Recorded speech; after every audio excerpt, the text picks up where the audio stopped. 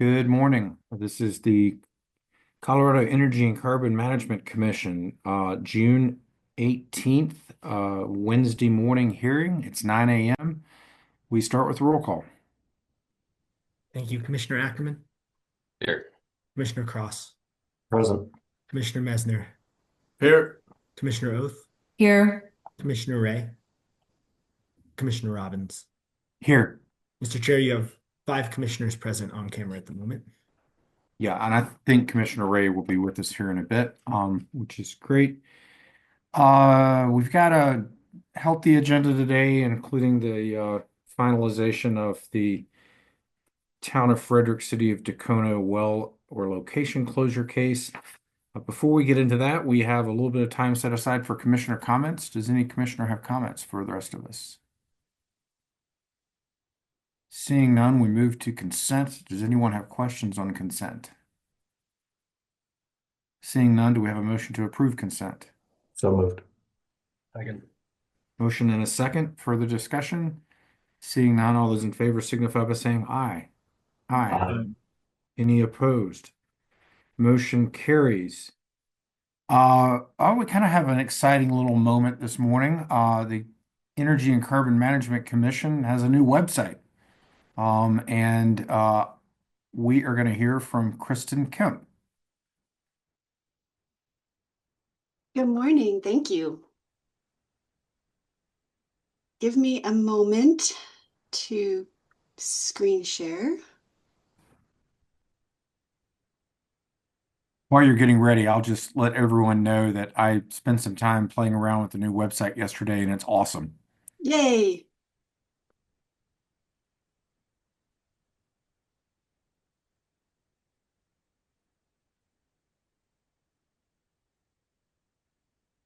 Okay. You're seeing my screen? Yes. Wonderful. So thank you, Commissioner Robbins. I agree. I think it's fabulous. And instead of screen sharing a slide deck like we're accustomed to, I am just screen sharing the live website and would love for you all to kind of follow along in real time. And as long as the internet doesn't crash, this will work seamlessly. But before I dive into a quick demo, I would love to start with some thank yous.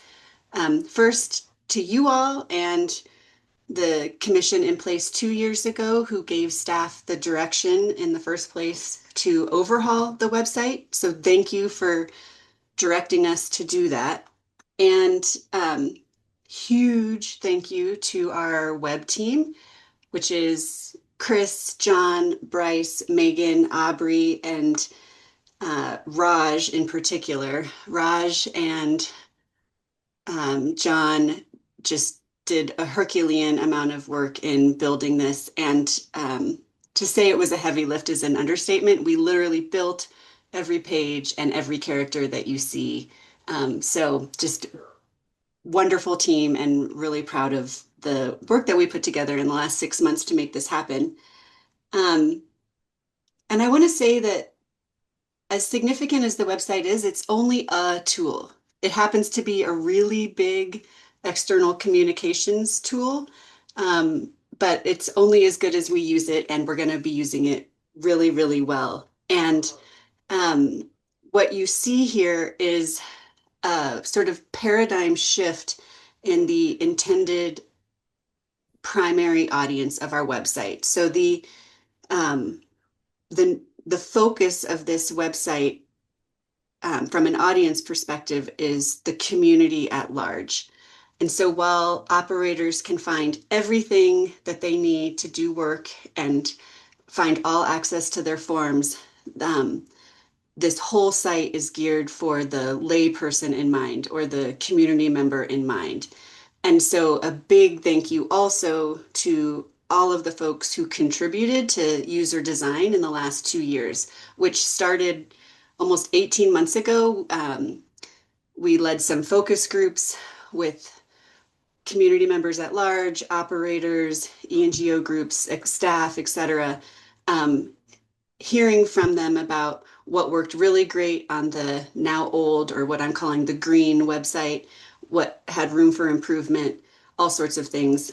And then likewise, in the last 6 months, a lot of continued feedback from users, including more than 20 leaders at ENGOs at our open houses who provided feedback on the drafted site, as well as operators, as well as a bunch of folks who participated in what we call our user testing, user acceptance testing.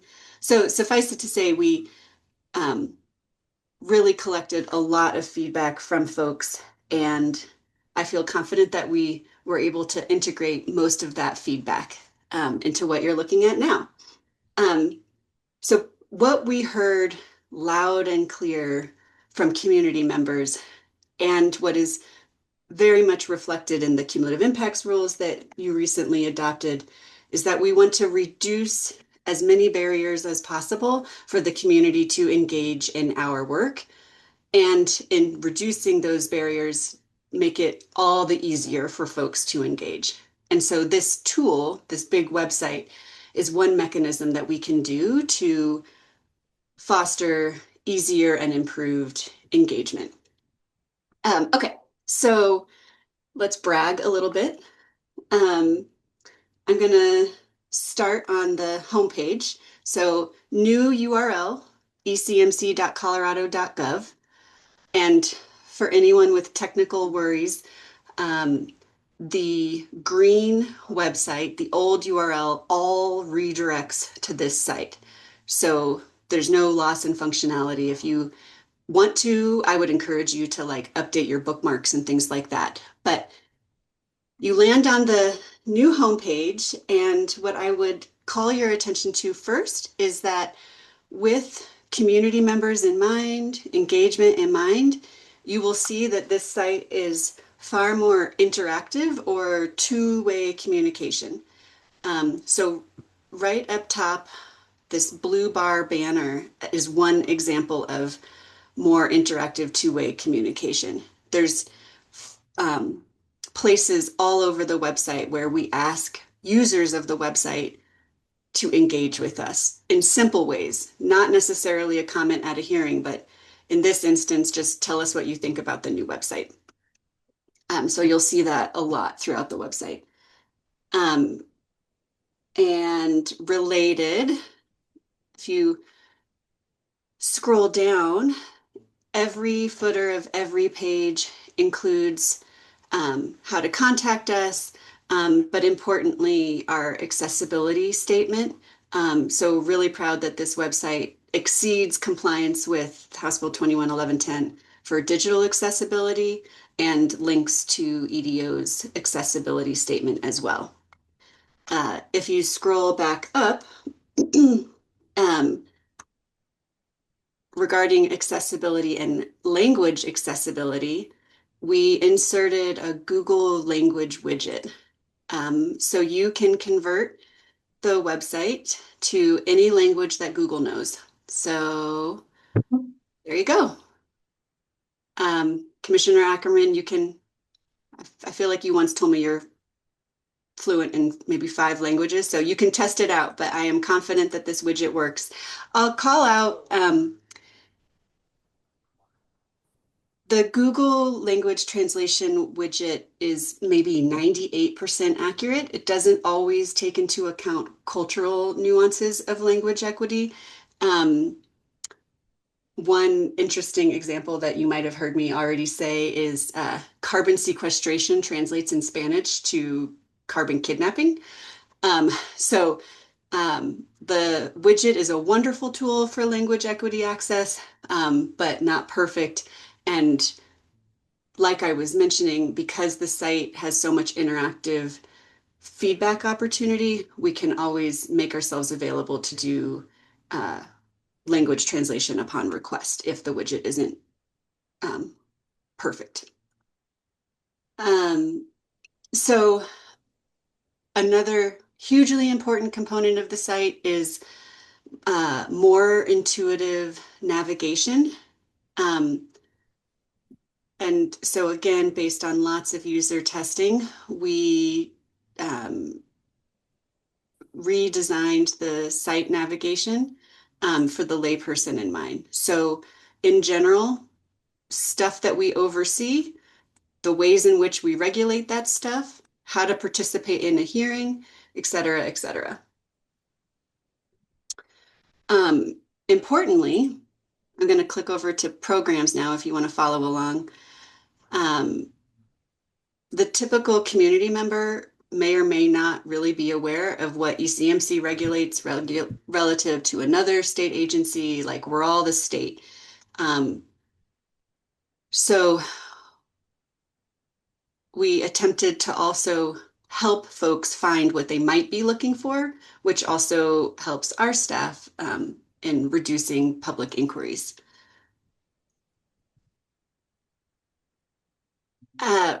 Also, very much a human approach.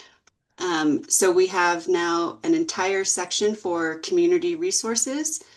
Again, trying to help community members navigate what they're looking for, being as helpful as possible with a human face-to-face approach. We're here to help you. Contact us if you want that help. Another very important component to the website is plain language integration. So obviously what we do is super technical, super complicated, but to the extent that we can write for the layperson, we're trying to do that. And we have lots more coming over the next like 6 to 9 months. You can expect far more plain language translations, so to speak. But one significant example is under About Us. There is now a A to Z index that helps someone hopefully find what they're looking for with more plain language. And like I mentioned up front, that we're trying to have this be two-way interactive, you know, not using more plain language, using colloquial language. We hope this is helpful as you, person using this website, look for what you're looking for. And if you're still not finding it, contact us. Like just lots and lots of places where they can contact us, the community relations team, and have a real human help them out. And then another important thing to share is that everything I've been describing is measurable. So you might be familiar, but this site is backed by Google Analytics and also another tool that the state uses called Site Improve. It's almost creepy how much user behavior we can track, but using those kind of assessment tools, user assessment tools, we, our web governance team, can make adjustments in real time. So if it turns out that, you know, I don't know, the hearings page has had 0 web traffic, that's a problem because we know people need to be accessing that page. So in real time, we can use that measurable data to make adjustments to the content or adjustments to the navigation. And related to that, a little bit of inside baseball, I wanted to share that this site is hosted on the state's platform through the State Internet Portal Authority, SIPA, that you may or may not have heard of. But basically, by launching this site on the state platform, ECMC is joining something like over 450 other state department and agencies. So there's a lot of internal efficiency with that. It's also just frankly far easier to use, so we can be faster in providing content as staff to the public. And then another value in that is that it looks very similar to many other websites, particularly CDPHE and Department of Natural Resources EDO. And so when folks are wondering where to go and they're hopping from CDPHE to EDO to ECMC, the whole design and brand is very consistent. The navigation is very consistent. And again, that just helps the user. So I guess I'll stop bragging, but just wanted to share this, unveil it publicly. It's been live for 3 days and, you know, some small bugs that we're catching that still need to be fixed, but we welcome that feedback and look forward to seeing what the analytics tell us. Ms. Kemp, thank you so much for the introduction. The website looks tremendous. One point and a couple of questions. One thing I like to highlight is at the bottom of the homepage, there's the help buttons, and I really like those. It's got the website guides, tools, and codes, and A to Z website index. And if you're wanting to sort of familiarize yourself with the website and how to navigate it, go hit that website guides, tools, and codes. It really does help. You're there now. I think that's great. I think that's something that had been missing from our previous websites was kind of a how-to function with our website. Uh, Two quick questions. When I go to Google search and I type ECMC, it still takes me back to the what you called the green one, which is the old one, number one. And then number two, if it opens up to the ECMC old one, it doesn't automatically move me to the new one. Is that my computer error, or are we working on making Google know to look to for our new one? And will the old one automatically translate into the new one? Those are just kind of some wonders. Yeah, great. So first question, yes, we will get Google to update its search functionality to our new website. There's actually other issues there. Um, we are aware and we're working on that. But regardless, the green website redirects page by page to the new blue website. You may need to clear your cache, but you shouldn't have to. So if you're having a particular issue with that, we can talk offline. But Yeah, actually, I see that. So I went to the old website from Google and then I just tried one. I clicked on About Us and it actually takes us directly to the new site. So that's helpful. So yeah, if you're trying to navigate on the old site, you're automatically going to be forced into the new site, which is great. exactly. And um, to a page. So Yeah. if you're on the green site, I don't know, uh, Cora page, it'll take you to the blue site Cora page. Um, and we're like 99.8% sure that all of those are redirects are happening. But if you find one that isn't happening, let us know. There is one that's not happening. So, and I use this often when I'm navigating our site, I want to get back to the main homepage. And so I just click at the top on the Colorado Energy and Carbon Management little dooley wop thing up there on the left. If you do that, it doesn't go to the new one. Okay, then we So will you fix that. Thank you. fix that one. And then another thing that I noticed, at least in my practice as a commission chair, um, I have a link to our website. It's the old one in my signature block on Gmail. And so it might be helpful for us to send an email out to all of our employees to update their signature blocks.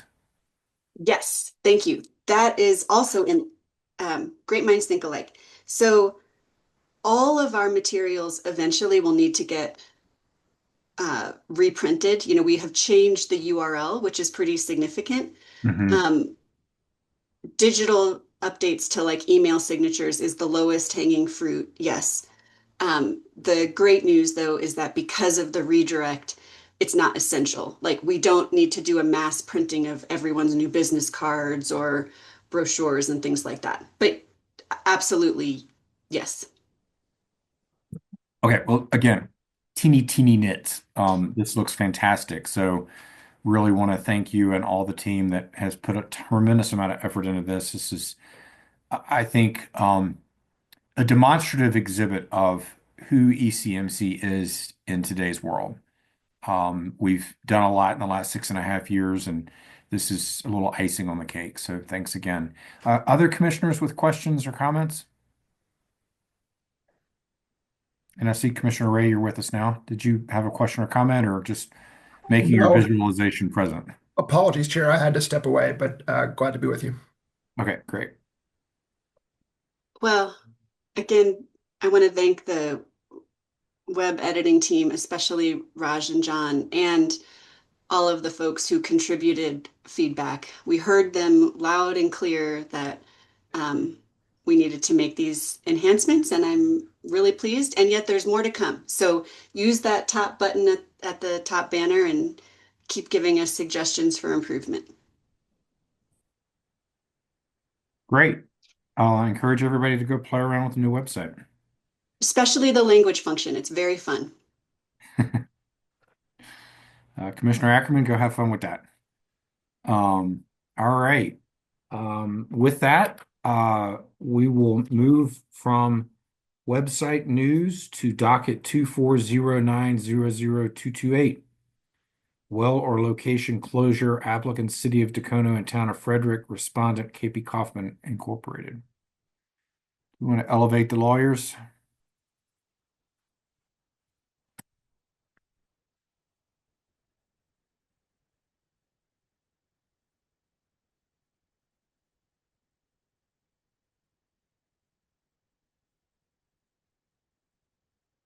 All right. I see Mr. Prescott first. Do you want to do an entry of appearance on behalf of your client? Thank you, Chair. Stephen Lewis Prescott on behalf of applicant, the City of Tacoma. Mr. Boudreau? Thank you, Mr. Chair. Ben Boudreau on behalf of ECMC staff. Mr. Sarah? Matt Surratt on behalf of the town of Frederick. And Mr. McGowan? This began on behalf of KPK. And Mr. Schwartzendruber? Good morning, Mr. Chair. Nick Schwartzendruber, also on behalf of KPK. All right, welcome everybody. We have the rest of the day set aside for this matter. I'm going to start in on a couple of procedural matters that I've seen in the docket. I've got some rulings to make, and then after we're done with that, we'll see if there's anything else before we launch into KPK's case in chief. And commissioners, if you have any concerns with my rulings, raise your hand. Hopefully not, but that's always there. The hearing officer entered an order denying the subpoenas. I agree with that, and we will uphold that order, and no subpoenas will be issued. A lot of that is due to timeliness and changes, but we'll leave that order in place. And noted there were motions by folks objecting to the presentations on a number of different grounds: foundation, relevance, altered, not disclosed. I'm inclined to do away with that motion or motions. I just would remind parties that our evidentiary proceedings are more loose than a civil court. Number two, I would note that the presentations themselves are not evidence, and that to the extent the commission renders an order that is based upon evidence, it will be looking to the actual evidence and exhibits that are in the record and not to the presentations themselves. There was, another order that I want to install here at the beginning, and this might assist KPK in narrowing the scope of its presentation. The cities and towns have argued that in some vein, KPK has the burden of proof. That is incorrect. The cities and towns have the burden of proof. They are the applicants. And so to the extent that there were going to be arguments one way or another about that, I wanted that to be clear at the beginning. And then finally, KPK has lodged a motion raising concerns about an amended exhibit expert report. I think it's report RR. I'll take that up when and if we get to that and the city and town's rebuttal. So those are the procedural matters that I had on my list. I would look to Mr. Prescott or Mr. Sura to see if they have any other procedural matters before we move forward. Thank you, Chair. I think it was helpful to get those out of the way. My only concern as we start the day is that we make sure we finish today. As I recall, KVK had about an hour plus of time left. Again, there's still no objection to them using more time than that. But after seeing their presentation, number of witnesses, I just want to make sure that we're all on the same page, that there will be some guardrails set up to make sure we finish today, including applicant's rebuttal and closing arguments. Well, that's my hope as well. We've got the entire day set aside. I moved some other things off the agenda today to accommodate that. Let me see if there are other procedural matters, and then I'll dive into the day's events. Mr. Sir, did you have anything further? Yeah, yes, just one thing, and it really kind of follows what Mr. Prescott said, is that we have an expert, Letha Lencioni, who is going to be leaving the continent on the 21st and not returning until July 6th. And so if this does look like it's coming, that it's going to be extended for another day, we do ask that she be allowed to give her rebuttal testimony today. And that may take things a little bit out of order, but I think that we don't want to push this too far into to July, and we would really have to if her rebuttal testimony is not allowed today. Okay, I made a note of that. Thank you. Mr. Schwartzendruber or Mr. McGowan, anything further procedurally? And then I do have some questions about your anticipated time allotments for today. Mr. Chair, nothing further as far as I'm concerned. I want Mr. McGowan to also say if he has anything, but certainly that we have some thoughts on this issue of Miss Lencioni testifying in rebuttal. I think it's intertwined with this report amendment issue, and so we just want to be heard on that before that issue, of course, is taken up. All right. Let's cross that bridge when we get to it. Can you give me a guess as to the time allotment that you anticipate needing today for your case in chief? I'll let Mr. McGowan also comment if he disagrees. I think that we are going to try and present our case within about 2 hours of direct testimony. What that entails in terms of cross and commissioner questions, I think is a little bit open, but that's what we have control of. And certainly if we need to exceed that, I guess we'd like to speak about that if and when that need arises. All right. I think that's fair. I don't know exactly how much time you've got left, but pretend like you've got 2 hours for direct, and then cross and commissioner questions don't go into your time allotment as well. And if that's the case, I would anticipate, Mr. Sura, that we would have ample time for rebuttal with Ms. Lencioni today. I too would like to get this matter in terms of all of the cases done today. I am just going to let the parties and my fellow commissioners know that I'm inclined to not deliberate today on the case and to continue deliberations to June 25th, which is our next business meeting. You guys, by the time this is over, you'll have presented a ton of evidence, and I think it is only fair for commissioners to give us a little chance to dive back into it in our own time. So,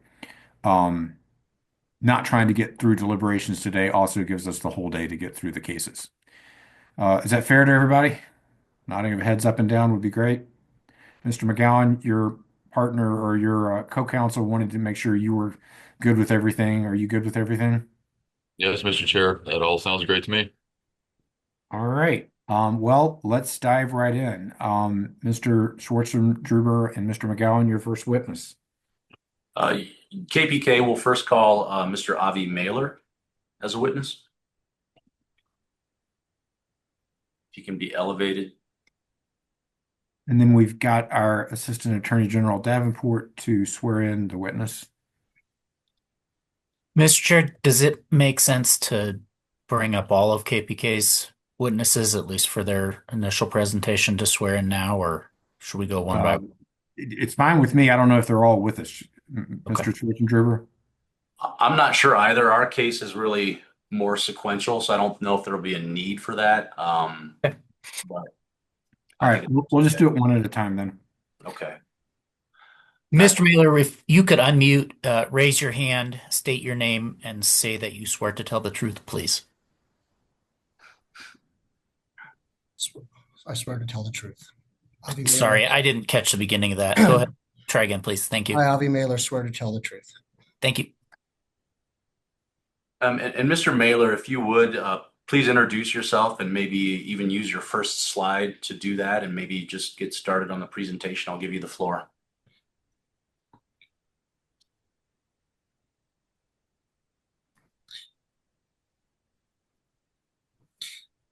Good morning, everyone. My name is Avi Mailer, and Mr. Mailer, just real quick, it's fine with me, but your slideshow is not in screen share. Okay. And so we can see all the other slides, and you may have Sorry about notes, that. and normally I don't want to be seeing notes. Sorry about that. Thank you. Yep, now it's great. Thanks. Go ahead. Morning, commissioners. My name is Avi Mailer, and I am currently the Vice President of Land at KP Kaufman Company. Since 2006, I've held various roles in the land department at KPK. In my current role, I manage and coordinate all land activities, including but not limited to the negotiations for securing land agreements, the maintenance and oversight of lease records, and the oversight of KPK's relationships with the landowners. Over the last couple of weeks, we have heard testimonies and presentations that one of the main reasons why the RLG's reason for filing this Rule 211 application was because they felt that the oil and gas wells were an obstacle to development and hampered development. Both Frederick and Dacono perceive that they are losing development and business over all their small front range communities because they must contend with KPK's and other oil and gas operators' wells. This application reflects a local policy to put one private interest above another. As we see from the quote from the mayor of Frederick, the mayor says, "We are trying to bring in commercial and industrial growth, and we find developers say that they are stuck and they cannot develop on the land because of these oil and gas wells. And it has thus led developers not considering the town of Frederick." However, Mr. Mailer, I'm sorry to interject. If you would you please just identify, was that quote taken from, I want to stop you here and there about the exhibits. Was that quote taken from a Colorado Sun article? yes, And it quoted the mayor of the town of Frederick then? yes. And then you also had exhibit 108F on your, if you would go back to that previous slide there briefly. Is that taken from the Urban Renewal Authority of Dacono's website? Is it a multifamily concept that is found on their website? Yes. Okay, I'll let you continue. Thank you. However, deals within the private sector have historically worked. Private negotiations is the place for resolution rather than government intervention. And KPK has had a history of good faith negotiations. Since the beginning of the early 2000s, as real estate development activity increased in this area, KPK has always worked to accommodate surface development while protecting KPK's existing leasehold and wellbore rights. Over the past 25 years, KPK has successfully entered into over 20 surface use agreements alone with developers and metro districts in Frederick, and more than 10 SUAs for projects in Dacono. These agreements incorporated plats approved by the RLGs to build around existing oil and gas infrastructure.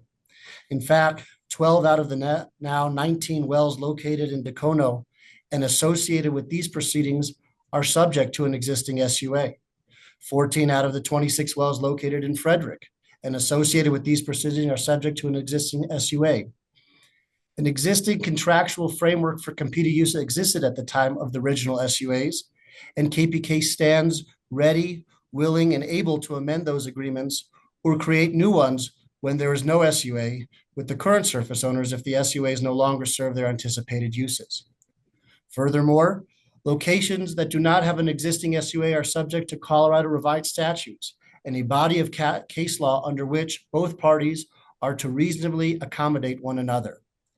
This existing legal framework establishes the rights and obligations between the parties and provides guidance how to solve any potential conflicts.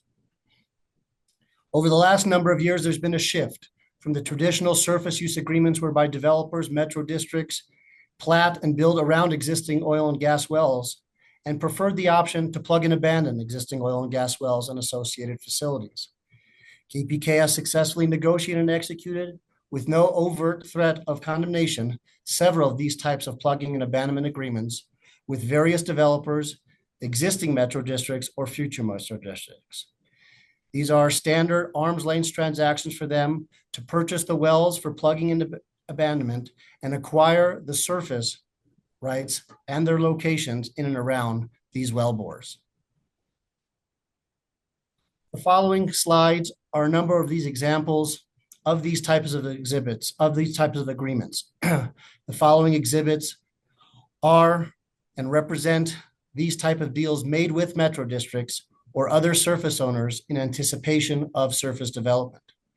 Each of these cases, the surface owners are acquiring the wellbores and associated locations for agreed upon price to be plugged because they are in the way of the planned development. Each of these agreements consists of wells analogous to the subject wells in the proceeding, low producing vertical wells producing from the Shannon-Sussex Formation with similar surface and subsurface rights owned by KPK located in and around the Spindle Field. Exhibit 1 is an agreement to plug 7 wells for multiple metro districts in both Frederick and Erie, located adjacent to Frederick here. It was executed in January of 2020 with the agreed upon compensation consideration to P&A the wells. Exhibit 2 is an agreement to plug the grant number 2 well located in Frederick West Business Park. It was an agreement between KPK and Aqua Hot Heating Systems LLC. This was executed in September of 2022 with agreed upon consideration and compensation for the plugging. Exhibit 4 is a further agreement between KPK and multiple metro districts to P&A 11 wells. This was executed in May of 2019 for an agreed upon consideration and compensation for these plugging activities. And Exhibit 7 is also an agreement to plug the UPER 43 Pan Am B7 well, executed in July of 2023 with an agreed upon price to plug this well. Exhibit 8 is an agreement to P&A the 2 Gilson wells. This was executed in September of 2024. These wells had been plugged, and this was done for an agreed upon consideration and price to plug these wells. The following exhibits and slides represent additional examples of these types of agreements. However, the following 3 agreements represent scenarios where KPK owned rights to produce from other deeper subsurface formations, and the wells had higher reserve or production values, and thus was reflected in the ultimate consideration for this project. Exhibit 3 is an agreement to plug and abandon 8 wells in northern Adams County. This was executed in August of 2018. Again, these wells were producing from from deeper formations and thus had higher reserve values. And thus the consideration for these plugging activities was reflected in a higher price. Exhibit 5 is an agreement to plug and abandon 4 wells. This was executed in December of 2021, also located in northern Adams County, and with the consideration agreed upon between the 2 parties. Exhibit 6 is an agreement between KP Kaufman Company and Westwood Holdings LLC, executed in June of 2020, also located in northern Adams County, but this well was also producing from multiple formations and thus had a higher reserve value, and this was reflected in the price. However, unlike the previously discussed experiences, KPK encountered a developer / metro district which claimed KPK's wells had no value and thus threatened and ultimately decided to proceed and attempt to plug KPK's wells through a condemnation process. Exhibit 109 is a copy of the petition and the condemnation filed by Miners Park to plug and abandon 4 KPK oil and gas wells located in the southwest quarter of Section 31, Township 2 North, Range 67 West in Frederick, Colorado. Paragraph 7 of this petition defines that the property sought to be condemned is ultimately the same thing as the definition of wells and locations under ECMC Rule 211 and the 100 series definitions. Paragraph 9 of the petition defines that the purpose for which the property is needed constitutes a public purpose and is in furtherance of the public use of protecting public health, safety, welfare, and the environment. There's a lot of parallels here between this condemnation act and the 2011. Miners Park condemnation action is essentially the same thing as the current process under Rule 211. Thus, where the authority to condemn is not disputed, the fair market value of the condemnation of the property is the only thing ultimately being negotiated. The condemnation process requires good faith negotiations among the condemning party and the property owner to arrive at fair market value. In condemnation cases in Colorado, civil pattern jury instructions provide the definition of reasonable market value. Quote, reasonable market value means the fair actual cash market value of the property. It is the price the property could have been sold for on the open market under the usual and ordinary circumstances. That is, under those circumstances where the owner was willing to sell and the purchase was willing to buy, but neither was under any obligation to do so. Thus, in determining the market value of the property actually taken, you are not to take into account any increase in value caused by the project for which the property is ultimately being acquired. And Exhibit 112 is ultimately what happened. This settlement agreement between KPK and Miners Park Metropolitan District reflects the fair market value determination made by the parties to resolve the condemnation action of Miners Park. This was executed in December of 2024. Subsequently, all 4 of the oil and gas wells subject to this agreement were plugged and abandoned in the first quarter of 2025. And the settlement agreement has the consideration that was ultimately agreed upon by both parties. Mr. Mailer, if I may stop you, Mr. Chair, Exhibit 112, we believe can be part of this proceeding under the confidentiality provision, although I would note that there's a document of record in the case, Exhibit 110, which we're not introducing in the slides, but it was filed of record and it is a protected document under the settlement.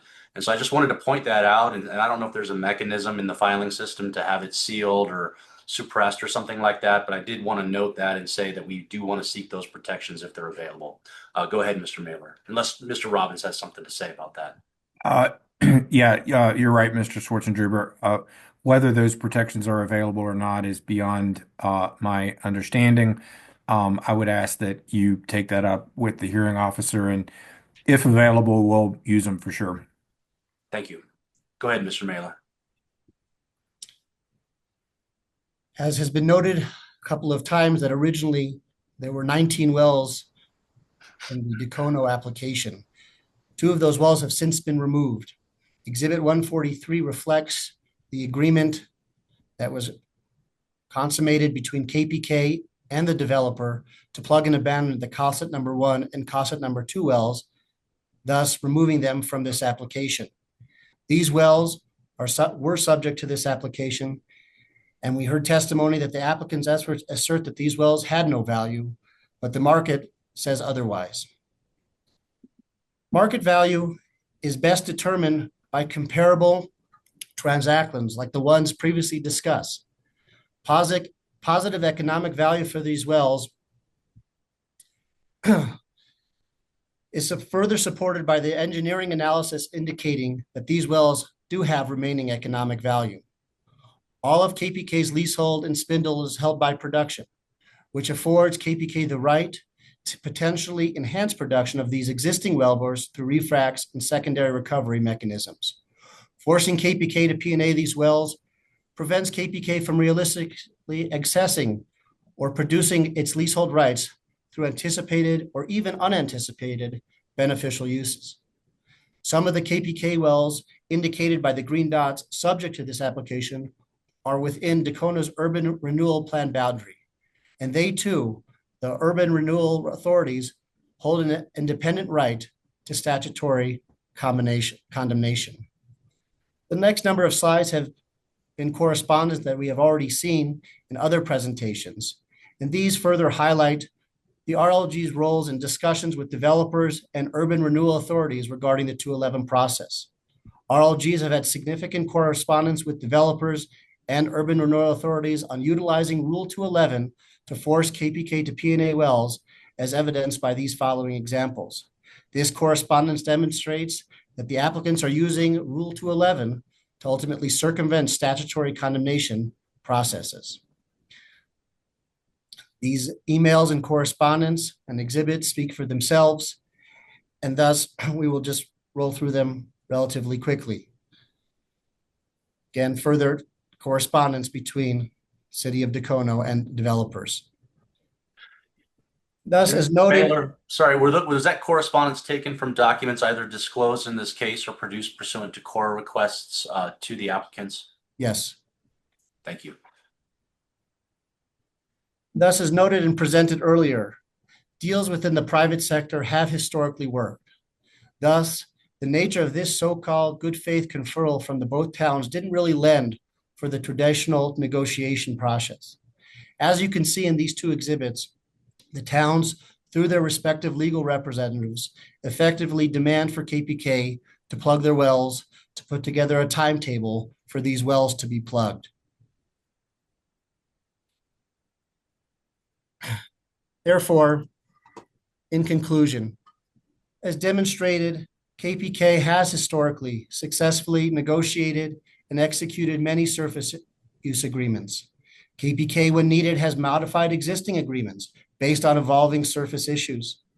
KPK has reached plugging agreements with developers where their preference is to have the wells removed from their property.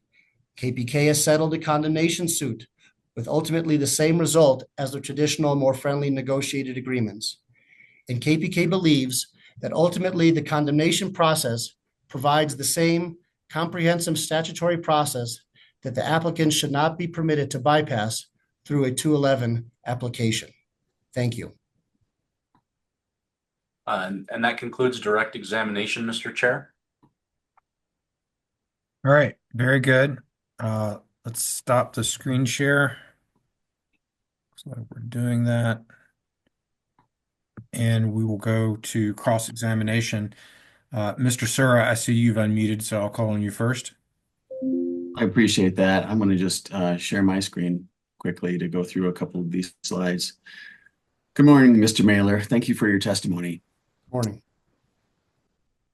So I don't want to file any sort of formal objection here, but I would like to note for the commissioners that this slide does not capture the full extent of the letters in the file as exhibits, and we ask that the commissioners review the actual letters in evidence.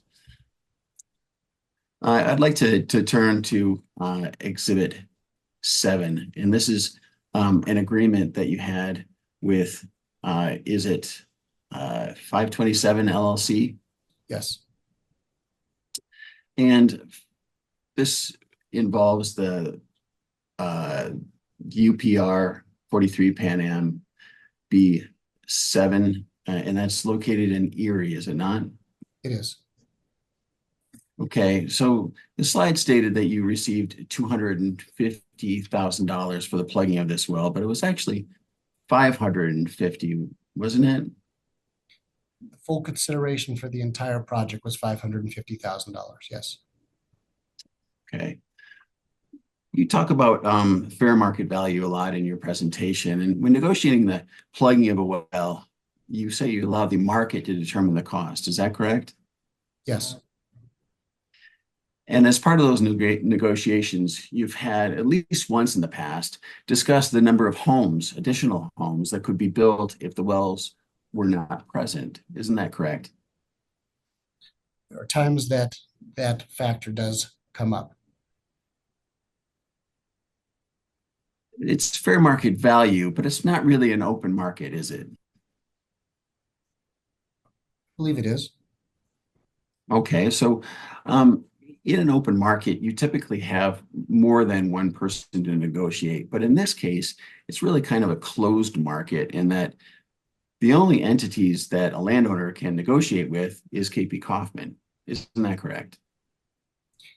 If they are building on a certain property where KPK has existing oil and gas facilities, then KPK would be the other party pursuant to that agreement. So in order to be able to give the landowner what they want to be able to develop their property, say, really it's a monopoly that KP Kaufman has because they're the sole entity on the other side of that transaction. The negotiations are between two parties that have interests in the same property and thus work out an agreement that works out for both parties. Okay, but a landowner couldn't go to, say, Civitas and say, we'd really like you to plug and abandon KP Kaufman's well. That's correct. Right. So you had mentioned that this is in the town of Erie, and you're aware that the town of Erie has a 500-foot reciprocal setback, aren't you? Yes, I believe so. And so with a 500-foot reciprocal setback, that means that a new home that a developer wants to build can't be within 500 feet of an existing producing well. Is that right? Mr. Chair, I'm going to object. The town of Erie is irrelevant to this case. Oh, no, it's not. In fact, this is just getting into the fact of how these negotiations occur and what factors weigh into these negotiations. This has been put into the record by KP Kaufman. It is in Erie, but it was put into the record by KP Kaufman. I'll overrule the objection, and you can continue with the line of questioning. Thank you. So we've got a 500-foot reciprocal setback that prohibits homes on approximately 500-foot setback is approximately 18 acres. Does that sound right? I don't know the math, but 500-foot setback.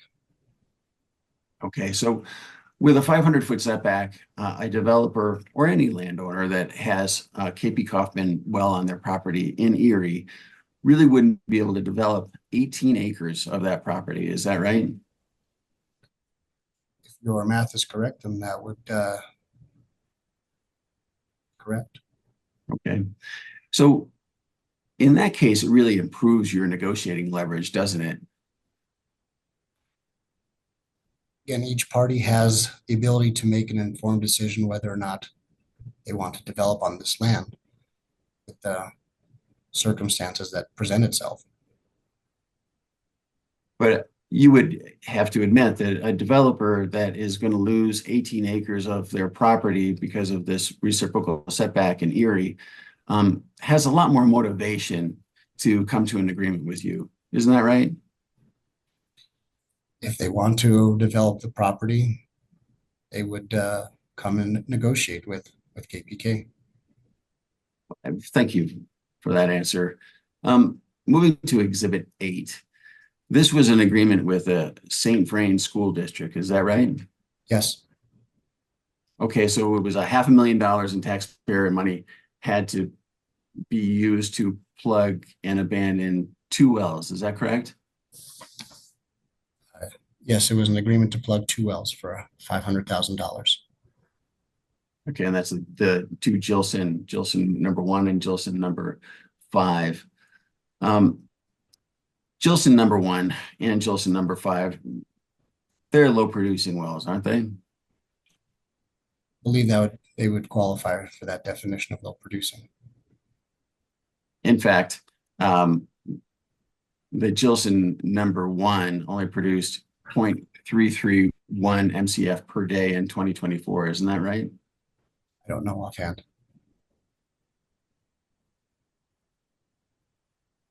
So the consideration amount was $250,000 per well, correct? Correct. And the agreement does not require you to do any reclamation, reseeding of that property. Is that right? Correct, given the fact that they were going to be redeveloping it. And that's typically for a plugging and abandonment operation, reseeding, putting new topsoil in, and making sure that there is an adequate regrowth. That can be a pretty large expense. Is that correct? We're gonna Can be check, depending. Oh, testify about reclamation efforts. I didn't understand the objection.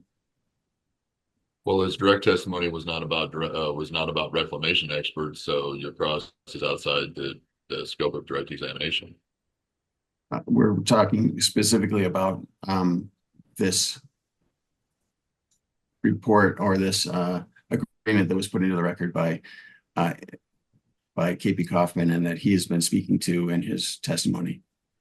Yes, but I'm not sure he knows about reclamation Well, standard. And so, Mr. Mailer, if you have knowledge that is relevant to the answer, go ahead and answer. If not, you can say you don't know. I don't know specifics of reclamation. Depending on the area, it could add to the cost of the plugging operations. But those costs are completely foregone in this case. Correct.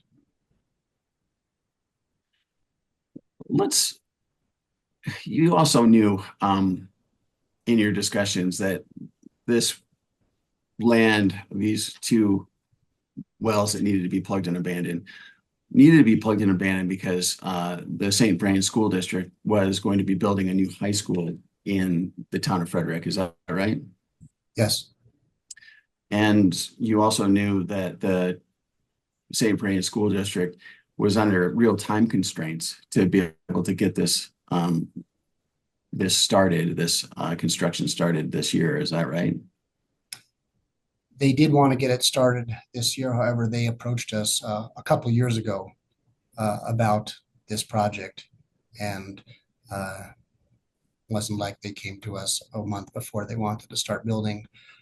We had initial conversations almost 2+ years before any agreement was ultimately signed. Okay, thank you for that. Moving to Exhibit E, or Exhibit 5, that is. And this was entered into December 2nd, 2021. Is that right? Yes. And it was for what we'll call the SAC wells. There were 4 individual wells, all starting with the name SAC. Is that right? Yes. And in this agreement, it states that time is of the essence for plugging and abandonment. What does that is of the essence mean to you? I think there was a motivation by the developer at the time to have these wells plugged so that they could figure out what plans they would want to do for this piece of land. Because they had a buyer or some development that was happening very soon. Is that right? They discussed that, but to my knowledge, nothing has been developed or no contract has been consummated on this piece of land. Yeah, I want to get to that because as of today, now 3.5 years later, only 1 out of the 4 wells has actually been plugged, abandoned, and remediated to receive the no further action from ECMC. Isn't that correct? I believe that is correct. So to summarize, you've still got approximately 5 different open remediation sites on this property 3.5 years later. Is that right? I don't know exactly how many remediation sites, but I know there are some sites open, and it's due to the fact that there is a disagreement between KPK and ECMC in terms of some of the requirements or related to the remediation progress or project. So these are open Form 27s for SAC wells. Do these look familiar to you The Sac Well one has got contamination. The Sac One well head and flow line, a remediation project that is Form 27 was denied. Tank battery, Form 27 denied. SAC 711, Form 27 denied, and SAC G unit, Form 27 denied. All in 2024, 2023. Is that correct?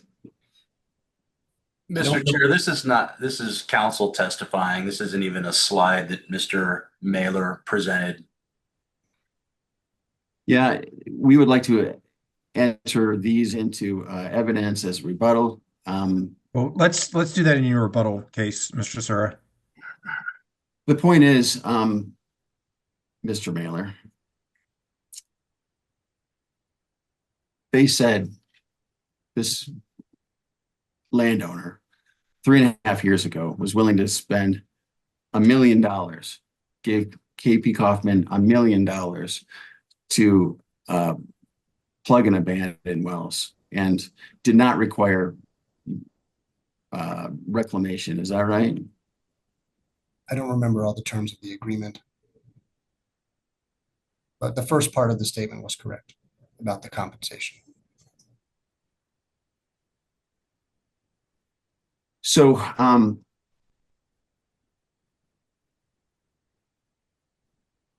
it's 3.5 years later, and that developer or landowner still doesn't have right to use their property because they've got these open remediation projects on their property. Isn't that true?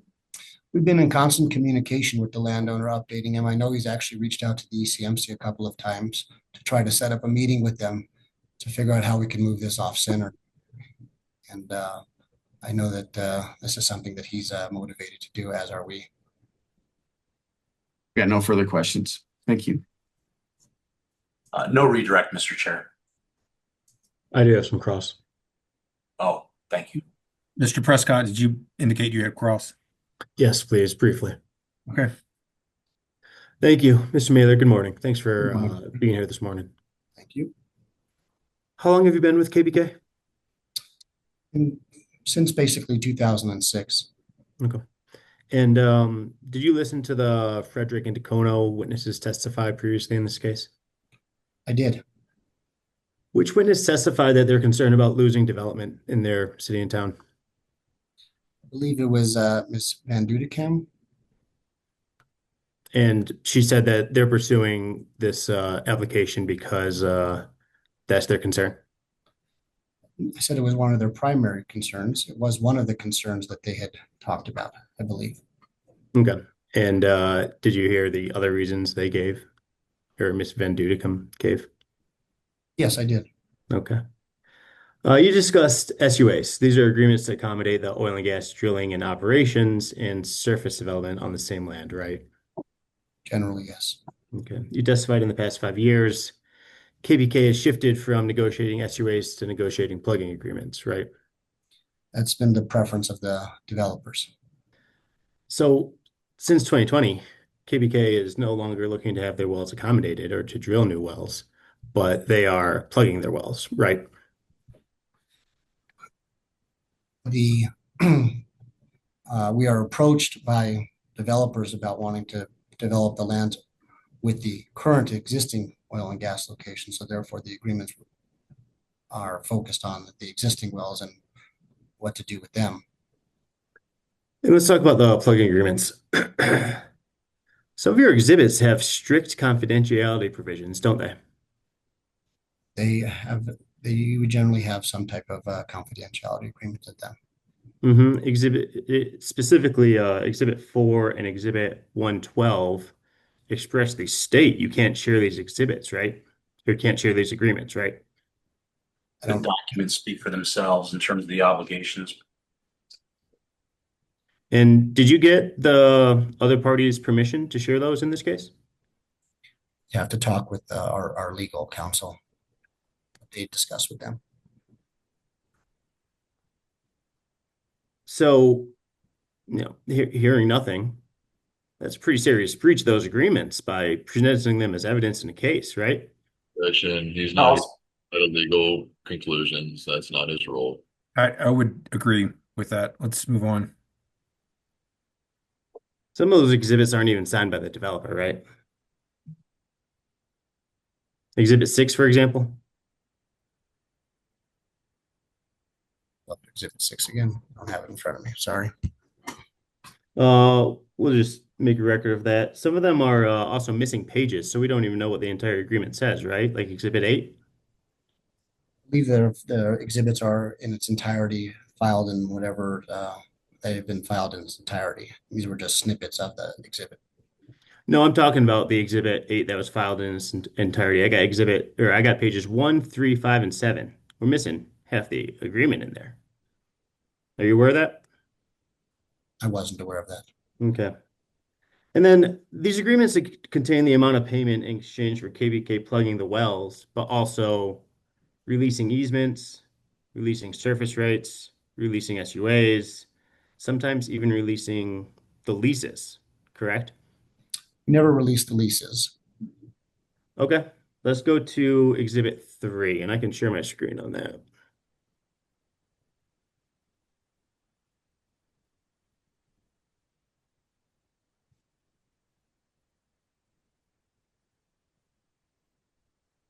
Let's see. Sorry. Exhibit 2.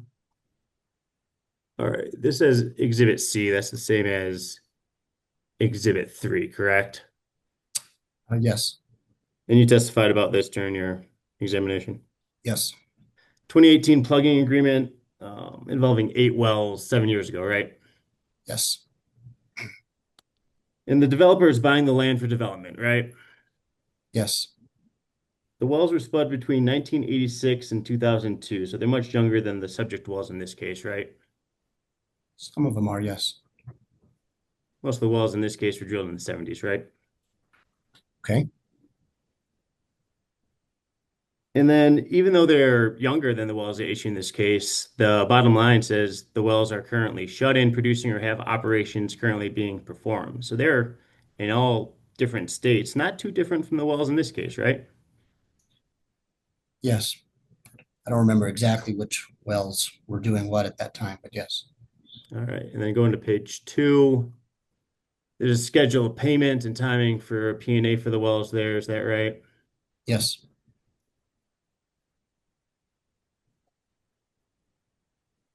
And it talks about how KBK had just acquired these wells in 2017. Are you aware of that? Yes. And KPK had acquired these wells from PDC, right? Correct.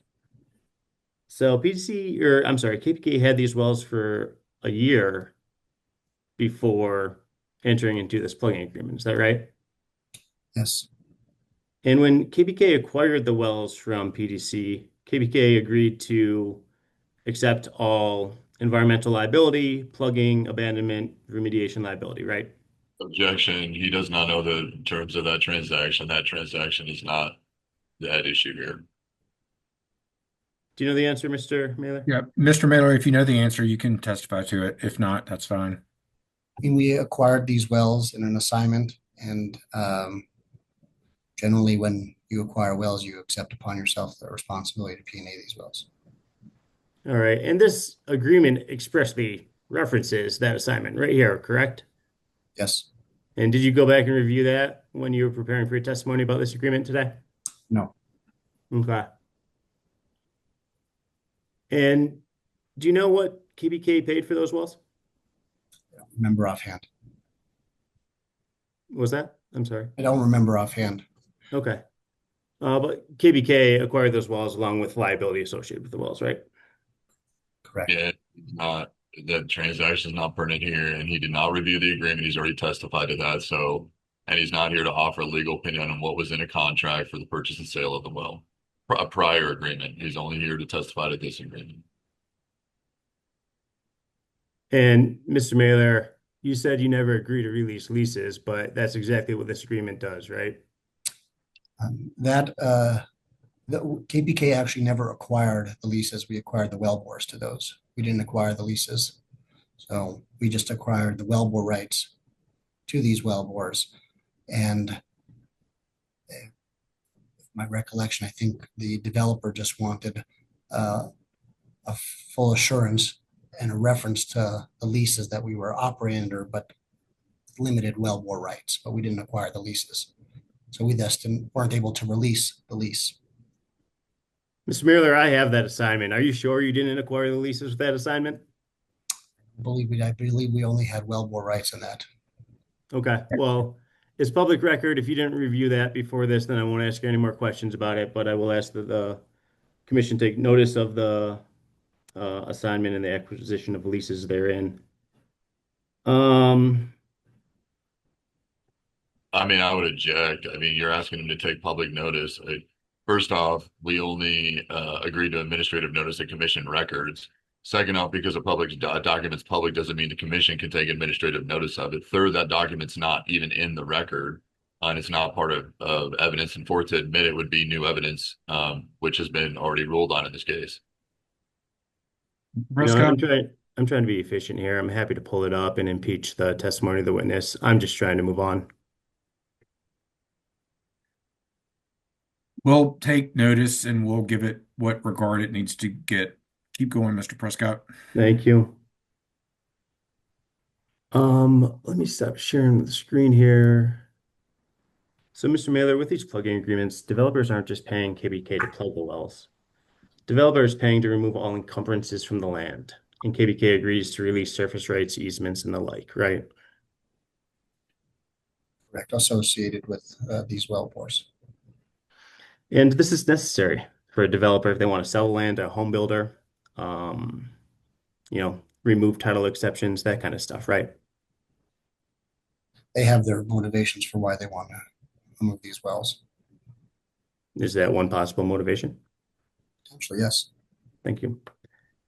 And in this 211, Tacoma and Frederick aren't seeking to remove any private contracts or surface rights, correct? I think they want to plug these wells. I think that's what the filing of 211 is. That's all 211 allows. We're not getting into all of these surface rights and easements and leases and other rights. Those are just agreements between you and the landowner and developer. We're not here about that, are we? Okay. Okay.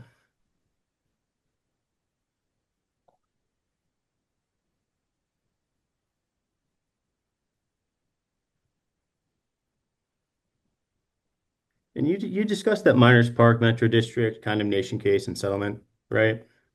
Yes. That settlement was strictly confidential, right? I believe there was a clause in there about confidentiality. And I believe you tried to compare that petition and condemnation to this Rule 211. Is that what you're doing? There's a lot of parallels between the two processes. And in fact, that condemnation case pertained to surface use agreement, surface easement, surface rights. This case has nothing to do with that, does it? The land had associated agreements with it, but ultimately the developer wanted the wells plugged. So there's where the parallel it really is. I'm asking about the petition. The petition sought to remove wells, surface use agreements, associated surface rights, facilities, flow lines, etc., correct? Yes. Okay. How many wells has KPK plugged into Kono without an agreement with a developer? I don't know offhand. More than zero? Objection, he repetitive. He's already testified he doesn't know. Do you know if it's more than zero? Sustain, yeah. Okay. Do you know how many wells KPK has plugged in Frederick without a developer agreement? I don't know offhand. Okay. All my questions. Thank you. Redirect. Mr. Robbins, just a little bit here. Mr. Mailer, you were cross-examined on some of the issues that the applicants perceive associated with the performance of these surface use agreements. Is KPK in any breach of contract litigation with any of these developers relating to the surface use agreements that you presented? No. Okay. To the extent any of the agreements in the record are incomplete because of missing pages, is KPK prepared to disclose complete copies of those agreements then? Yes. to the extent those agreements have any confidentiality provisions, is KPK willing to submit them to being suppressed or sealed or whatever protections are deemed appropriate given the nature of those confidentiality provisions? Yes. I want to talk a little bit now about the effect of the Rule 211 proceeding and the comparison to the condemnation action in Miners Park. In this case, are the applicants seeking to require plugging and abandonment of the subject wells, but also closure of the associated locations? Yes. For all intents and purposes, does that effectively not only remove the wells, but does it also effectively remove all of the associated surface rights associated with those wells? Yes. And in that respect, is it very similar to what the experience was with the Miners Park condemnation? Yes, I would think so. Okay, I have no other questions. Thank you. All right, that concludes direct, cross, and redirect. Before the witness is excused, commissioners have an opportunity for questions. Do any commissioner have questions of the witness? Commissioner Cross? Thank you, Mr. Chair, and thank you, Mr. Mailer, for your testimony. I want to go into a little bit of detail on some of the surface use agreements. First, we'll start off, a lot of these surface use agreements that are being discussed, including those for which you've had agreements to plug and abandon. The developer there was not the original party to the surface use agreement, correct?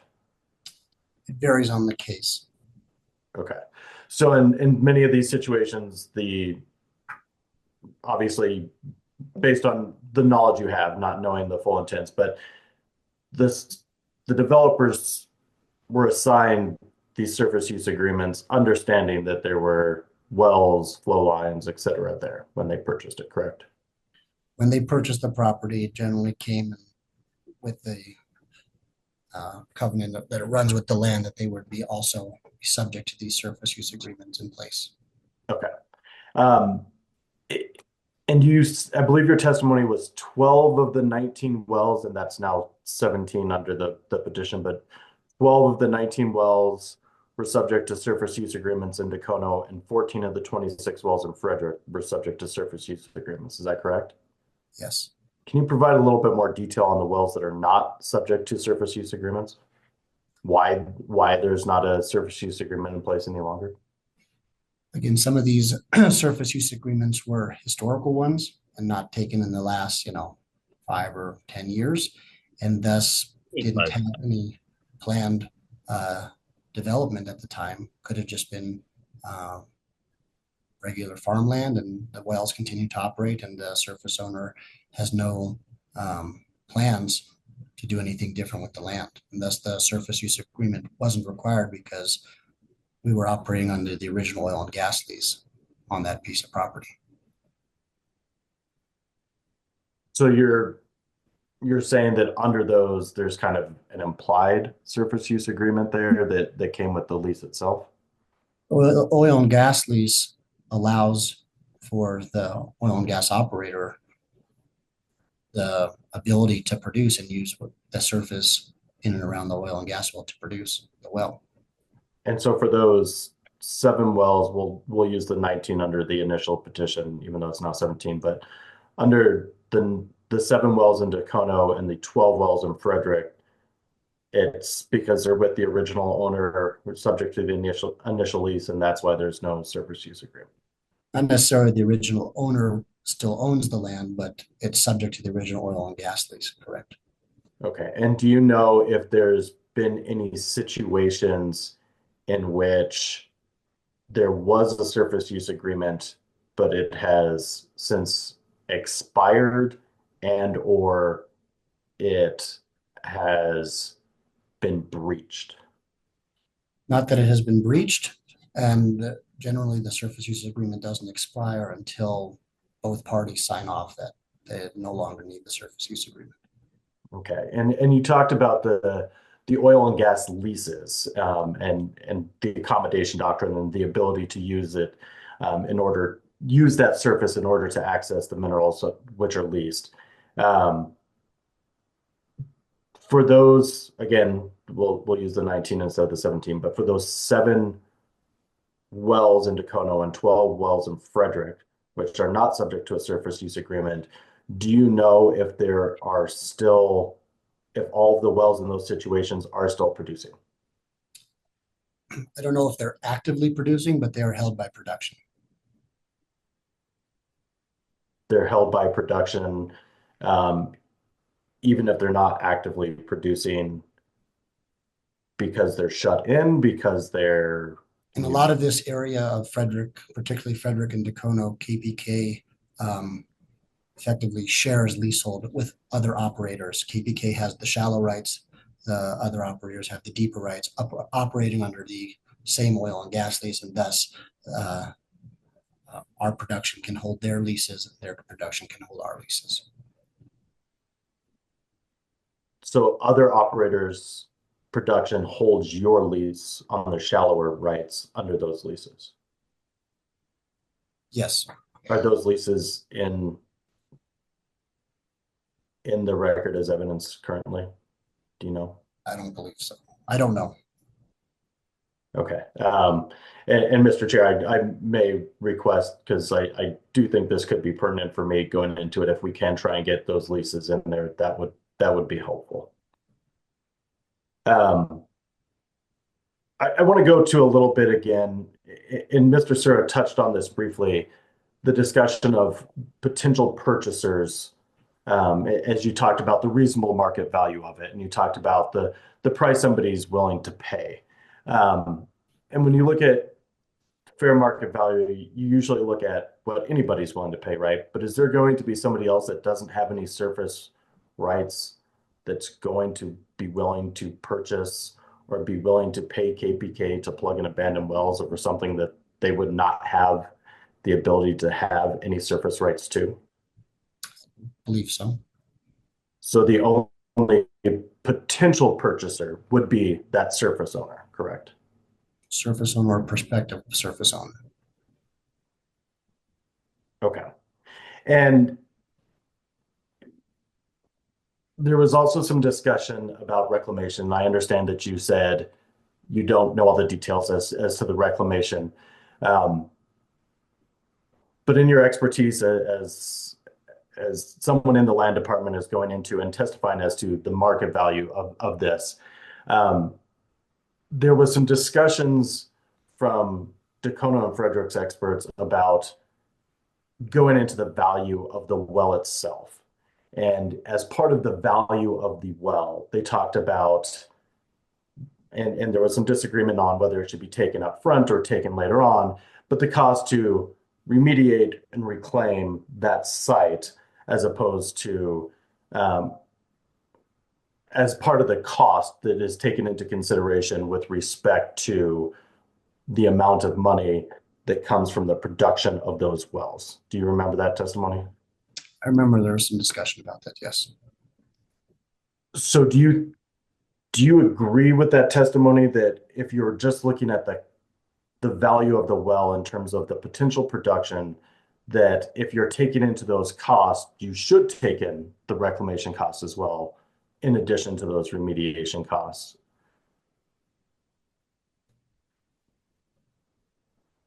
Are you talking about the, can you just rephrase the question? I apologize. Sure.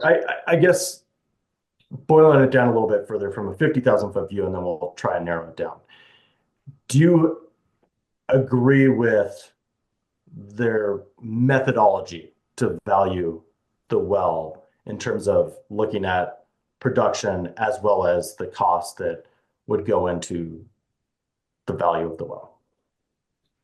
I think the value of the well is there is the economic value of the well, that is supported by engineering analysis, which I don't have any expertise on. And then there's what we're also talking about is that there is the market transactions, which sort of highlight what you said earlier, what a buyer would pay and a seller would sell for.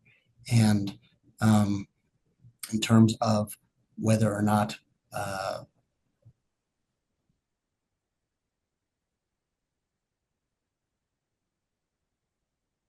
I think you may have just froze. Historical analysis. Sorry, I think you froze there for a minute, at least on my end. So I may have missed part of that answer. Oh, sorry. Am I back? Yeah, you're Yes. back now, but the middle part of your answer was lost. Oh, I apologize about that.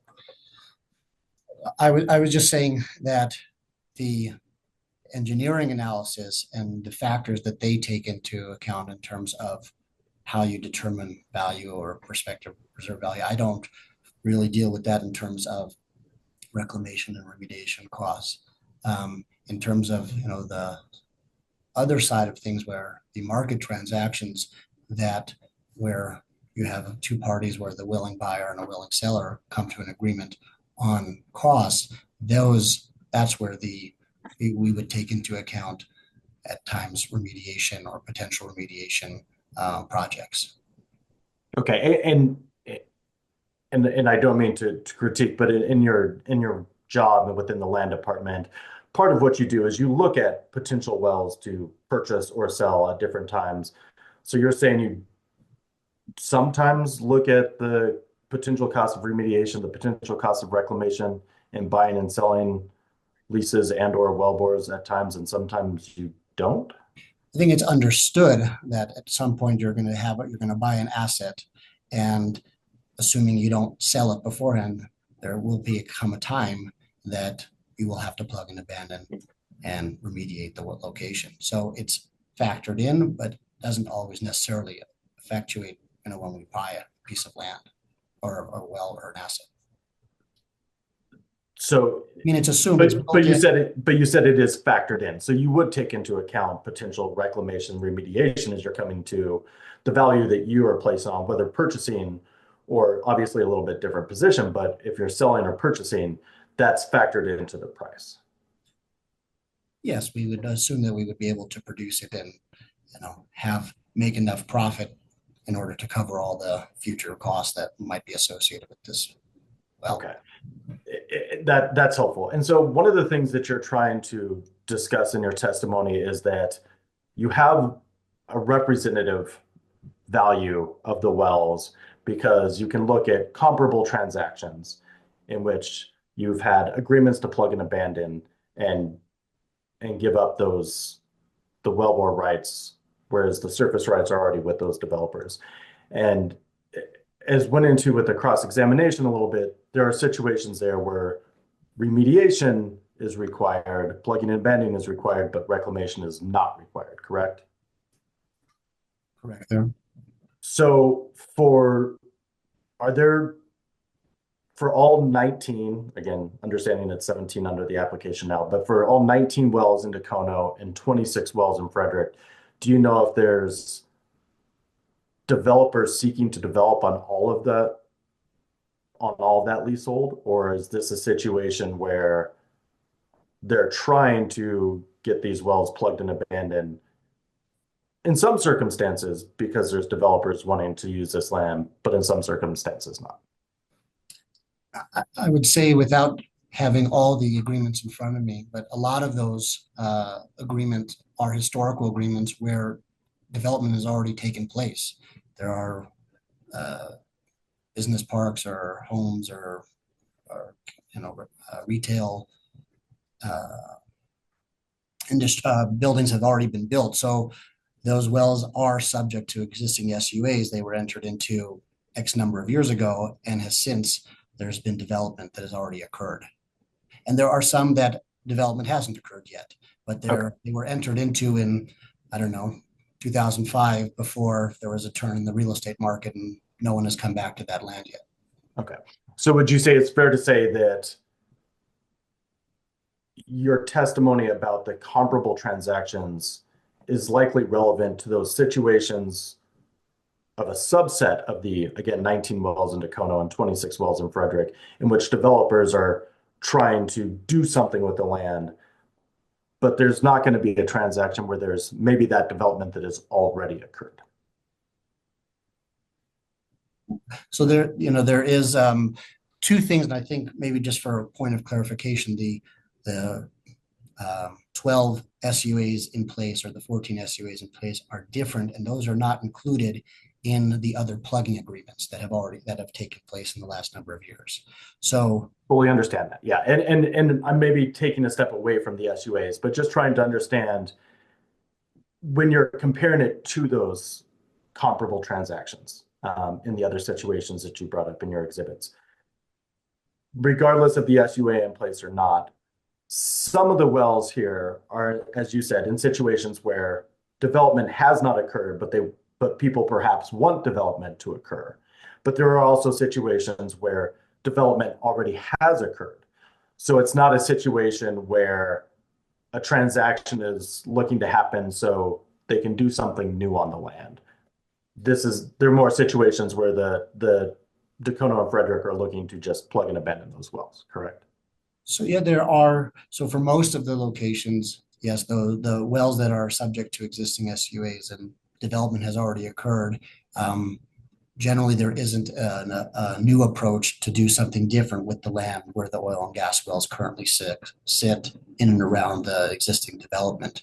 But there have been situations where one or a couple of the exhibits where wells were subject to an SUA and there was some development, but yet there was still a desire for whatever reason on the developer side to come back and say, can we get these wells plugged? And some of those plugging agreements reflect those type of scenarios. But we haven't been approached by some of the developers that are subject to the SUA where development hasn't yet occurred about what they want to do with these land. So in situations where, whether it's a developer, whoever owns the SUA, whether it's the town, the city, et cetera, for those situations where they haven't come forward, haven't said there's something we want to do with this, where it's just, we want this well plugged and abandoned.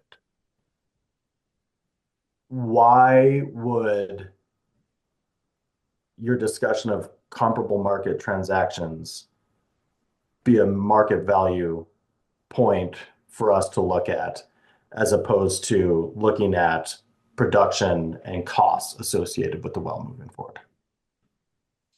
Because these market transactions highlight where you have a buyer who has this land that wants to do something with the land, and also a seller that has that we have, competing or existing or coexisting rights on that land. And but I'm not talking about where they're wanting to do something, where there is a buyer, where there's situations where the well's there. We're not looking at a developer wanting to do something with the land. We're not looking at somebody coming back in and saying, oh, maybe we want to change something, where it's in a park, where it's in an existing business development, et cetera, where Dacono and Frederick have just said, we want this plugged, not because the developer is wanting to do anything, not where there is that potential buyer, there is that potential second side of the transaction. Why use the fair market value based on comparable transactions as opposed to doing a valuation analysis through potential future production and future costs? I guess, and to put another way, evaluating businesses, evaluating wells, evaluating leases, et cetera, do you only look at comparable transactions, or are there also valuation analyses done through, we'll step aside from wells. If you're looking at the valuation of a company, oftentimes valuations are done both in looking at EBITDA with certain multiples, as well as comparable transactions, and trying to come with a potential value, a subjective value, admittedly, but a potential value looking at multiple options, including comparable transactions, including the EBITDA times the multiple, not just the comparable transactions, correct? Correct. Yeah, you would factor in both. So should we continue to look at the fair market value based on comparable transactions for those situations where there maybe isn't a potential buyer, a potential purchaser, or a potential person trying to plug and abandon, in those situations, as mentioned, such as there's already development there, there's, it's in the middle of a park, et cetera? I think there still is an element of from our perspective, that we would still want to consider an understanding that you're saying that we're talking, you're asking specifically about a case of a well exists in a park or something like that, and you're not going to build a home there. And so therefore the developer doesn't want to do anything new with the land. I think there should be some consideration for, again, the fair market value, but also in addition to the economic or the engineering value associated with these wells. Let's see here.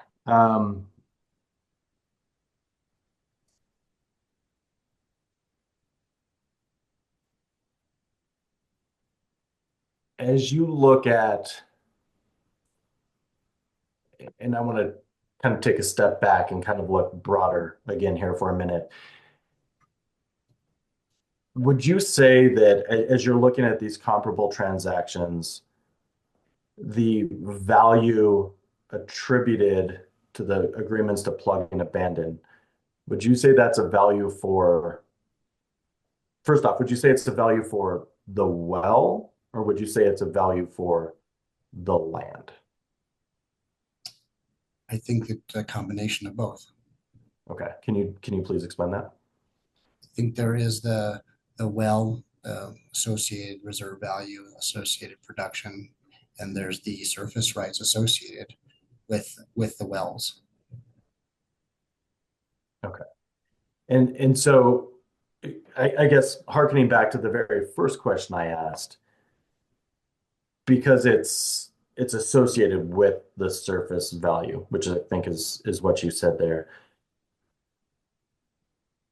Likely, especially where there have been agreements to plug and abandon, you're trying to say that part of the value that the developer gave to the land would include that value to plug and abandon as it was done. I don't know exactly what, I mean, I'm not privy what the developer, how he values or they value why ultimately they are come to an agreement, but I would assume that they attribute land value or surface value to the surface. Okay. And I want to make sure that I understand one of the questions that went into on cross-examination as well is there was some discussion of some of the wells currently producing, some of them not. We talked about that earlier, but there was also a discussion of where there have been these agreements, some of the wells, and correct me if I'm wrong, all of the wells have not been plugged and abandoned, or have some of the wells been plugged and abandoned? Which wells? I'm sorry. Which wells? Some of the wells for which there have been prior agreements, the comparable transactions that you're talking about. To my knowledge, all of them, the agreement, all of them have been plugged. I think two of them are actively being plugged as we speak. Two of them are active, and you said all of them are, but some of them are all of active. them in the exhibits that were talked about today, all of the wells have been plugged. Yes. Okay.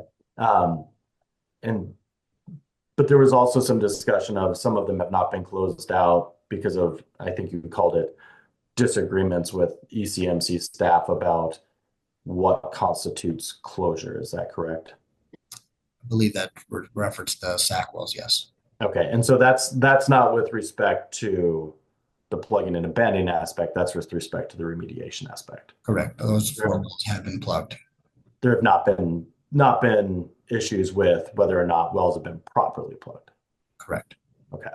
But to confirm, for all these agreements, there's definitely an agreement to plug and abandon. There's definitely agreement to remediate, but not necessarily an agreement to reclaim the land, correct? Depends on the agreement, depends the surface developer. If he's going to be moving dirt a month later, he's going to waive that requirement to reclaim it. Okay. But for some of those, there was an agreement to reclaim? I don't remember all the details of each one of the agreements, but There are times where there's an agreement to also reclaim, and there are times where the surface owner waives that requirement.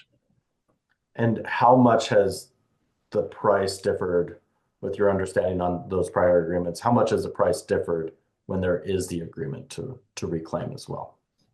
There are different factors that the ultimate price considers multiple considerations. And if there isn't a requirement to do that, that would be reflected in the price. Okay. Again, I had highlight that I appreciate those leases that aren't in the record, just to get an understanding of what specifically is required to hold the leases, and specifically if production by others would hold their leases as well. If we could get that into evidence, I do think that would be helpful. I don't know if AAG Davenport needs to opine on that as well, but I know at least for me that would be helpful information to have. But I think that's my only questions for now. All right, thank you, Commissioner Cross. Other questions for the witness? Nothing further from KPK. Commissioner Messner? I just have a couple of quick questions.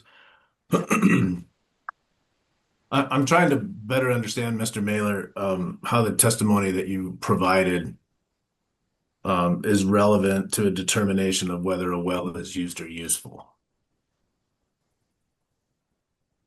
Well, it's used or useful because there continues to be economic value or market value for these wells.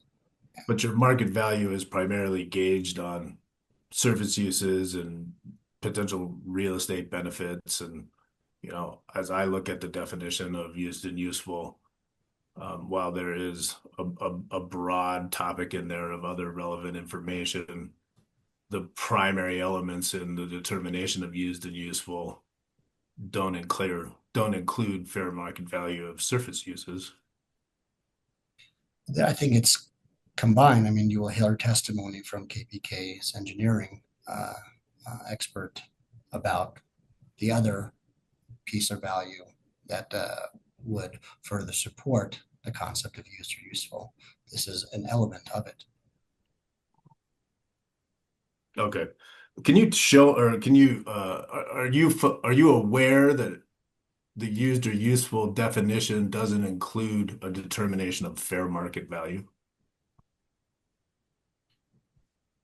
I'm not aware exactly of the full definition of user use for how it's defined in this particular rule, but we believe that user useful also says, is there future value to this well? To the well. Location. To the well, right? And or location. Okay. Those are the only questions I have. Thank you. Other commissioners with questions? AAG Davenport. Okay, so the witness is excused. Thank you very much. AAG Davenport, did you want to weigh in on Commissioner Cross's question relevant to commissioners asking for new evidence and new evidence that was not submitted by either of the parties? Chair, sure. I wanted to note that I don't believe that there's any direct legal prohibition with commissioners asking for new information. The parties are certainly entitled to provide their views on that request. In other words, objections. But I don't have a direct legal prohibition against the commissioners asking for additional information. I think generally that it is the parties' obligations to present their cases to the commission. Yeah, so with that note, so generally we're going to rely on the parties to present their cases. However, commissioners can ask for additional information. Commissioner Cross has asked for additional information. Do either side have a concern about that being entered into evidence? Mr. Chair, on behalf of KPK, we don't have an issue. I guess I want to be clear on what we're giving Commissioner Cross. Is it the leases associated with the subject wells? Is that what you're looking for? It is, and I think it's probably most helpful. I think that the testimony was in situations where there isn't an SUA, the lease is what's holding there, and for the lease to be held, it's being held in production, presumably. And so I'm just wanting to make sure that I can look at those leases and understand kind of the bounds of what held by production means in those situations. Yeah, the only, I guess, comment I would have on that is I think that, whether or not the leases are held by production by these wells or deeper wells is not really something we've prepared to present to you. And so I don't know, what the inquiry is. That's kind of a fact intensive issue involving the lease provisions. And so I don't know if you want any additional information on why the leases are each held by production, but I'm certainly happy to provide the leases themselves. I mean, I don't want to speak for anybody else, but I'm happy to just look through the leases. All right, Mr. Sura, Mr. Prescott, any objections? Just a brief comment. We do have in the record Exhibit DDD, which is the assignment and bill of sale from Basin Exploration to KP Kaufman. And that's reception number, yeah, it's in the record. And I think that is going to be helpful to your line of inquiry here.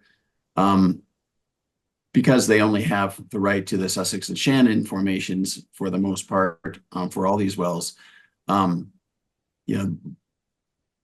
The removal of those wells is not going to change the fact that the leases underlying are also still being produced by, in all cases, by directional or horizontal wells throughout the basin.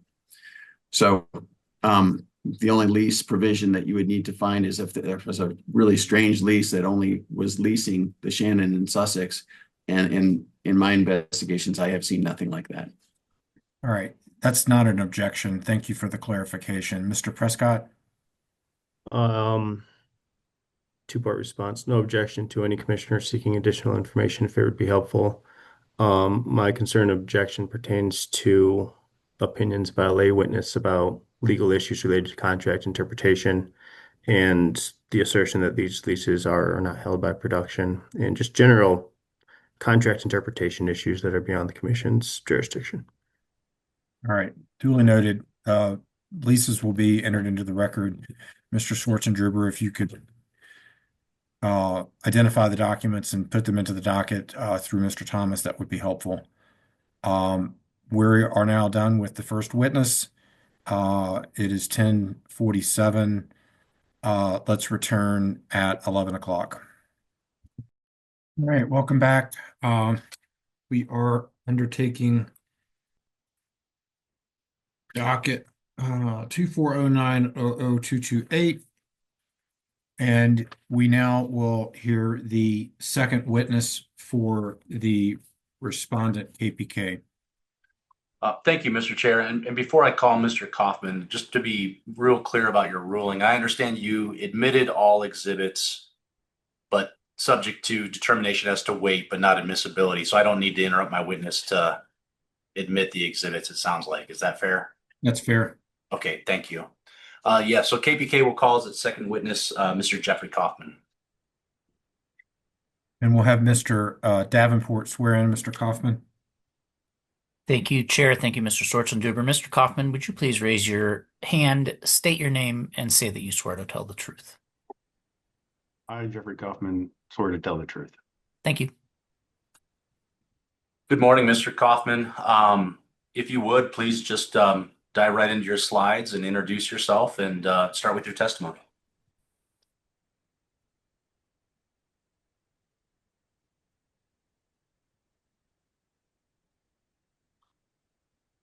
The work. Can you see that? I think you might have to present it as a slide presentation. We can see the first slide and then a smaller version of the second one. But if that's how you want to present it, that's fine. I could do it this way. Is that what you're thinking? I think you can hit slideshow at the top there. Do you see that? Oh, I have two monitors. I think the problem is that it's going to the second one. Oh, I see. Apologize for a second. See if I turn one off, if it'll let me. I think you're set up if you hit those. There you go. There you go. There you got it. Very good. Okay. Uh, I'm Jeffrey Kaufman, President and COO of KP Kaufman Company. I oversee most functions in the company, operations, including operational costs, our service company, finance and functions like that. I went to Lehigh University, got a bachelor's in electrical engineering, Cornell University, got a master's in electrical engineering, and then an MBA from Cornell. So KP Kaufman Company is the operating company, owns and produces the wells. It has subsidiaries, Kaufman Well Service, Kaufman Drilling, and Kaufman Transportation, which provide oil field services to the parent company and others. We were founded in 1984. We have over 40 years of experience operating in the DJ Basin. We operate over 1,100 wells in Colorado. We have over 160 employees, and our vertically integrated service companies allow us to maintain cost control, availability, and quality control. Diving into Kaufman Well Service, we have a yard right in the middle of the spindle field, about 115 employees in that company, 13 workover rigs, water trucks, hot oilers, all sorts of rolling stock, backhoes, track hose. And in this company, we have no debt, which means we have no debt service. So we don't have that cost. We have economies of scale in the field. And our yard's right in the middle of the field. So we don't really have mob and demob costs. We don't need duplicative employees for similar functions between the operating company and the well service company, and so it allows us to save a lot of costs that some other operators might have. So the spindle field was drilled in the 1970s and 1980s, predominantly by Amoco, with some additional development by basin by us in the 1990s, 2000s, and horizontals in the 2010s. We operate over 200 or 750 wells with mostly 100% working interest. Again, this gives us economies of scale with many wells close together, very short distance between them, so the travel time is not great, and our resources can focus in a concentrated area. Also, 100% working interest means that we don't have all these working interest owners that would have an administrative burden on us where we'd have to issue jibs and AFE, ballots and things of that nature. So we purchased Spindle from Basin in the 90s, 94 and 95. We purchased some wells from in the third big acquisition from Karen McGee in 2002. And then some of the other operators, that was about 75% of the field. The other 25% we bought from other operators throughout the 2000s, 2010s. And when we bought it, it was predominantly rural farmland. A lot of it still is. Spindle had 700 million barrels of original oil in place. Our recovery factors, we produced about collectively 59.5 million barrels, and that leaves another 10 to 17 million barrels and 41 BCF of primary recovery remaining. Additionally, we have another 40 to 60 million barrels from secondary and tertiary recovery. We have drilled many and refracted many wells successfully in the Spindle field. There's still a lot of upside remaining. I'll dive into the refracts in a later slide, but we did 46 of them between 2006 and 2009. Amoco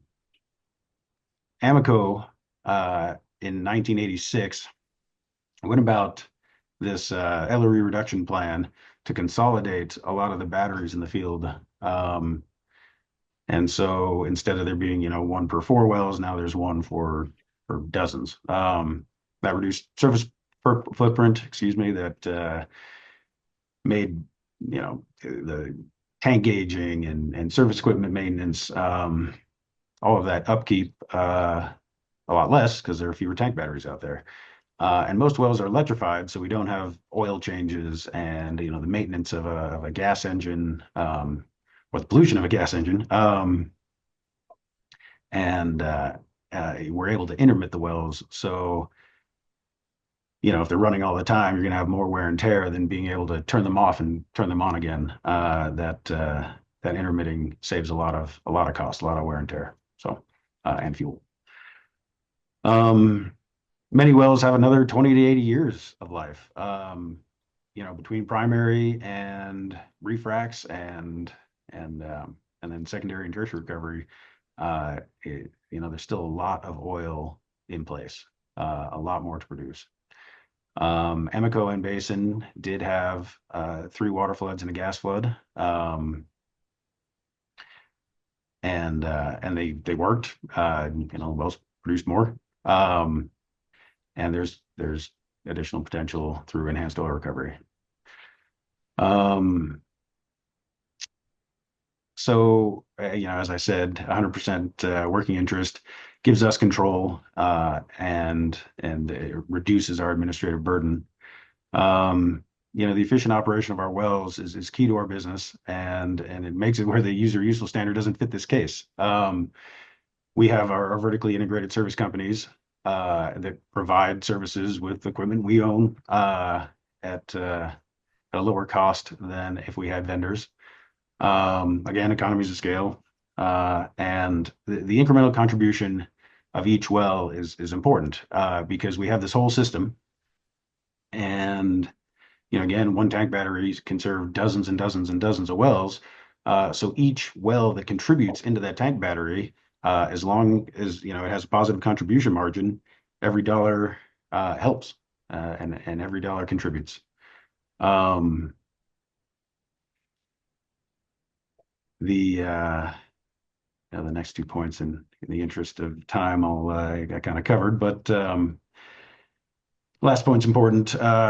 KPK is able to take advantage of many benefits from our vertically integrated service operations, and so we don't need duplicate employees doing similar functions, watching in crews. We can use one from the service company and not need one from the operating company since they're a wholly owned subsidiary. So in looking at the profitability of a well, and the lease operating expense, really the future value to us of the well, only reoccurring direct variable costs should be used, because that's what is projected going forward. So these are costs directly associated with the operation of the well. Water disposal, barrel water is produced. Sure, you have to dispose of it. Electricity, weed maintenance, greasing, those things. And again, any positive contribution margin where that's revenues less direct variable costs, is a gain towards contributing to the G&A expenses of the business and towards the battery or field level expenses. Because of consolidation, this is greatly reduced the per well cost, and so every barrel going into that system is a gain. A great example would be a gas well. There you don't even have electrical costs. You don't have so much water disposal costs, and so every MCF into the system, as long as it's overcoming that well's minimal costs, is contributing to the overall profitability of the field.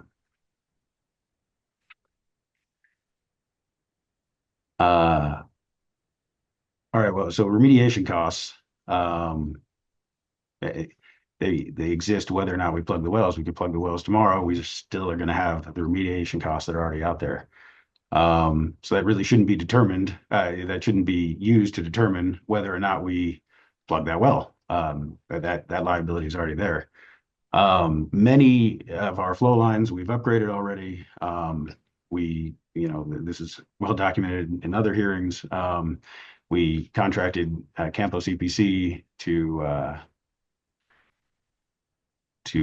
develop a flow line integrity plan, and it judges our practices and kind of determines what how to properly manage our flow lines. But all this is in place. That plan has been developed. Again, we've stung a lot of lines, and slip lined a lot of lines, upgraded a lot of lines.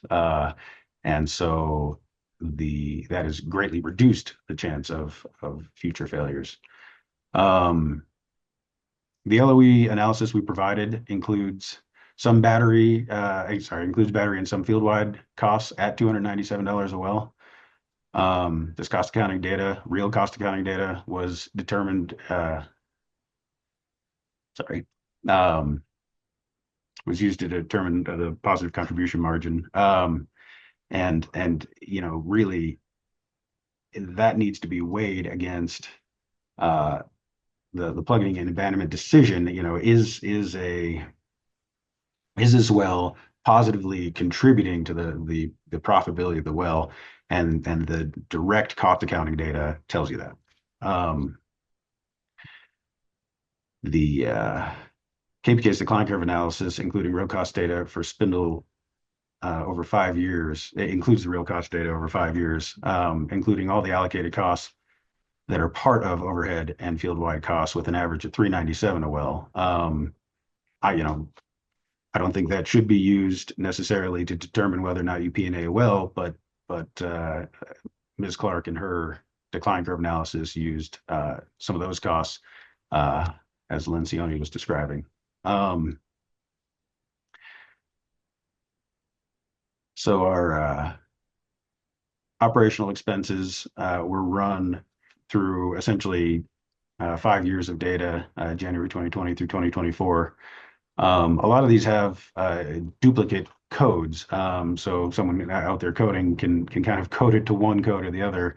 Pipeline repair or battery and flow line repair, they're all kind of flow lines. So, so they can choose one of those. And unfortunately, Ms. Lencioni didn't reach out to us, didn't ask which codes are used for what or why. And so some of those costs are actually included that she said weren't included. But anyway, again, I think, the real decision is whether or not the well is contributing towards the general profitability of the business, recovering some of the CapEx expenses, and so that's where direct variable cost matters. We would disagree with the use of any OpEx figure other than actual well expenses. Pumping and fuel are an overhead cost in this context, since they're unavoidable based on the scale of the rest of the field. So we're going to have a pumper anyway. And there's a great oil and gas property evaluation book, which is Exhibit 23. The pumper will be retained whether or not we abandon the well, then the allocated salary is not a relevant cost. Also, pumper's time is disproportionately more spent time more at the tank batteries than at an individual well. Excuse me.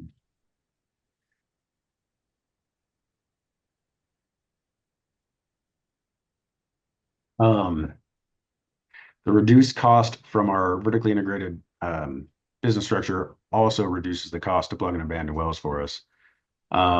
We presented in the financial assurance hearing a cost, I think, of $39,000, and that was based on third-party costs. Our P&A costs, we're able to bring our own service assets in for a lot of the services, and so they would be even less. Again, pumping services we view as a general business expense and not necessarily a direct variable cost. And Ms. Clark's analysis is conservative in that it does include pumping and overhead costs. And just to name a few, weed removal, well repair, pipeline repair, MIT charges, pumping and fuel, those are in her costs in the decline curve analysis. While we don't necessarily agree with the $24 million of staff's estimated remediation costs, either way, it's like plugging and abandonment. That liability already exists for us. Whether or not we plug the wells, we're still going to have to incur those expenses. And so any dollar that we can make towards funding those types of expenses is a gain. Uh, and financial assurance is not an expense, posting of collateral. Remediation expenses. KBA's capital was invested in regulatory compliance remediation projects rather than being allocated to maintaining production and development activities such as drilling and fracking. This allocation of capital had nothing to do with the potential return from investment in production, particularly when prices were up in the last few years. To us, it was more important to comply with the CPA and tackle the remediation projects that we had out there. Estimated remediation expense is a fixed cost and can't be evenly split amongst the wells and does not impact the economic decision to continue production.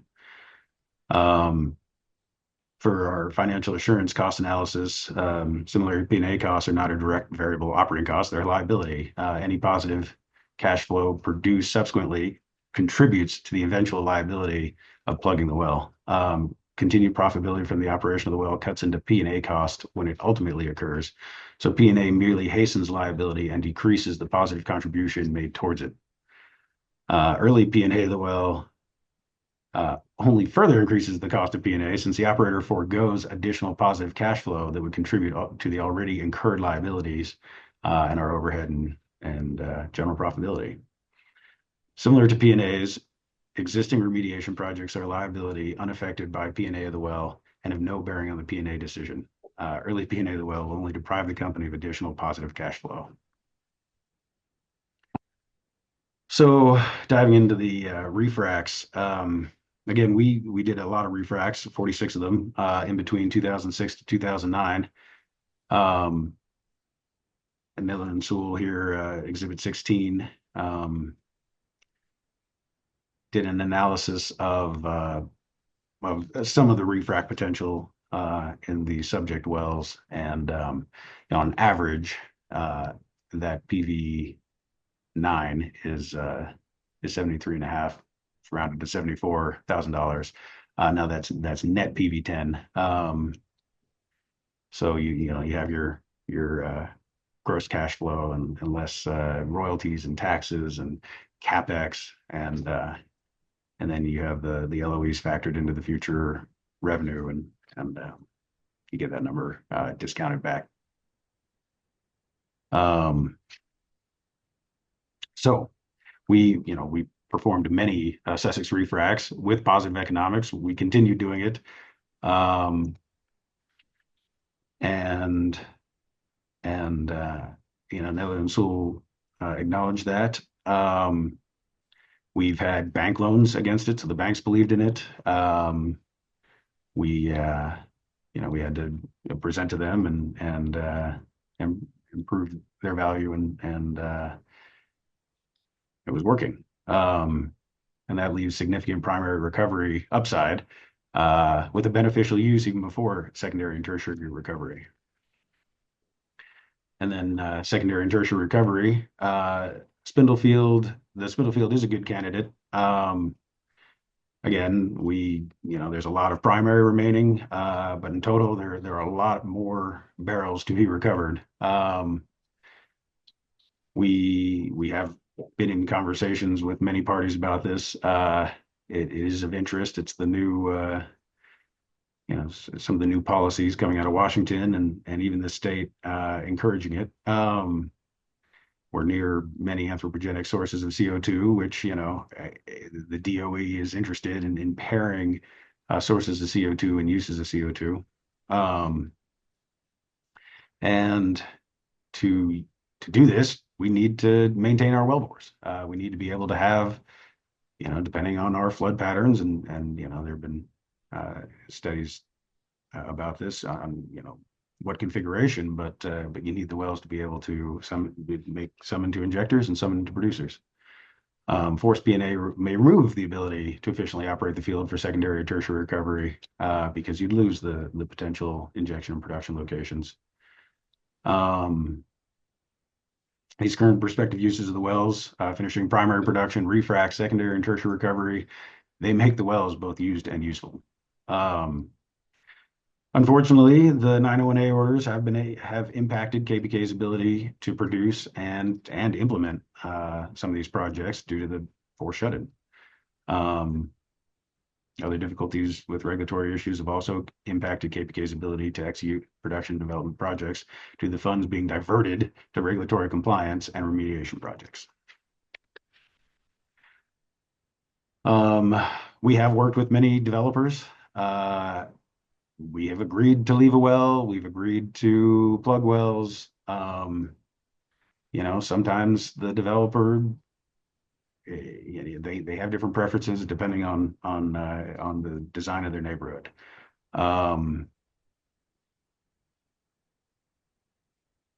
They do have some leverage. They do have to have open space, and often they do put them in that open space. So sometimes that can create a conflict.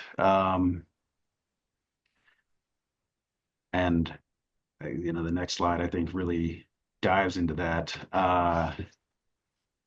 The AE4, it was in a open field. A neighborhood was constructed around our well, and our well was placed into a park. This was brought up, and we did meet Frederick out there, and I didn't love the idea of a park being placed within the operational well area of the well. You even need to get trucks in here and a workover rig, and you need to be able to operate the well, and that does take more than the immediate footprint of the well when you bring in heavy equipment. And so, even for that reason, it can be difficult. So anyway, that concludes my presentation. Mr. Kaufman, I have two follow-up, I guess, lines of questioning for you. The first is in a couple of your slides, you mentioned 59.5 million barrels produced thus far, 10 to 17 million barrels still yet to be produced in primary recovery, and some different numbers for secondary recovery. Where were those numbers taken from? Let me turn up my volume a little bit. Those numbers were taken from Nillen and Sewell analysis, and the analyses we've had over the years. I guess multiple sources. Okay, but I guess I wanted to establish in part it was taken by a third-party consultant who did evaluation for KPK. Correct. Yes. Okay. And you talked a little bit about operating expenses, the 297. Then you said that Miss Clark, and I know we haven't heard from Miss Clark yet, but in her economic analysis, she uses $379 per well per month for LOEs. Is that correct? Correct. And just for avoidance of any doubt, that number, the 379 per well per month, includes everything, correct? That does, yeah. Yes, that includes pumping and G&A, that fuel, some pipeline repair, many categories. So it includes everything that Ms. Lencioni attempts to put back in as additional costs, such as pumping, weed control, MITs, well repair, flow line repair. That's all included in the 5 years of data for the $379 per well per month, correct? That is correct. Okay. I have nothing further. Thank you. All right. Mr. Sura, Mr. Prescott Cross. Yeah, thank you. Thanks for your testimony, Mr. Kaufman. You have not prepared a written report, is that correct? For this hearing? I haven't prepared a written report. Yeah. You're not asking to be admitted as an expert witness, are you? Oh, no. Okay. I'm sorry. This has all been handled in pretrial procedure relating to disclosures of retained experts and also non-retained experts. So I think that speaks for itself. Go ahead. You say that flow lines were upgraded. When did that occur? Over the years. Could some of that have occurred between 2020 and 25? Absolutely. Okay. Is replacing flow lines a maintenance activity? No, I would argue that's a capital expenditure. You're extending the life of the wells. But there are replacing and repairing flow lines that is also tied to a spill response, correct? Yes. Can a well continue to produce with a hole in the pipeline? No. Right. So repairing a pipeline that serves a number of wells is necessary. Yes. And so it would make sense to have that repair of that pipeline attributed to those wells that it serves, correct? Yes, but it can be a CapEx as well if you upgrade more than the immediate area. But looking at the lease operating expenses in KPK's Exhibit 22, the LOA you provided, KPK only had $6,800 in pipeline repairs from 2020 to 2024-25. Is that correct? Bring it up again.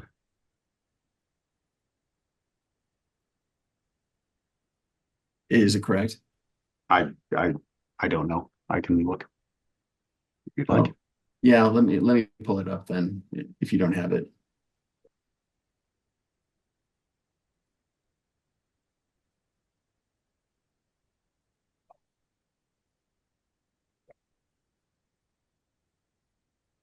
So you've got pipeline repairs here at $6,806. Is that correct? That is correct. You have more columns that repairs can be coded into. So when someone's coding a repair, it might not only end up in that category.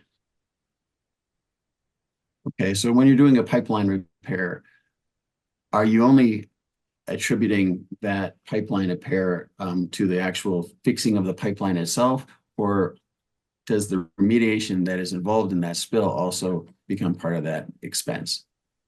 I think that would just be the pipeline repair itself. So there's absolutely no remediation costs that are in these cost estimates. Is that correct? In pipeline repair. Is there any other remediation that is discussed anywhere within your LOE? Well, as I just presented, the remediation expense shouldn't be included in the LOEs for the future value of the wells because that is now a liability that has already been incurred, right? We could plug the well, we still have the remediation expense. It doesn't go away plugging the well. It is a liability of the company. Okay, but the LOE that you provided was looking at a time period and the actual costs attributed to these wells. And it's from 2020 to 2025. And that's 5 years for all the wells, the subject wells in Dacono, where there was only pipeline repair costs of $6,806. When we know that there's been over 66 pipeline repairs that have occurred in that period of time. Is that correct? There have been 66 pipeline repairs. And also I testified that there are multiple categories that these costs can go into. And so I'm asking if the remediation for the pipeline repairs that were serving these wells, these subject wells, appears anywhere in this LOE. Well, you're asking me two different questions. You're asking me, does pipeline repair, is that in this LOE? And it is in several spots. And I think the second question is remediation expense in here? And I testified that remediation expense shouldn't be included in the LOE to project out future value. Okay, even for repairs that occurred for the subject wells. The remediation that was required for the subject wells, that doesn't get included in your LOE here anywhere. Not for use to project future value.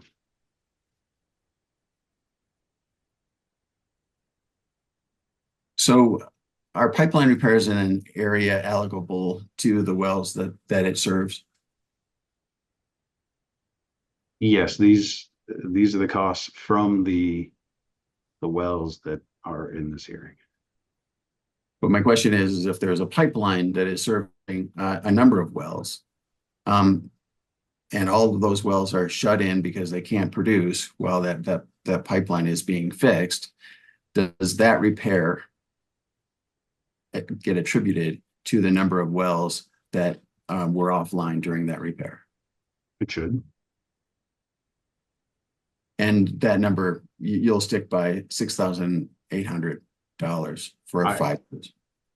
I'm saying that pipeline repairs can be coded into multiple categories. And so so there's the battery flow line repair, pipeline repairs, repair and maintenance. I think you have to look at all of them. What does a pumper do? Pumps the wells. And you said that a pumper's time is disproportionately spent at tank batteries.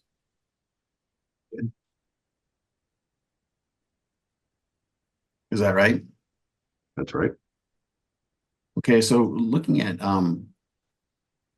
pumping services here, let's just highlight it in another color so you can see it.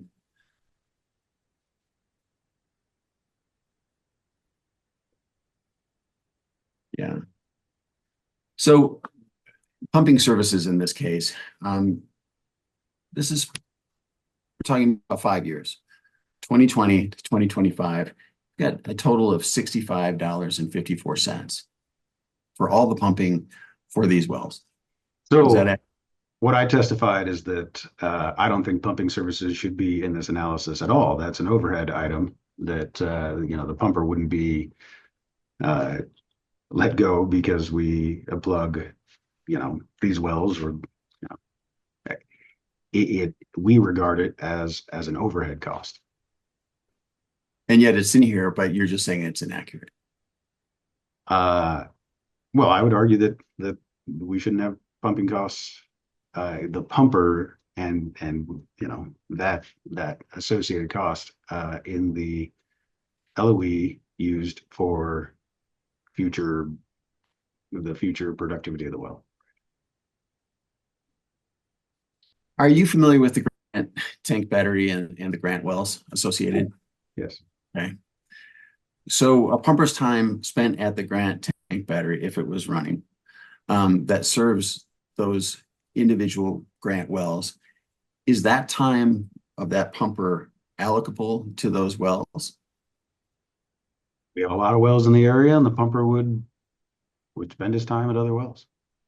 But is that cost doesn't go away because, say, hypothetically, we plug the Grant wells.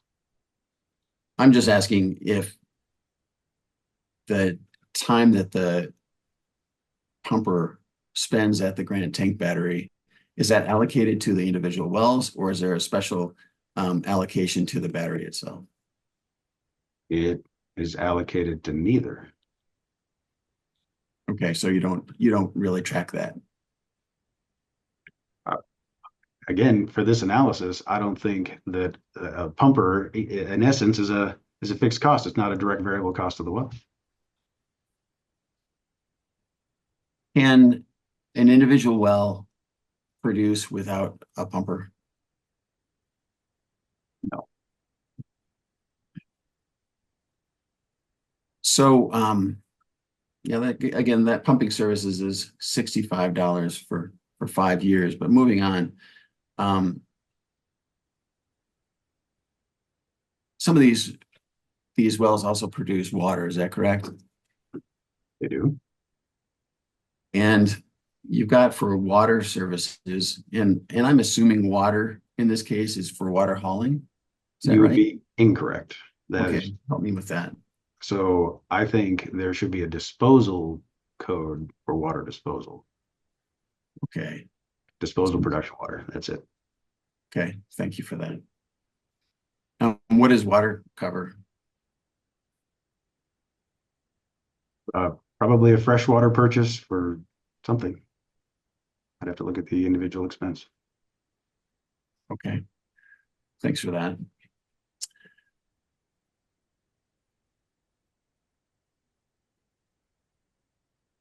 You said that financial assurance is not an expense, it's the posting of collateral. Do you remember saying that? I do. Yet the collateral you were willing to post in the financial assurance hearing was $4 million, $41 million as a security interest off of salvage value for your wells and pumping equipment. Isn't that right? It is. That's not within the scope of his testimony, and that's not relevant. It is relevant because we're specifically talking about what the collateral that he mentioned. I'm just asking what collateral he's offering. I'll allow the question, and the witness can answer it in his own terms, as opposed to the terms suggested by Mr. Sura. Tell us what your testimony was. So it is the posting of collateral, right? That secured interest, as you said.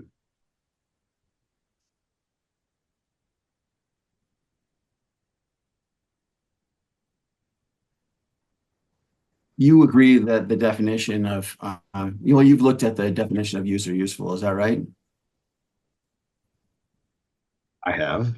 Okay, and do you agree that it requires a consideration of plugging, abandonment, remediation, and reclamation costs in relation to the well's gross revenue generation? That is one of the points. So isn't the issue of a cash bond versus granting the ECMC interest in your salvage equipment beside the point? Aren't they looking for the actual costs of those remediation and plugging and abandonment? And I'll object, Mr. Chair. I think this relates to the interpretation of the rule, which is the commission's province, not Mr. Kaufman's. Thank you. I'll move on. Thank you.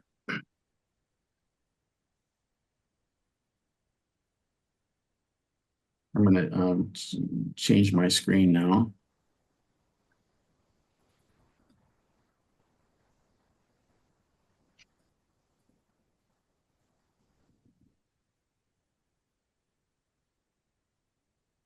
Do you remember, can you see this? Yeah. I want to ask you about the what we're calling the Netherland and Sewell report. The Netherland and Sewell report was not admitted as an exhibit, was it? It was not. And in fact, all we have here is a snippet of what looks like an Excel file. Is that right? Correct. Is there any way for the commission or for any other parties to be able to identify that it was created by Netherland and Sewell? Well, it's got their information at the top. This file was provided to us from Netherlands Sewell directly. So you're saying that it's this NSAI system, Presto, is the identifying characteristic for us to be able to identify it as coming from Netherland and Sewell. In this table, yes. Okay, and we don't have any idea of the author of this report, do we?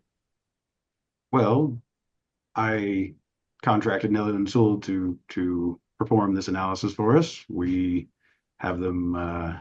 We work with the team over there, and they produce the report.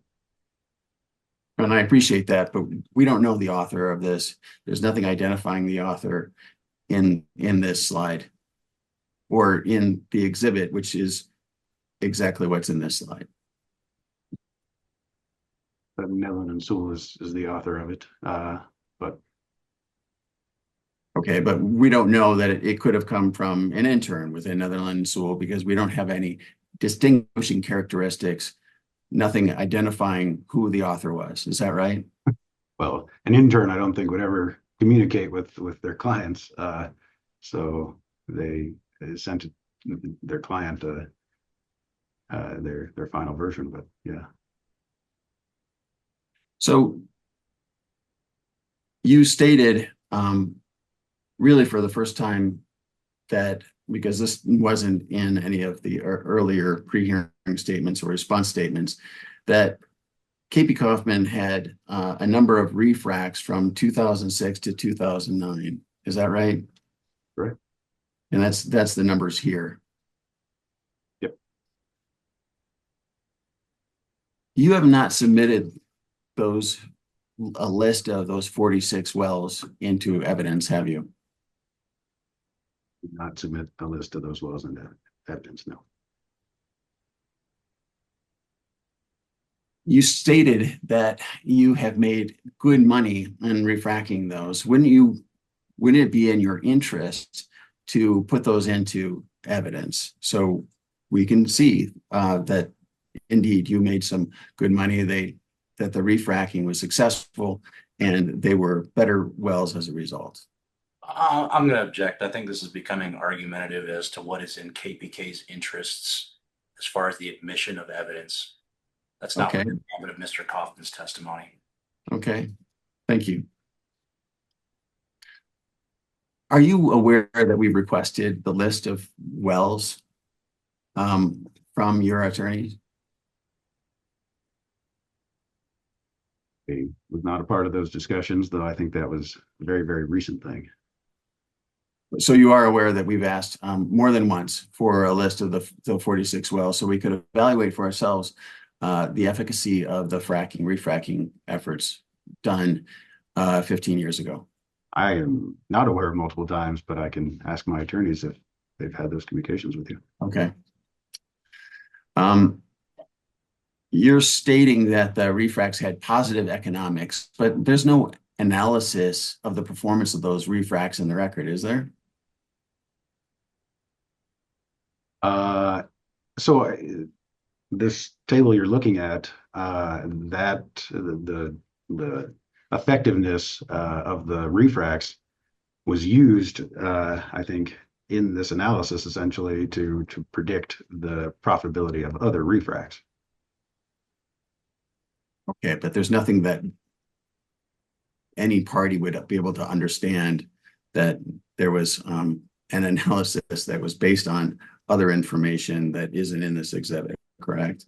But I would say typically companies don't do 46 of them if they're not effective, and banks don't loan money if they're not effective. So yeah, so let's talk about that because it's been a while since you've done any of these refracs. Is that right? that is right. And you claim that you have not continued to do refracs because of legal and remediation expenses. Is that accurate? That is. So you've had these legal and remediation expenses since 2009 for 15 years that has prevented you from doing any additional refracs? Not since 2009, no. Okay, so it wasn't since 2009, but currently you decided after 2009 for a while that you didn't do any refracs. Do you have a reason for not doing those refracs after 2009? It was a decision of capital allocation. We, come 2010, 2011, we went back to drilling wells and we drilled a good number of wells with partners through, 2011, 12, 13, 14. We were drilling horizontals with Noble and PDC. So our capital went into horizontal development. That doesn't mean that refracs weren't profitable. It means that that's where we decided to put our capital. Starting in 2015, we changed our focus. We did do some refracs in 2018 and 2019. We purchased other wells. Wait, can I stop you there because I hadn't heard about those because you've only mentioned that you had refracs from 2006 to 2009, and now there's other refracs out there. Well, you asked me the greater question of what we did with our capital in our entire business. I'm answering a greater question of what we did with that money, with our money. I appreciate that, but this new information. Mr. Chair, let the witness finish, please, if we may. Go ahead. So, so we did do some refracs. these are Shannon Sussex refracts. We did do some Codell Niobrara refracts. We did do a Sussex recomplete. And that was, I think, in 2018 or 2019. So we have done it more recently. 2020, as we know, was an awful year. COVID hit, and that made us all shift. I was asking about after 2009, so I appreciate your answer and its expansiveness, but I was really looking for that period after 2009. What pays your salary? What pays my salary? Yeah. How do you get relevance? Well, the question is that there are costs that aren't attributed in this LOE, overhead costs. You've got an office in Denver, you've got salaries, a lot of your employees have salaries. How do they get paid if not by the profit of these wells? Same objection. I don't see employee salaries as being relevant to. Yeah, Mr. Sir, I think let's focus in on the wells at question. The wells in question are served by not only pumpers, but they're also served by supervisors of those pumpers. And I'm asking, generally in an LOE, if you've got a JIB, a joint interest in billing, you include, don't you, some of those overhead costs in those joint interest billing. And if I may respond, hold on, Mr. Kaufman. Why don't you try to answer that specific question? What is included in the LOE or the JIB from your perspective? So hypothetically, a JIB would usually does include some sort of allocated overhead at some, arbitrarily predetermined rate, depending on the joint operating agreement. In the cases of these wells, we own 100% and we don't have JIBs. Understood. That's all my questions. Thank you. Mr. Prescott? Thank you, Chair. Morning, Mr. Kaufman. Thanks for being here. How are you doing? Well, how are you? Good. Thanks. Jump into a few things that Mr. Sir didn't cover here. I don't want to be repetitive. You discussed how KBK is organized with its subsidiaries and discussing operating costs, right? Yes. And you're explaining how it's your belief that because of this integration, you can keep operating costs lower, right? I'm sorry, I didn't hear your answer. Correct. Okay, thanks. You discussed this same concept in the financial assurance hearing, right? Correct. And the commission rejected KPK's proposed financial assurance amount based on KPK's demonstrated costs in that hearing, right? I'm going to object to the relevance of the financial assurance hearing testimony. I think we're here for a different reason. Mr. Kaufman specifically referenced the financial assurance hearing, his testimony, and it specifically related to this, and the relevance will be very clear very quickly, I promise. Yeah, I'll let it in. Go ahead. Let's keep this moving, folks. Sorry, with that back and forth, what was your question? The commission rejected KPK's proposed financial assurance amount based on KPK's demonstrated costs in the financial assurance hearing, right? The commission did determine that we should use the state default. And during your examination in that case, I asked you how KBK determined the cost for work done by its related companies, didn't I?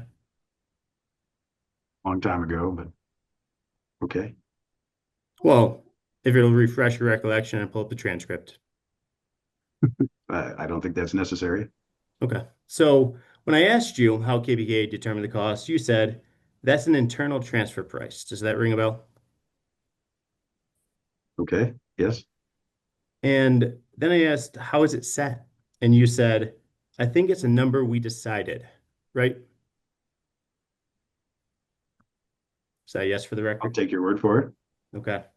So when we see an exhibit prepared and relied on by KBK showing the LOE, lease operating expenses for these subject wells, is it fair to say those are prices that KBK internally decided? In cases. Okay. And you're proud that you don't have working interest partners, so you don't need to prepare and send JIBs for operating costs each month, right? Right. So KBK doesn't have operating partners to review KPK's costs and hold them accountable then, right? Not working interest owners. You testified that Ms. Clark's LOE spreadsheet included MIT costs, or her calculations included MIT costs. Did I get that right? I did.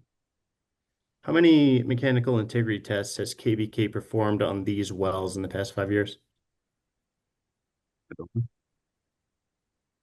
I'm sorry? I don't know. Okay.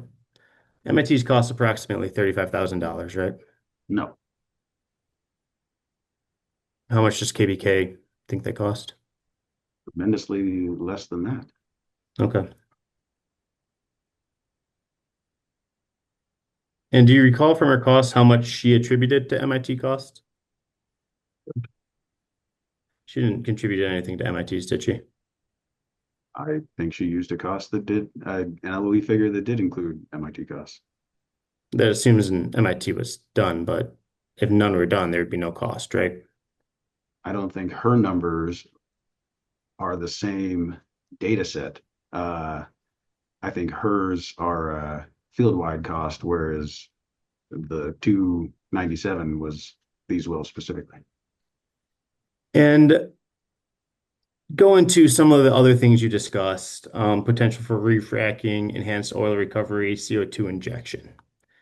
You talked about all these same potential uses for KPK's wells in the Spindle Field and throughout the state in the financial assurance hearing, right? I'm sorry, I don't quite remember, but I'll take your word for it. Okay. And that financial assurance hearing was 2 years ago, August of 23, right?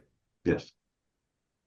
And we discussed it then as well. And I asked specifically how much each of those would cost KPK to complete. And you couldn't recall the cost. Do you know what the cost of those various projects are today?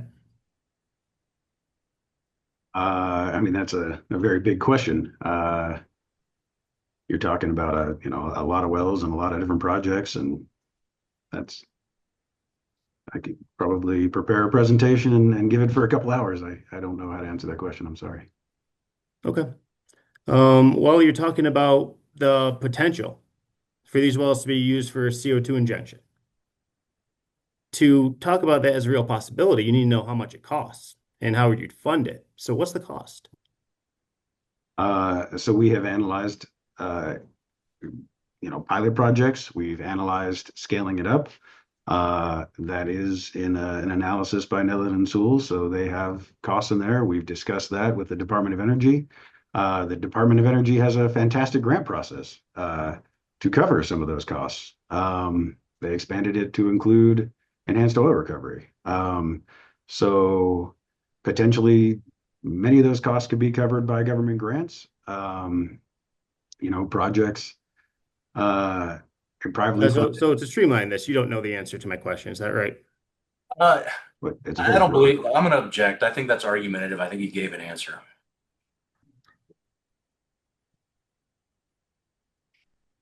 Let's move on, Mr. Prescott. And I've heard about these grants before, and you're talking about them hypothetically. You haven't gotten these grants, have you? Well, the grant process is very involved, but we've had a lot of meetings over it. We put a lot of time and energy into it. And my question was, you haven't gotten the grants, correct? No. And we've discussed the permitting process for example, CO2 injection, pipelines necessary, local regulation approvals. Have you gotten any of those? Have you determined the cost of getting those? Again, there are a lot of components to this. Part of that wouldn't necessarily be handled by us. There are midstream companies that are very interested in performing those functions, and that's their business, and they're experts in it. All right, and in that financial assurance hearing, KPK Frederick and Dacona over there at seeking to have all of KPK's wells plugged within our jurisdictions, right? I don't think we were talking about plugging wells in the financial assurance hearing. It was financial assurance to. That's what KPK and ultimately the commission decided. We were told that there was a process for what we were asking, which is the 211. So you've known since then that we were interested in pursuing this 211. Fair to say? I'm going to object. That calls for speculation. Go ahead and answer it if you can. Oh, I was not aware that you wanted us to plug all of our wells. Okay, well, since then, since discussing all these potential projects in 2023, has KBK done any free refracs in Frederick or Dacono? As I said, our dollars were spent on remediation projects and, legal fees, other issues we were dealing with. So no. Fair. And those remediation projects and legal fees and appeals and compliance issues, those haven't ended. Those are indefinitely ongoing, right? Hope they're not indefinitely ongoing. No, Fair. We don't know when there's going to be an end to it, right? I suppose. Okay. Then you've also testified in response to a question from Commissioner Cross about a judicial proceeding where KPK could not afford to pay a 600,000 bond to the court. Do you recall that? Objection, relevance. The relevance is this: the statement of basis and purpose specifically calls into useful the operator's financial characteristics, and that's a quote. So we want to get into here the financials of the operator, which is something that Mr. Kaufman's testified to before, and we're talking about again right now. And I'm not familiar that the statement of basis and purpose talks about the operator's financial characteristics. I think it's a well-specific inquiry.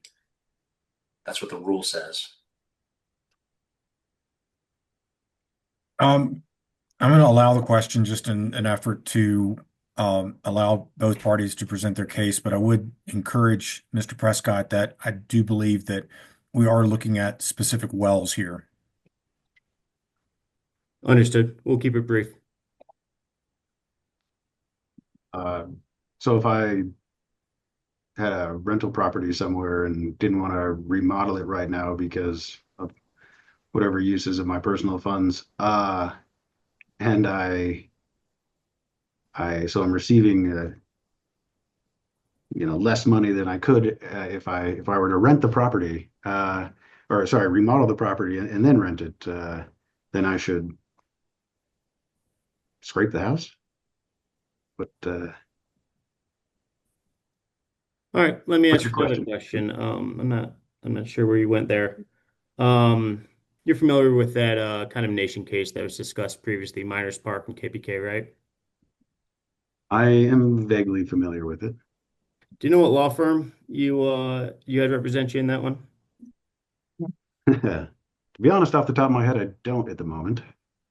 Okay. And Mr. Chair, this is direct outside the scope of cross-examination. Mr. Mailer already testified to all of this. Mr. Kaufman did not. I agree with that. One more question, and we're talking about financials, which Mr. Kaufman is the COO, covered pretty broadly. And I would say it's still outside the scope of cross-examination or direct examination, rather. Yeah, I agree. Objection sustained. All right, no more questions. Thank you, Mr. Kaufman. Thank you. Any Mr. redirect, Chair. Mr. Schwarzenegger? Just a little bit here.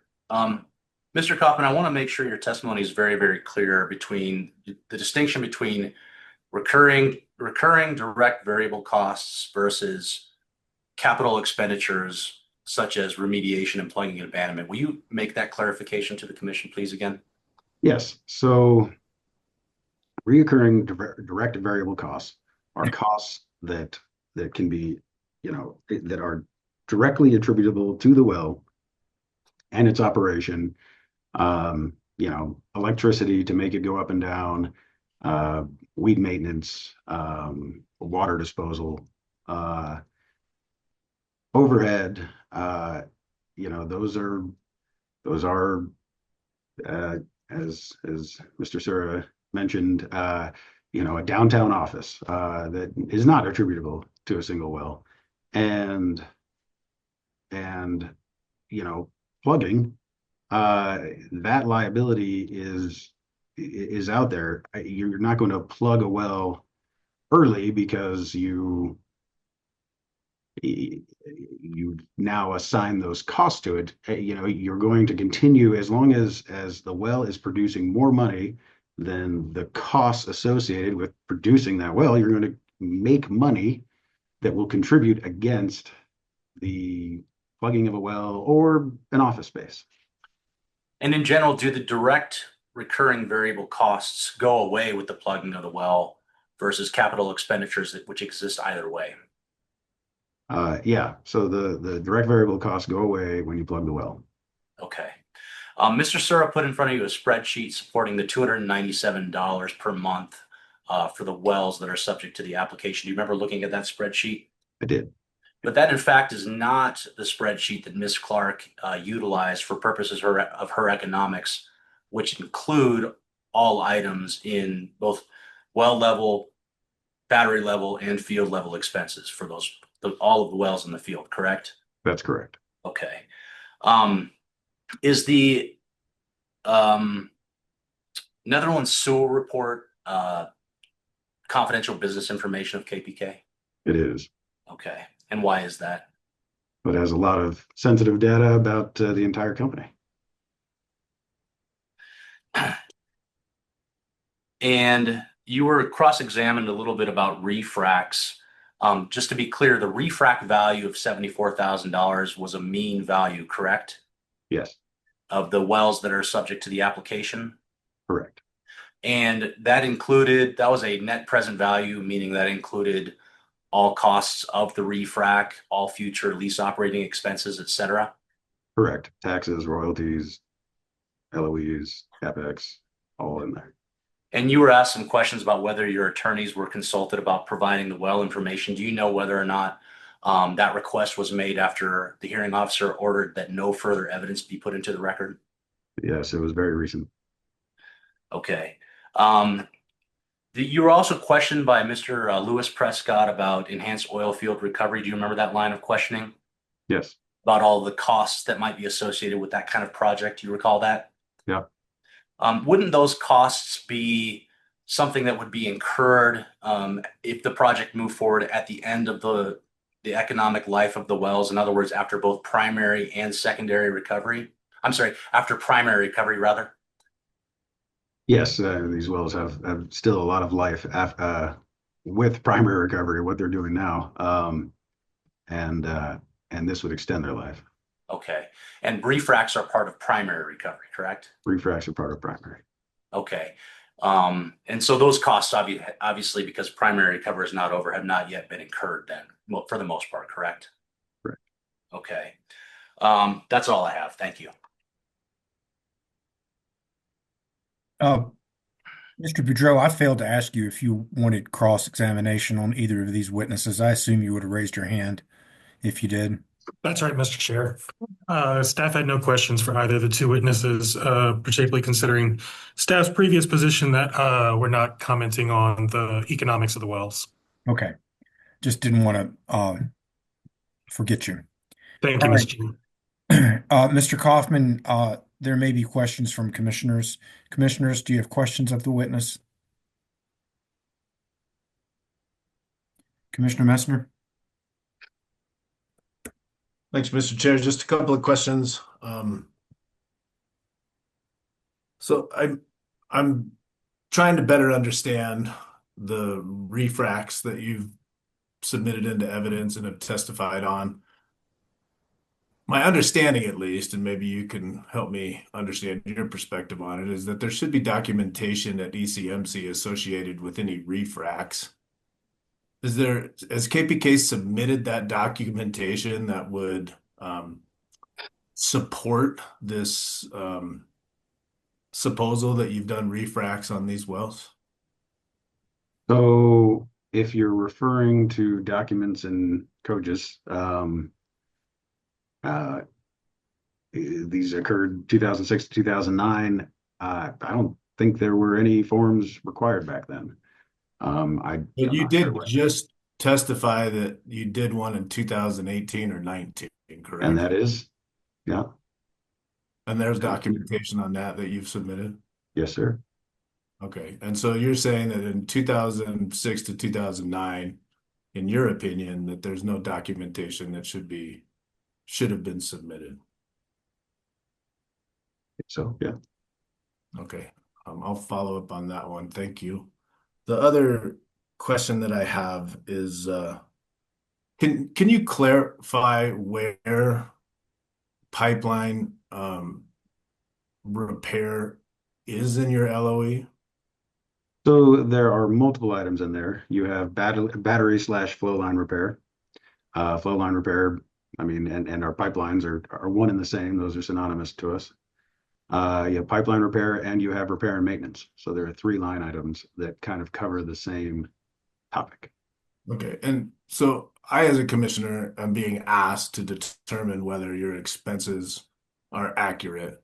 And having these different expenses hidden in different line items is not particularly helpful for me. And so I wonder if you could clarify like what different expenses are in there that would help me cross-reference like where this is, where these expenses are being captured, right? So That's why I'm asking you this question. that makes sense.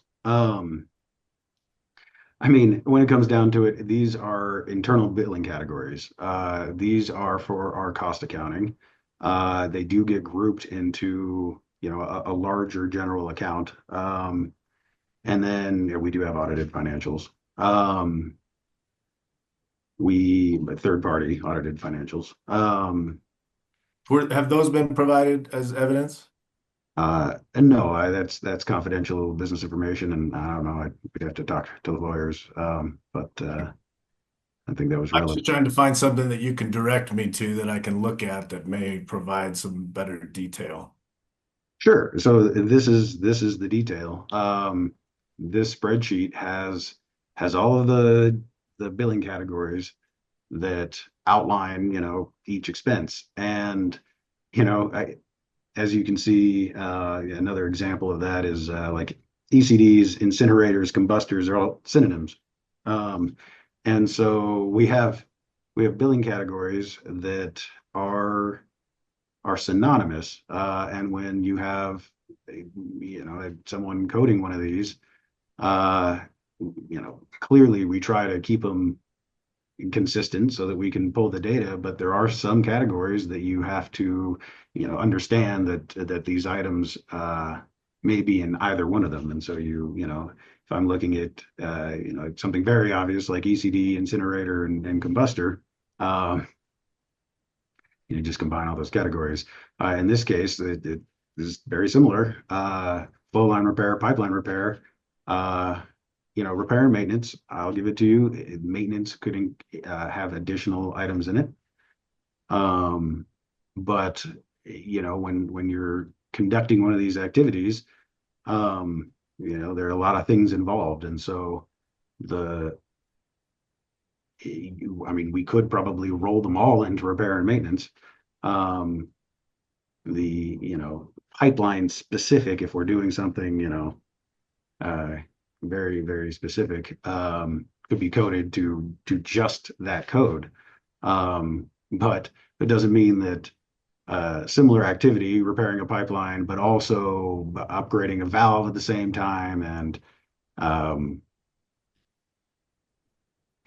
other maintenance activities. Now you have one crew doing multiple things. Okay, maybe then that got coded into repair and maintenance. And so that's why all of these codes are included, right? Because if you were to eliminate one of them, then it wouldn't be representative, but they're all in there.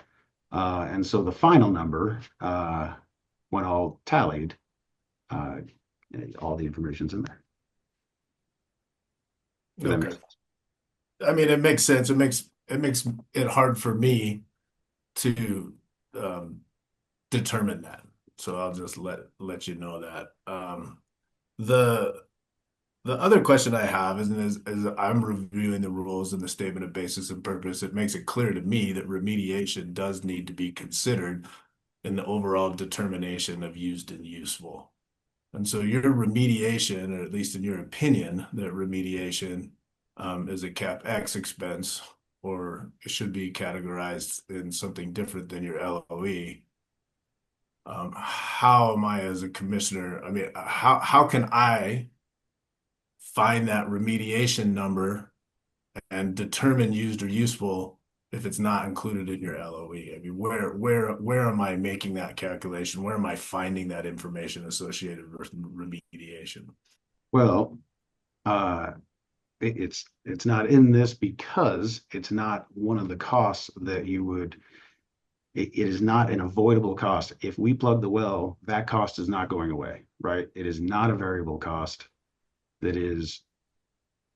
No, but my point is, where, or can you provide testimony as to remediation costs, or where in the evidence is remediation costs, so that I can look at that and make a determination that I may be required to do in applying my interpretation of how to determine whether these wells are used or useful as directed by the rules in the statement of basis and purpose. So there, to answer that question, I might turn to our lawyers. I presented the $297 number. I know we have some other testimony. It might be in there. I'm not, John's testifying. Nick, do you think, or Chris, what? Well, if you can't answer it, then you can't answer it. That's fine. And then Yeah, sorry, I didn't prepare that sort of information. Okay, thanks for that.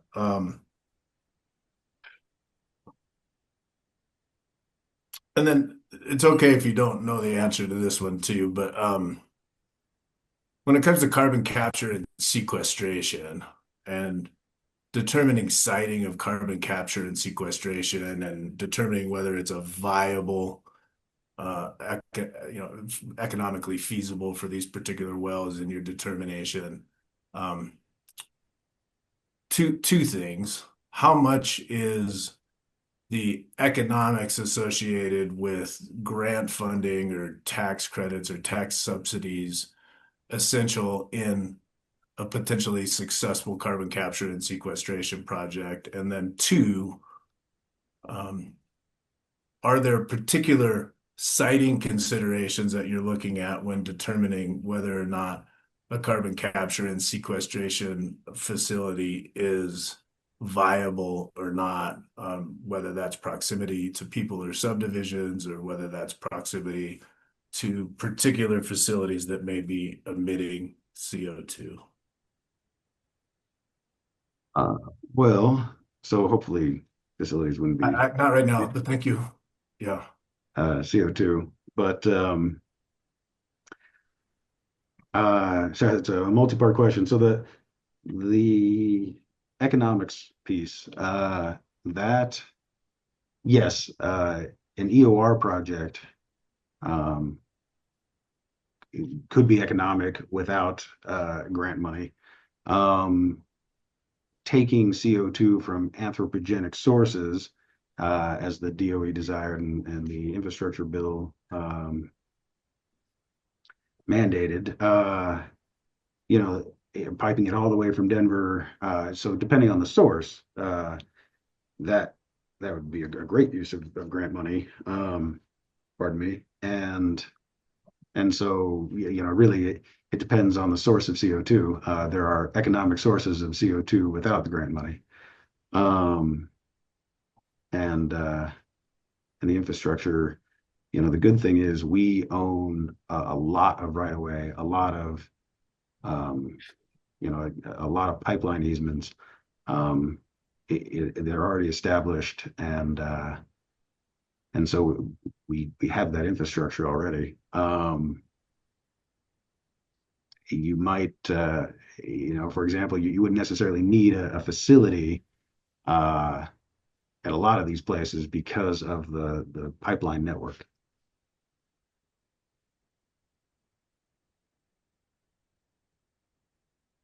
Okay, so I think what I'm hearing you say is that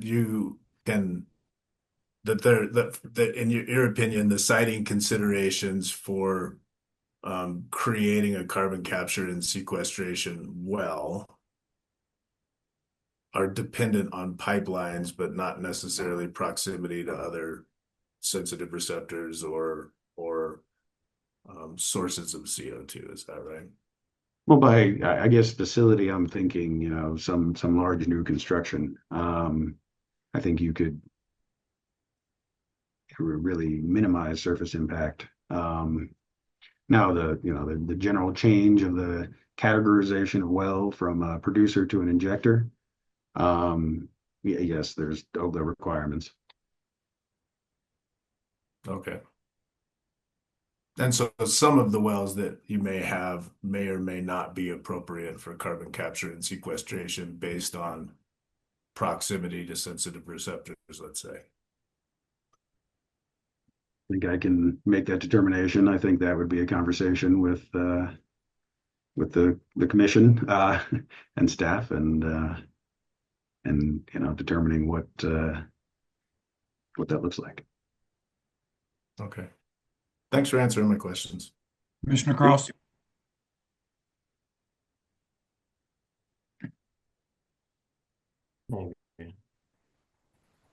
Thank you. And I do apologize. Please let me know if I start to cut out. My video appears to be lagging. I think I'm hearing everything, but if you lose me at any point, let me know. I want to build a little bit on what Commissioner Messner just talked about there.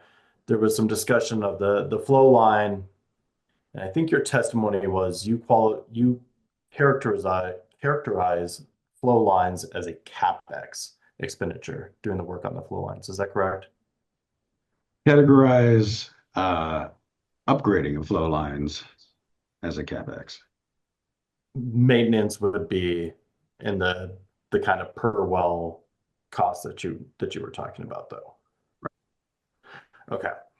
So in looking at that CapEx aspect of your costs, how many flow lines do you still need to upgrade or update or however you want to put that? In the scope of these subject wells? I think let's start with the subject wells, and then I think overall what still needs to be done. Well, I can say we've upgraded a lot. We've definitely focused on the Frederick Dacono area for flow line upgrades. So we have upgraded a tremendous amount already. Off the top of my head, I can't quantify what is remaining, other than to say that we've done a lot of work. So, and in the remaining work that you have that you're not quite sure how to quantify, but the remaining work that you have, you qualify that work as CapEx expenditures, not as part of your kind of the breakdown of the per well cost. I think you said the 297. Right. Okay. Is there any flow line work you have with respect to these? Again, we'll say the 19, even though I understand it's the 17, but the 17/19 and the 26. Is there remaining flow line work that you have that you're aware of that you would put not in the CapEx, but towards the per well cost that you're setting forth? So not that we have planned out and quantified. I don't really know what we have remaining. Again, we've upgraded a lot of these lines.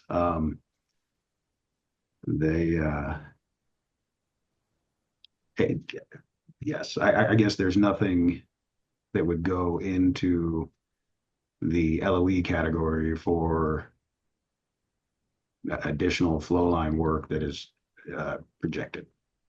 Okay. And I want to make sure I understand your testimony. You're characterizing the remediation costs as a CapEx expenditure as well, not as part of the LOE, correct? Well, yes, it's not part of the LOE.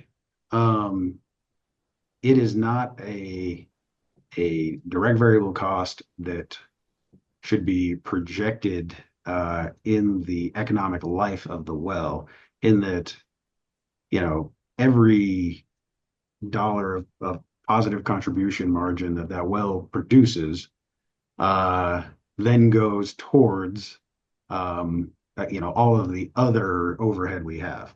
And so, another way of looking at it is if we were to plug the well, we're not avoiding those remediation costs. They still exist. We're still going to have to do them. We're still going to have to pay for them. That is not, that's not a variable cost that goes away. Okay, and I think this is one of the things that I want to get to. You began your testimony talking about, I think and I don't want to misquote you, but I think paraphrasing the testimony you provided was that efficient operation of your wells means the used or useful standard doesn't fit in this case. Is that correct? Correct. So even though we're bound by the used or useful standard under our regulations, what do you think we should be using as a standard? Well, I think these wells are have still tremendous profitability in front of them. I think that they can be operated profitably. I think they are operated profitably. Where we have the 901A order, the last 3 years, we haven't been able to operate them. So looking at the last 3 years of data isn't fair. And that, if we're forced not to produce, that doesn't really show the potential of the well or even the continued production, what that would look like and whether or not it's used or useful. It is useful.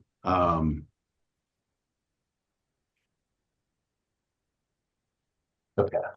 And sorry, I'm just trying to make sure that I pull this up here. So it's not necessarily the used or useful. It's sort of, we'll say, the uniqueness of the situation that you're in, that you're wanting us to kind of address, that there are wells that are not operating because of a 901A order, not that we shouldn't use user usefulness.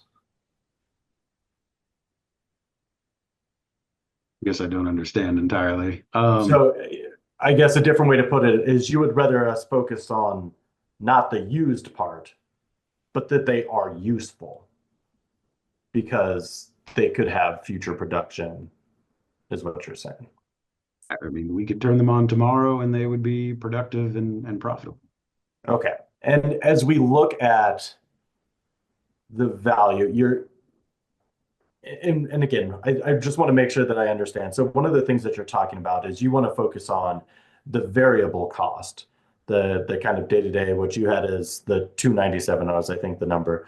You want to focus on that variable cost of what's going into the wells, what's going into, and I'll get into it in a minute, but your overall field profitability as what you're looking at for the usefulness of these wells. Is that correct?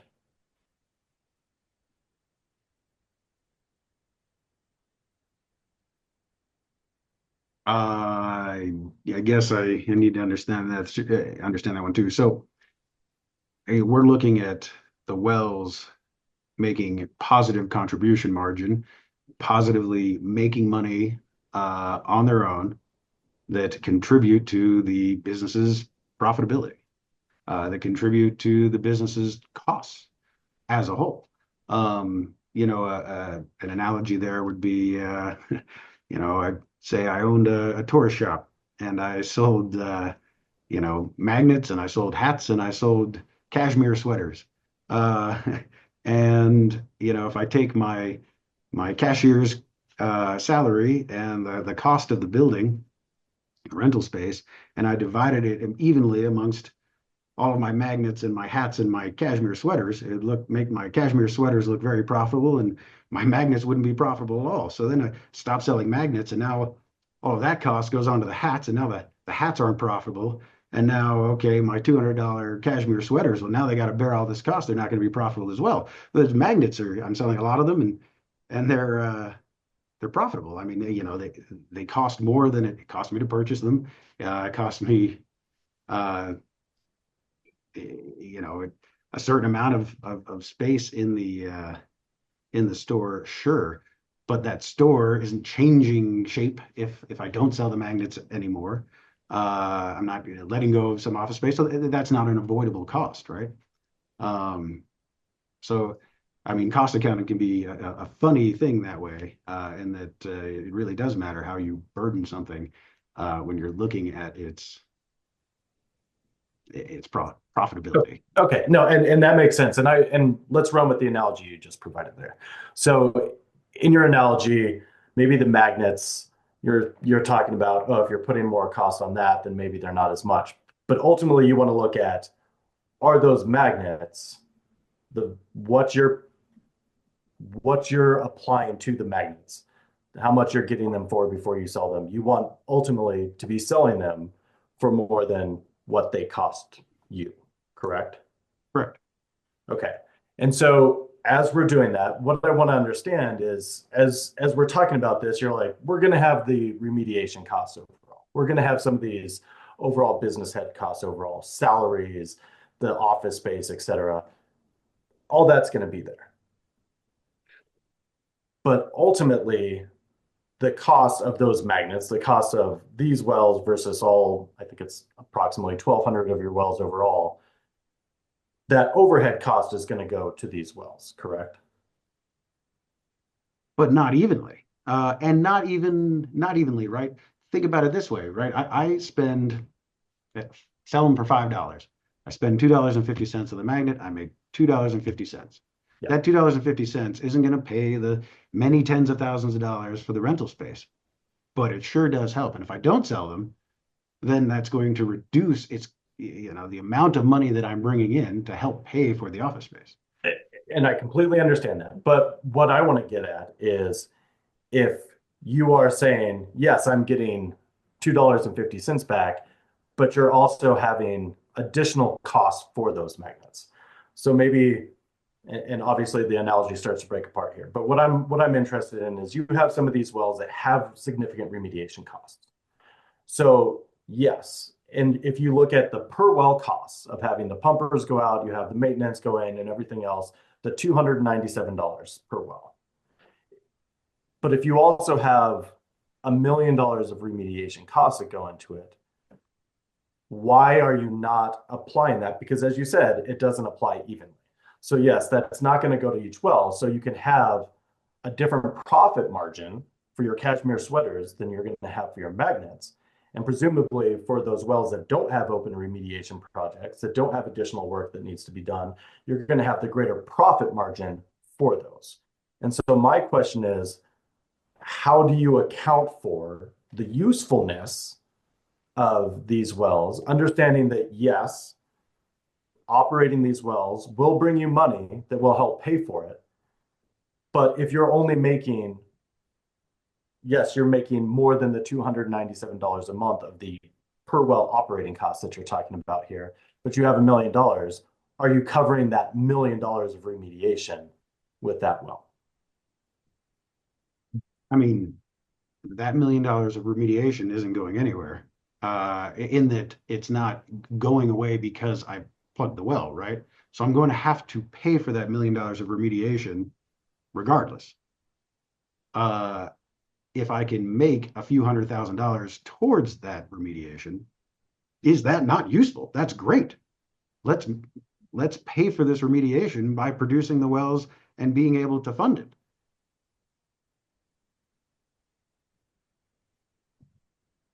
So one of the ways that you talked about getting that couple $100,000 to help pay for that remediation aspect of it is also through things like the refrac, which you said is going to be a capital expenditure. But you said in your testimony as well that regulatory issues have caused problems in your ability to spend money on that capital expenditure to do refracs.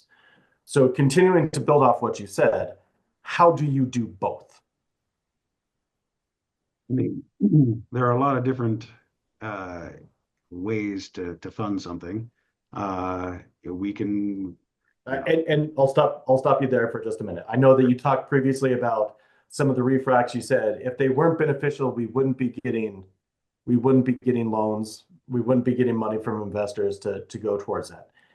Have you sought money from investors, from banks, et cetera, to do any refracs in the last, we'll say in the last 7 years? In the last 5 years, no. Why? Our whole corporate focus has been on the remediation projects. So, and again, I just want to make sure that I understand this. You're saying that you're focused on the remediation.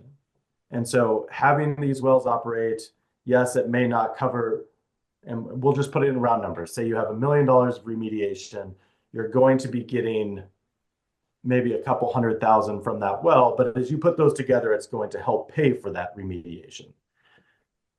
But you also talked about the way for these to become more profitable is to do the CapEx. And for a lot of these, the way to get them earning more money is to do the CapEx. But you can't do the CapEx expenditures for refracs because you're spending money on the remediation. So how do you do those together to make sure that you're getting that? So if you have the overhead space in your shop that you're talking about of, you know, that rent money isn't going away, or you have a loan that's not going away. So yes, you're making it piece by piece, but you're not making enough to cover the loan as well as the rent, the cost of everything else. How do you resolve that issue? Well, we don't have the loan, but if we were to go out and do that, and the loan proceeds could be used just for this, and the bank knew that they would get their money back, I'd go. I mean, we could go do that, and we should go do that, and that'd be wonderful. That takes our time and energy and effort, which I would personally love to do. We are in the oil business, and development activities are part of that. You know, you're not wrong. It has been a while since we have done development activities, and there are lots of people who would love to see it done. I mean, if we can focus on that, then wonderful. We have focused on making sure that our obligations are taken are considered first and are taken care of first. And we figured in order to enable us to do that sort of development activity, we had to take care of the remediations first. We had to take care of these issues first. And so we want to knock them out, you know, be in good standing and develop, you bet. That would be an ideal scenario. And so, and we've touched on this a little bit, but again, one of the things early in your testimony that you talked about was looking at the profitability of the field overall. So if you're looking at the field overall, if you're having a well that costs more to operate than that $297, do you continue to operate it as long as it's bringing some money back? At what point in time do you make that business decision that we need to plug and abandon, reclaim this well because it's not adding to the profitability of the field overall? Understanding that that also is going to cost money to plug and abandon and reclaim. Right. That does happen. I mean, I would say, you know, in those cases, you really have to look at it well by well, see what upside there is. You know, if there is a potential to increase production through a frac, or an acid job, or you know, or changing its production configuration. Could be on plunger lift and it needs a pumping unit, or vice versa, or yeah, you know, there are opportunities. But let's say that you know, we evaluate all those things and really, you know, we don't think there's much left. Of course, we'll plug it. No. So that business decision is made on a well by well basis. But what you're having us look at here is the lease operating expenditures for the field overall. Correct? Well, Ms. Clark did prepare a decline curve analysis and analyzing, each well's individual production characteristics, and yes, did apply a field-wide cost, and still, there's a lot left in these wells. But what I want to focus on there for a minute is understanding the well by well analysis of what it could produce, but also what you talked about going into your well by well analysis of at what point in time do we make that business decision to plug, is the idea that maybe there's additional maintenance beyond that 297 that needs to be done. There's additional repairs that need to be done, and the amount that's going into that well is going to outpace what production you can have. So why do we need to look at the field-wide LOE expenses if some of those individual wells may have significantly greater expenses, work that needs to be done on those? So I think that hits actually exactly why my analysis is at 297 with just these wells. And Lily used Ms. Clark used a larger number. So including those field-wide costs, you do have, and kind of field-wide averages, you have more. In this case, it's less. So we did do an analysis on just these subject wells, and it would make, if you use this number in her analysis, those wells would be even more profitable. But the looking at specifically these wells still would not include remediation costs, plugging and abandoning costs, etc. Well, no, because you're forward looking, and you're looking at the future profitability of the well, regardless of existing liabilities that would exist whether or not you had that well. So I guess in a different way to look at it is, as you're creating your lists of future costs that you have to do, you're looking at, for your store, you're saying, we're going to have to cover rent, we're going to have to cover salaries, etc. Are you including that plugging and abandoning costs and those remediation costs as part of that overall when you're looking at the profitability of that well? Well, I think you're looking at, it's a slightly different scenario, right? So if I were a new buyer thinking of buying this tourist shop, and there was a pending renovation that needed to be done, that's not even sure. I'm trying to run with my own analogy here. Yep.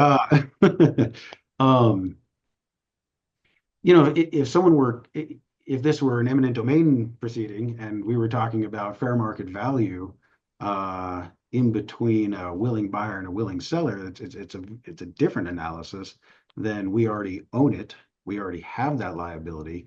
We already own our tubulars and pumping unit and salvage value. To us continuing to operate the well, it is profitable, and we should continue operating it, and we should, we can use that money for many things, remediation expenses, eventual P&A, or overhead, then office space, or development activity, right? All those dollars can be useful for all sorts of things for us. If we are looking to purchase the property and, we were saying $1 million remediation, then, really that is our responsibility, KBK's responsibility, that is. Maybe we would sell it without that liability and we retain that liability. I don't know. I'm making up a scenario here, right? But so ultimately, you're putting a discount in the transaction aspect of what you're talking about for that outstanding liability, whether it be remediation, plugging and abandoning, et cetera, et cetera. Not necessarily in that scenario, there wasn't discounted and we just retained it because it's already ours and it doesn't matter whether or not we plug the well, we have that obligation. But you could say the price is discounted because what you're selling it for is not including that liability. I think I'm saying the exact opposite of that, actually. We are not discounting the price because we're So, but given that it is with you, is KPK ultimately looking at that overall remediation cost, looking at that overall plug-in and abandonment cost in terms of what it thinks the overall future value of these wells producing will get to? Understanding that, as you said, you've made the strategic decision of CapEx being spent on remediation as opposed to things like refracs. So if that's the case, are you saying that KPK believes continuing to operate the wells as is without the capital expenditure of that will cover the costs not only of the wells, the costs of the overheads, the office space, your equipment that you have, et cetera, the salaries, and the plug-in abandonment costs and the remediation costs, and you would still have money left? So I am saying that, yes, essentially the entire field and our asset base makes sense. If you look at it as a business, the business makes sense. Yes, we should continue producing, and that money can go to the needs of the business. And in it making sense overall for the business-wide profitability, does that take into account the refracs that you're not spending money on? Does it take into account the potential use of EOR, which you don't necessarily have the money for yet, the grants for yet, the use of CCUS, which you don't necessarily have approval for yet? Is that what makes it profitable, or as is with just the producing wells, does that make the business profitable? As is, if we continue running our business the way that we should run our business and we're allowed to produce our wells and we can continue operations, yes, this is a functioning and profitable business.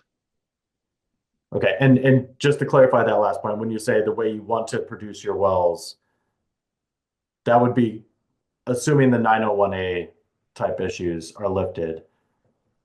But would that include necessary remediation being done first or in tandem?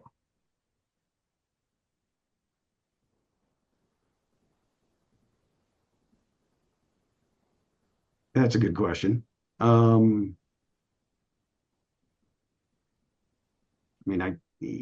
It really, well, I guess I'll put it this way. The 901A order itself says that we repair our flow lines right away. So the wells, by and large, could be operated right away. In order to get it lifted, is the subject of many of these proceedings, and that's really a deep question. I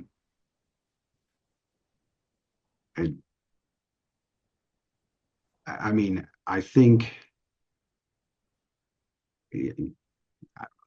the wells are good wells. They have a lot more to give, and they will, if we can produce them, they will continue to help, run the business. First and foremost, do these remediations and take care of all of our other obligations. Okay. And then I think one final question. You talked about refracs and having done most of them previously, and I think you said one in 2018 in response to Commissioner Messner's comments there. In your experience, are refracs always successful? And if so, is there varying degrees of success based on those refracs? Yes. Yeah. Definitely. There are some that are amazing. There are some that fit the type curve, kind of, the average trend, and there are some that aren't great. Do we have a lot of economic failures? No. It's a pretty low risk thing to do because the well's already, in existence. You already understand the geology.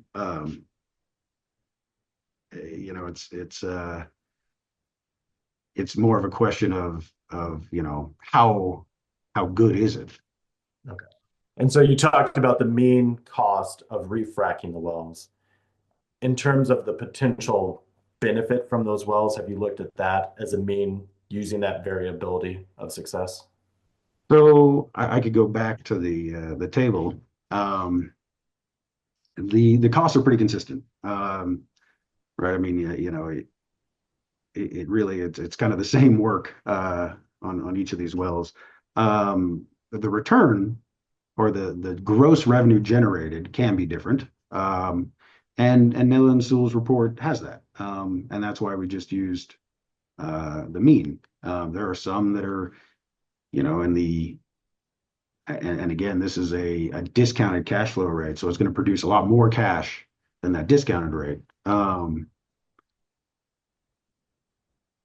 are some that are really high. There are some that are lower. And so that's why it makes sense to use a mean. But using the mean for the cost as well as for the economic benefits of it. Yeah, but the mean cost is really a narrow range. I don't think there's substantial differences. Okay. I think those are my only questions. Thank you. All right, further commissioner questions? Commissioner Ackerman? Thank you, and I think these will be more brief. I appreciate you being here, Mr. Kaufman. Thank you for answering our questions. I do just have kind of one remaining question associated with the refracts that have been discussed pretty heavily so far, and pretty pointed, and have the same question with EOR and CO2 recovery, so I'll kind of lump them together. And I'm just trying to understand if KPK has developed any plans or done a feasibility analysis or evaluation or any negotiations or, et cetera, or taken any business actions that demonstrate that you are engaged in or plan to be engaged in refrac or secondary or tertiary recovery or CO2 sequestration with any of the wells in question for this application. Compound question, does that come through? Yes. So the refracts, have been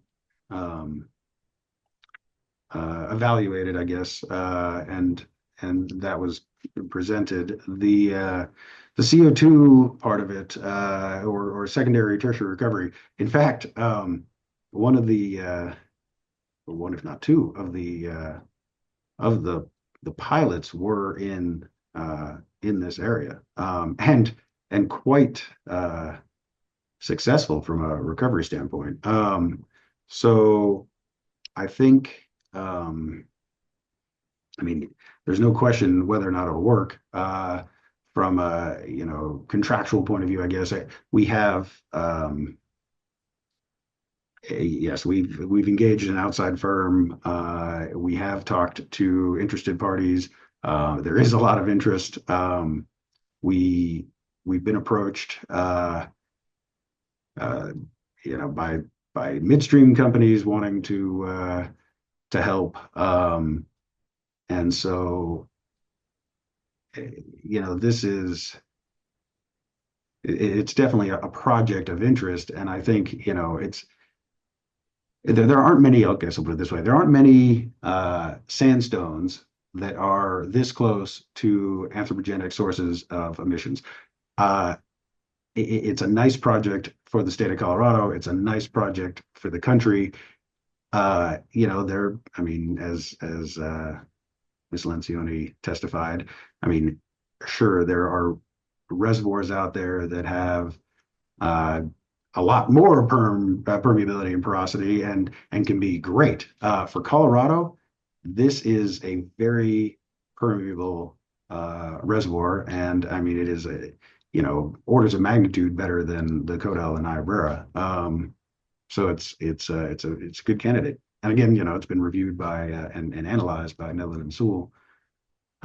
which, I mean, to give you a little background on Netherlands and Sewell, they represent, many Fortune 500 companies, many state-owned oil companies, Pemex. They, uh, they do their reserves analysis. They're a very well-known firm. Thanks for your response. I appreciate that. And just to make sure that I understand clearly, in these analyses that you just discussed, you're saying that these wells that are the subject of this application have specifically been included in those analyses. Yes. Okay, thanks for the clarification. And you mentioned Ms. Lencioni. This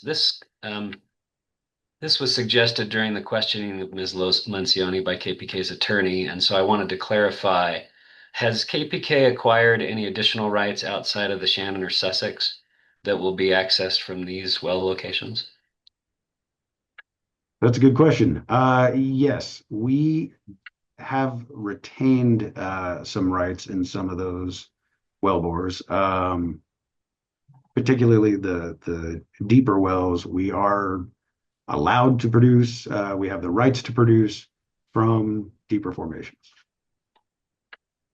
And then that would also, same clarifying question, include the wells that are the subject of this application?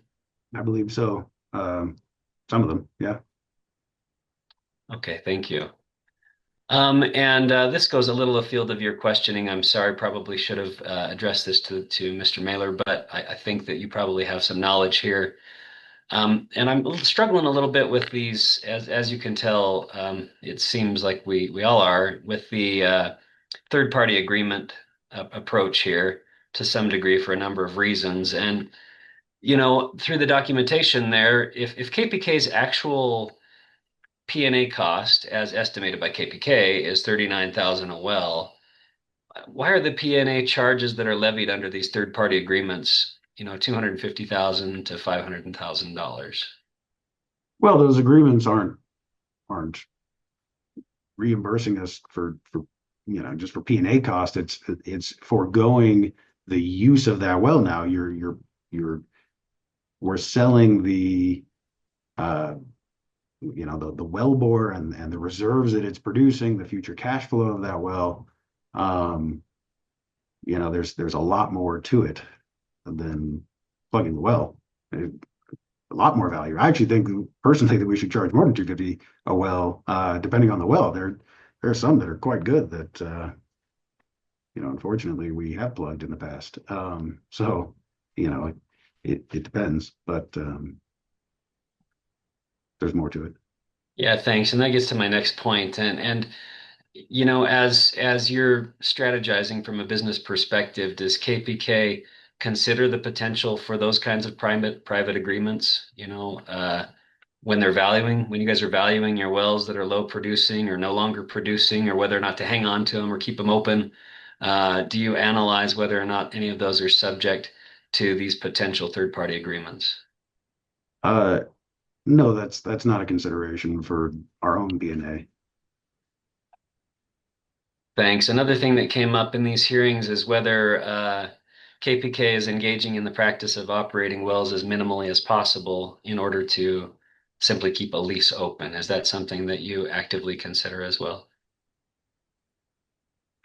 I think there are cases sometimes where we will do certain operations to maintain a well, and depending on resources and what we need to do, maybe there's some additional upside that well has that we're not taking advantage of yet because of our other focuses.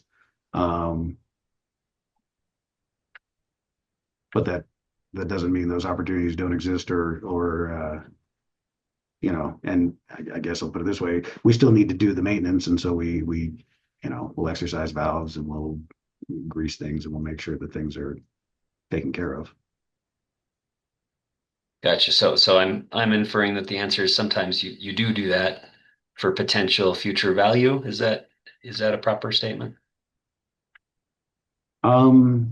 Yes, right. I guess so. Where we've identified that we need to put a piece of equipment on something, or I'm sure there are lots of different scenarios. But yeah. Thanks, I appreciate that. And I don't mean for this question to at all turn into a pop quiz for you. I have a couple of these answers, I think, but can you remind me how many wells KPK operates in total? I think I testified to a bit over 1,100. The exact count, I'd have to dig a little, but Yeah, I had the same answer, so thank you. And of those, do you know how many wells, again, I don't intend for this to be a pop quiz, but I have looked this up, that you've P&A'd over the past couple of years? that one I don't have off the top of my head. Ms. Clark does a lot of that work, and so she would probably be better suited to answer that question. Sure, and I thought that might be the case. You can't know all operations at all times, real time. But what I found was that in 2024, KPK plugged and abandoned 2 wells, and in 2023, they plugged and abandoned 4 wells. Does that sound could it be kind of close? I would be surprised if it was that low. I think the number's probably higher, but I really don't know the numbers off the top of my head. Okay, gotcha. And uh, what I'm getting at here is why? What analysis resulted in the closure of those wells, and kind of what do you do to analyze whether or not you should plug and abandon a well? And how does that same analysis apply or not apply to any of the wells in question in this application? So, yeah, maybe a little more specific example would be helpful, but I can think of a well that we plugged recently that, yeah, it wasn't just there was only one or two producing formations already producing from those formations. Really, it's not a refrac candidate. It was a D or J sand well, and that doesn't mean that the J sand couldn't be refract, but in this case, we determined it was depletion, and we we didn't see any additional upside. It really wasn't producing very much, not over its direct variable costs, and so we plugged it. Gotcha. Thank you. And I appreciate that general answer, knowing that it's a little hard without specifics. When the relevant local governments presented, they showed data on a number of these wells that were also not producing anything. And granted, I do understand that some of them are under closure, but some of them were very low or non-producing before that. I'm just trying to really figure out the differentiation between that type of a well and a well that you decide to plug. And so any additional information that you could provide for me on why these aren't candidates for plugging or why none of them are a candidate for plugging, per my assumption, you can correct that if it's wrong. I'm trying to figure that out. So, many of them are shut in, unfortunately, because of the 901A order, and so we hope to overcome that. But if you turned them back on, they would be productive, positively contributing, making a profit on a well basis, and towards a profitable business. I think like with the other well, there really wasn't any additional potential, whereas these do have, the Sussex is a good formation to refrac, and there are some cases where I can think of one well in this package that needs to, we've kind of outfitted it with all the equipment that it needs. We just need to complete the job. There's not much additional CapEx remaining, but that production configuration change that's the I-25. It'll boost production, and we've done similar artificial lift conversions essentially throughout the field very successfully. So there's a lot of upside in these wells, whereas the wells we have plugged, we determined that there wasn't not only upside but continued productivity, I guess. This is going to sound really terrible, but I've drank 2 bottles of water, and it's starting to really hit if I may take just a couple minutes to a little bio break. Commissioner Ackerman, what's the length of the rest of your questions? I really just have a couple more, and so I'm also in the same boat as Mr. Kaufman, so I'll be fast because of it. Sorry, I just didn't mean to overshare. Not at all. I appreciate that. Just really kind of two primary questions remaining then. The first one is on the same line, and it's to me, it's kind of appearing clear that the KPK is not considering any of the wells in this application for any near-term plugging and abandonment. Can you confirm that that's true, or are these wells under constant evaluation for potential plugging and abandonment? Um, they're not on any list. I think I mean, we have gone well by well and evaluated their productivity, um, and so they are not on a plugging list. That doesn't mean that if there is something that comes up, that we would be opposed to it. I mean, of course, if there's a reason that we need to plug the well, because the well can no longer produce due to let's say you don't we turn it back on and you really don't have any inflow and there's no potential for, I mean, I would at that point, there are some other operations you can do, refrac being one of them, an acid job, maybe a pump configuration change, and we would try those things first, but well, they probably work. But anyway, of course, we're not opposed to plugging wells when necessary. Thank you. I appreciate that. But I'm getting from that these are not on any kind of a plugging list, and you don't have a near-term retirement plan for any of the wells that are subject to this application. That'd be correct. Yeah. All right. And then I think just this is my final kind of thought, wondering, I guess, question. Is that we had some presentations by the relevant local governments that took these well by well, and they talked about them, and they looked under our regulations, and they made their argument as to why these are not currently used or useful. And KPK's attorneys requested a continuance to be able to present a presentation in a way similar to the local government's presentations. And so I'm trying to figure out why KPK didn't address these on a well-by-well basis and go through each of them and refute the relevant local government's assertions, or bring their own data to refute or to reassess those assertions and to demonstrate under those same regulations why each of these wells, one by one, are used or useful. Thank you for that question. Ms. Clark is about to testify to exactly that. She has spent many hours preparing that analysis for you. Thank you. I wondered if I might be getting ahead of incoming testimony, so thank you. Mr. Chair, that's it. Thank you, Mr. Kaufman. Thank you. Any further questions? All right. Mr. Schwartzendruber, that was some extensive commissioner questions. I will give you a chance at redirect if you feel it's necessary. I almost feel bad holding Mr. Kaufman up. And do you want to, we're going to go take a lunch break next. Do you want to start out with that after our break? I think I have one question maybe, so if that's okay, I think that'd be go for it. cool. Mr. Kaufman, I know you were asked some questions about the agreements that Mr. Mailer presented by Commissioner Ackerman. Do you know whether in those agreements KPK has generally taken the role of plugging and abandoning the wells in those plugging and abandonment agreements? Whether we perform the plugging ourselves? As a general matter, yes. Yes. And so that's a cost that then is incurred by KPK in connection with those agreements, correct? Correct. Okay, and so the value that is exchanged hands by way of money accounts for that fact, correct? Yes. Yeah. Okay.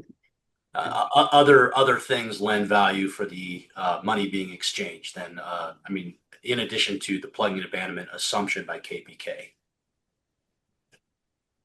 That wasn't very. We're compensated for other things. We're compensated for the value, the productive value of the well. We're compensated for.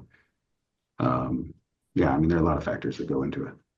And reserve value is one of those factors. Reserve value is one of them. Okay, and I'm sorry, my question wasn't that great, but you answered it. Foregoing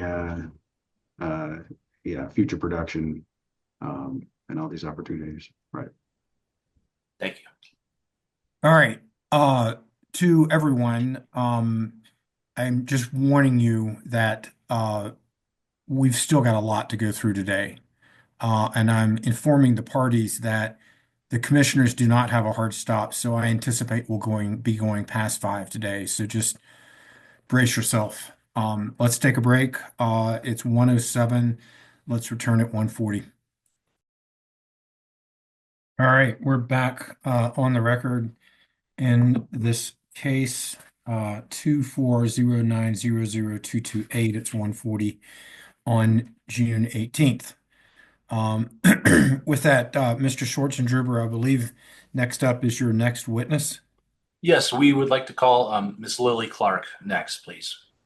All right, I see she's visualized and elevated. Ms. Clark, my Attorney General is going to swear you in. Okay. Thank you, Chair. Ms. Clark, would you please raise your hand, state your name, and say that you swear to tell the truth? My name is Lily Clark, and I swear to tell the truth. Thank you. All right, Mr. Schwartzendruber, go ahead. Thank you. Good afternoon, Ms. Clark. I would just ask that you please identify yourself and go ahead and present your slides. Very good. I will share my screen here.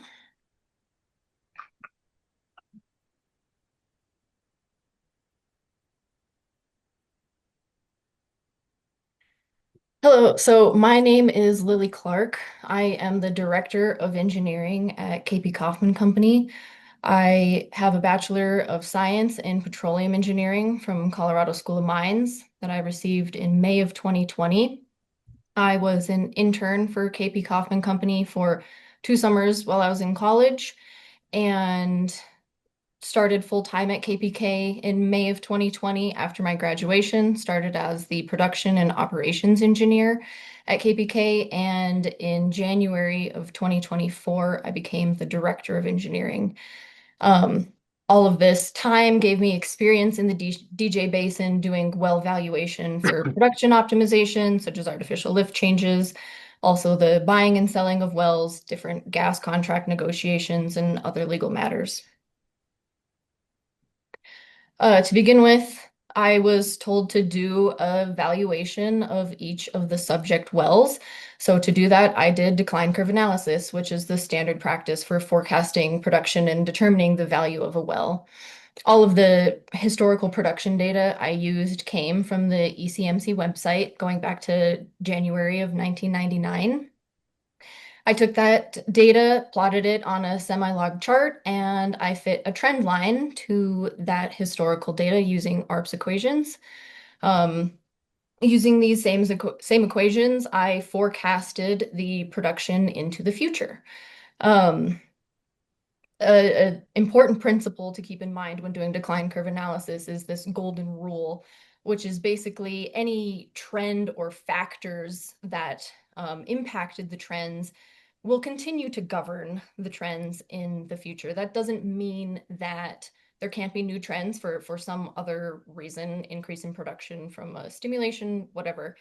That means that you then have to forecast based off of those trends and be uniform with that historical data. You can't create a forecast that doesn't follow what was historically established. After I created those decline curves and forecasted the future production, I put that data into an economic model and determined the value of the reserves through the end of the life of the well. This slide is a number of textbook definitions that are used in decline curve analyses and determining the net present value of any well. One being that the economic limit of a well is when revenues are equal to operating costs. Mr. Kaufman testified a lot to this, but that means that the expense to plug and abandon is not used in a net present value calculation. That cost is a liability. It's not even a capital expenditure, which you can see in one of my subsequent definitions. If you had to evaluate the gross revenues of a well in comparison to a P&A cost for the purpose of this 211, the actual cost for KPK to P&A a Sussex well like those in this case is around $39,000. Once again, operating income is the cash flow to working interest operators after state and local taxes have been paid, but before investments have been made.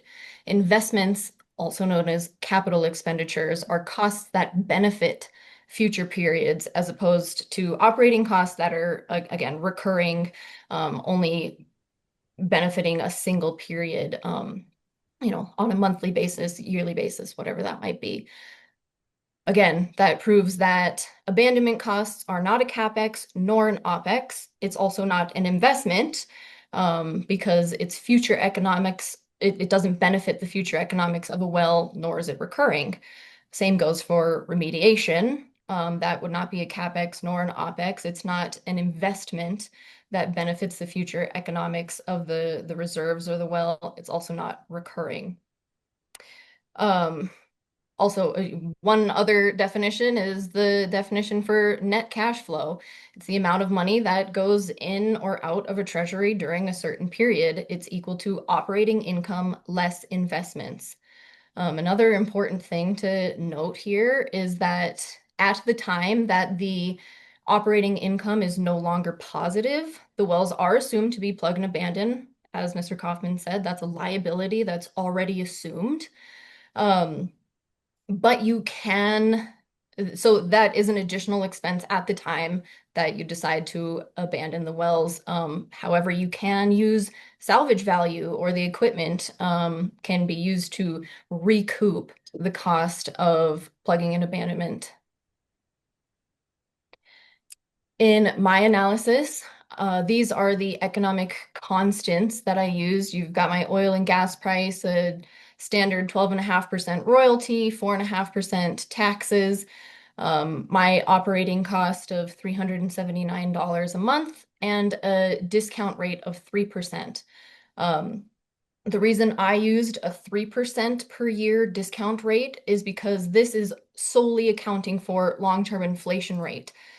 In this situation, KPK isn't looking at any sort of transaction where we're taking on additional risk. There's also no investment hurdle that we need to overcome and get a return on that investment from. We're just producing these wells as they have been for several decades. And so we can use that lower discount rate. There was a lot of talk about the operating expense used in our exhibits. In my particular analysis, I looked at the operating cost for all of Spindle, not just the subject wells on this case. And I do include line items such as insurance, MIT, pipeline repairs, pumping services, etc., which Jeffrey testified to either being overhead or non-recurring. Basically, I did this just to give an overly conservative analysis. The pricing that I used was in alignment with the current prices at the time I did the analysis. However, I ran some sensitivities, and even with much lower oil and gas prices, we still had positive net present values for our wells. There's also a lot of additional economic viability that wasn't necessarily in my economic analysis, but was tacked on to that net present value. One being the Sussex refrac potential. It was a stamped, booked report by Netherland Sewell in 2014. The price deck that they used was very similar to the pricing that I used in my analysis. And the cost to refracture that Netherland Sewell used in their model was quite high compared to real cost data that we have. So it's reasonable to say that even with inflation, the cost to refrac now, we would still have a great positive net present value from refracturing these Sussex wells. Additionally, we have the CO2 EOR and sequestration viability. Another study performed by Netherland Sewell showed that CO2 EOR could recover an additional 40 to 60 million barrels of oil and could sequester 19 to 21 million tons of CO2 in Spindle. This study didn't take any issue with the number of penetrations in the Sussex, which I know has been a topic of discussion. This is because at that point, a lot of those producing wells will be plugged and abandoned, and there will only be specific wells left that will be the CO2 injection wells. The additional value for this sequestration and EOR isn't reflected in my net present value, though. It's just an additional viability. Next, I identify a number of issues in the analysis presented by the cities in Ms. Lencioni's analysis. The window of time is inappropriate. I think she only uses the last 10 years. And it's not inclusive of a historical comprehensive trend. It's especially true because the last 5 or so years have been subjected to forced shut-ins or other surface issues that have artificially impacted the production, which is different than how the reservoir would behave. So if you have that historical production data available, that should be used in the analysis. There's also several occasions where there's no oil forecasted for wells that have been forcibly shut in. The forced shut-in doesn't indicate that there are no reserves or value in the reservoir anymore. Again, it's artificial. Her curves don't follow that golden rule that I mentioned. The golden rule doesn't mean that wells can't have new trends, but you need to forecast something from something that is established. You can't have a made-up curve that doesn't fit the historical data. There's also several scenarios in which it's even in the time frame that I object to, you could forecast production, and she doesn't. There's another pretty glaring error in her reports in Frederick's Exhibits M and RR. Ms. Lencioni applies a 95 to 96% royalty on gas. And that is just categorically incorrect. And that report can't be used in determining the economic viability of KPK's wells. Additionally, the Dacono's Exhibit EEE has that same error. And so that just, again, can't be used for determining the economic viability of these subject wells. Here I have a comparison between the double L analysis and my own analysis. The graph on the right is Lencioni's original decline curve, and then I have my own markups, basically. When I was first presented with the exhibits, I just went through and marked them up. Again, I disagree with the time frame used in the analysis to begin with. However, I marked them up. If I had to forecast using this truncated time frame, where would I trend from, right? So you can see clearly this is my markup. There is an established gas trend that could easily be forecasted from. There is an oil trend that could easily be forecasted from. This fits the historical data very nicely. This makes no sense. This does not align with any historical data whatsoever. And she doesn't have any projection for oil at all, though there's clearly a trend. Jump over to my chart. It fits the historical data and historical trends pretty nicely. So again, the golden rule says you have to trend or forecast off of established trends from uninhibited production.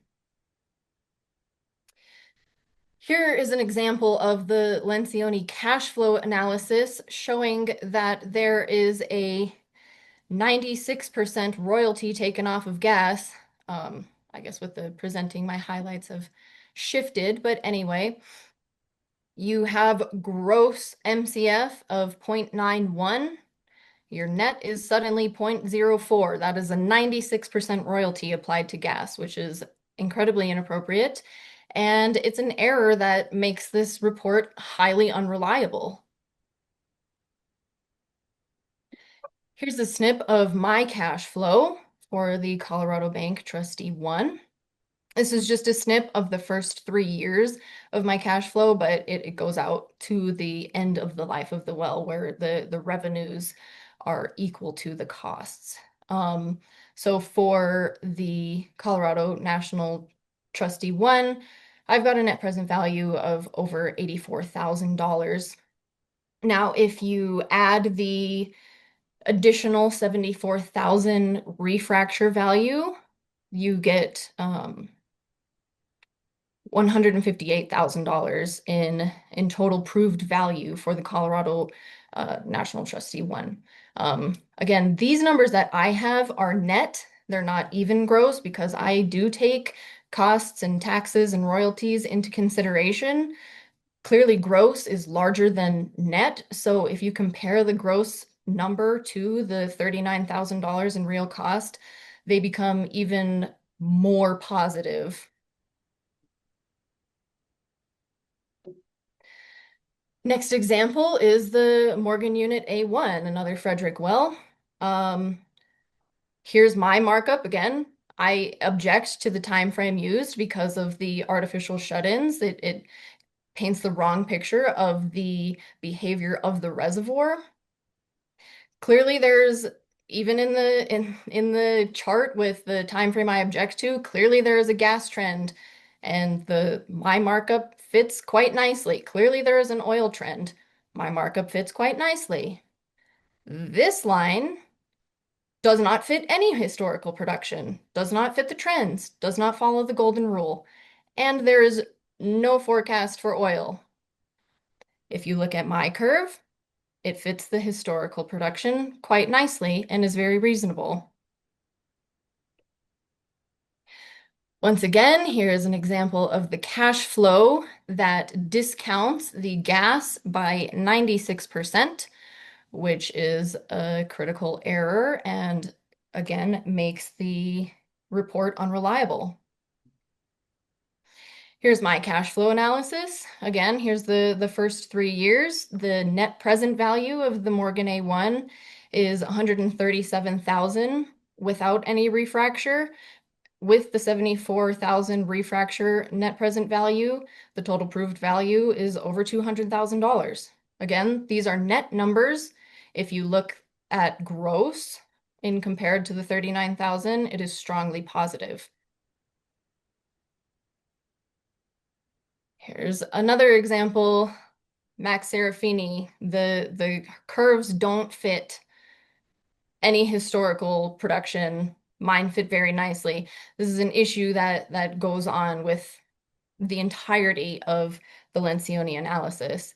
I can skip forward for the sake of time. I'll go to one Dacona well. Clearly you could trend oil. It's nice and flat, very low decline. That's the beauty of the Sussex.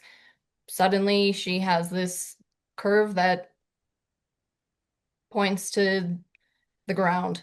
Then you've got gas that could be easily forecasted. But we have another trend that doesn't fit this historical data here. If you look at mine, fits very nicely. Here's a snapshot of my economic projection here. I've got $65,000 of net present value without refracture, and with the 74,000 NPV from refracture, the total proved value is 139,000. Once again, these are net numbers. If you look at gross, which is larger than net, it is even more positive. So, in conclusion, the analysis done by Lencioni is in an inappropriate time frame. It has a truncated window that is only looking at times that are subjected to forced shut-ins or other surface issues that have impacted production other than how the reservoir would naturally behaved. Also, the Lencioni reports don't provide decline curves or cash flows for every location, so I don't know where the basis for all of her economics are coming from well by well. They often don't forecast production for wells that have been forcibly shut in. Again, I showed you many curves where she could have forecasted oil but didn't. Forced shut-ins aren't indicative of reserves no longer being there. Again, you can look at her curves and see that they don't follow the golden rule. They don't fit the historical production whatsoever and don't follow the proper trends. Lencioni report also suggests using higher operating expenses, including field-wide overhead, that are over-inclusive and inaccurate according to KPK's real cost data.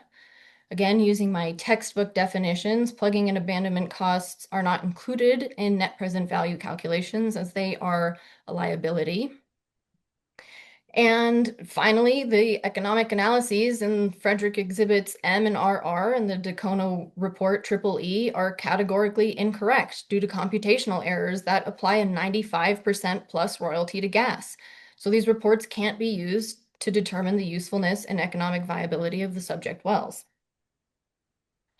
In KPK's analysis, all but a few of KPK's wells have a positive net present value even without fracturing. All of KPK's wells have a positive net present value with refracturing. And we have multiple future non-speculative beneficial uses, such as EOR and carbon capture sequestration. All of KPK's gross revenues are in excess of P&A liability, and forcing P&A will remove all economic value from these subject wells because KPK will no longer have the ability to produce from these already existing wells, and they will lose access to the reserves because new drilling would not be permitted in these areas. So that is the end of my presentation. I do have well by well analysis. We could go into more, but for the sake of time, I will leave it there with the examples I used. And Ms. Clark, just to clarify, the convention that you followed in the slides relating to the wells that you discussed is essentially the same with every single well that Ms. Lencioni analyzed as well? Yes, exactly. I make the comments on each well by well, the errors that I've pointed out here, they continue throughout her entire report. And so I do have those bullet points for each and every well location. Okay. And so so what you said, the specific problems with each well are enumerated in each of those slides then? That's correct. Okay. And this error relating to the gas revenue interest, just to be clear, that error pervades the entire Frederick report such that it affects every single well within Frederick, correct? That is correct. And then it's just one well in Dacono then? Yes. And off the top of your head, do you have the name of that well? That is, I believe, the Coslet A9. Where that particular error was carried over in Sorry, that. it's the Coslet A4. Okay, thank you. And so that error then carries over to essentially all of the bottom line economics in Ms. Lencioni's report for each well within the Frederick report, as well as the Coslet A4. Absolutely. Oh, so not only her report, but her slides as well. Yeah. Yeah. And I want to talk a little bit about the trend lines. And I believe you covered this, but just to be clear, you testified not only about her not following the golden rule, but did you find also that her abbreviated time period kind of is unduly impacted? In other words, the production trend is unduly impacted by like 901A orders and more recent events that affect surface issues? Yeah, exactly. I mean, forced shut-ins, surface issues, all of these things, those are artificial impacts on production. It is not how the reservoir would behave if it was producing in an uninhibited way. And that's what decline curve analysis intends to do, is establish the trend line based on the productive characteristics of the reservoir, not things that might impact it at the surface. Correct. Okay. And so just to reiterate your conclusion, every single well that is subject to this proceeding in KPK's economic analysis does have continued economic viability based on this decline curve analysis. Yes, especially with the refracture potential. Right. And then every well similarly there's a separate test within Rule 211 about gross revenues exceeding plugging and abandonment liability. Every well also meets or exceeds that threshold as well. Is that right? Yes, because my net present values are all in excess. The gross is even larger than those net present values. So they're even more positive than the net present values that I'm presenting here. Okay. And is it fair to say that the ongoing economic viability of these wells is really why KPK has, in large part, not determined that it's going to voluntarily plug and abandon them? Yeah, of course. There's a lot of potential. We wouldn't want to forego any potential revenue. Okay. I don't have any other questions. Thank you, Ms. Clark. Thank you. All right, that concludes direct examination. Ms. Clark, the attorneys for the city and town have a chance to cross-examine you. Mr. Sura, you're up first. Yeah, thank you. And thank you for your testimony, Ms. Clark. You included insurance costs in your lease operating expenses. Is that correct? That is correct. And is that partially due to the fact that the law requires that every well must be insured? I just took an overall comprehensive view of field-wide costs. And again, these are for all of Spindle, so that's what I used. Insurance costs will go up per well, do they not? I don't know about insurance. Mhm. You would assume that insurance costs more for 100 wells than one well. If we're looking at a per well basis, I would say that the per well cost is going to be equivalent. Now, financial assurance is now required for every well, correct? Correct. And KP Kaufman is required to pay single well financial assurance. Isn't that right? Correct. So that means that every well has to have financial assurance. Is that correct? Sure. So under single well financial assurance option 4, financial assurance costs decline for each well that is plugged. Isn't that accurate?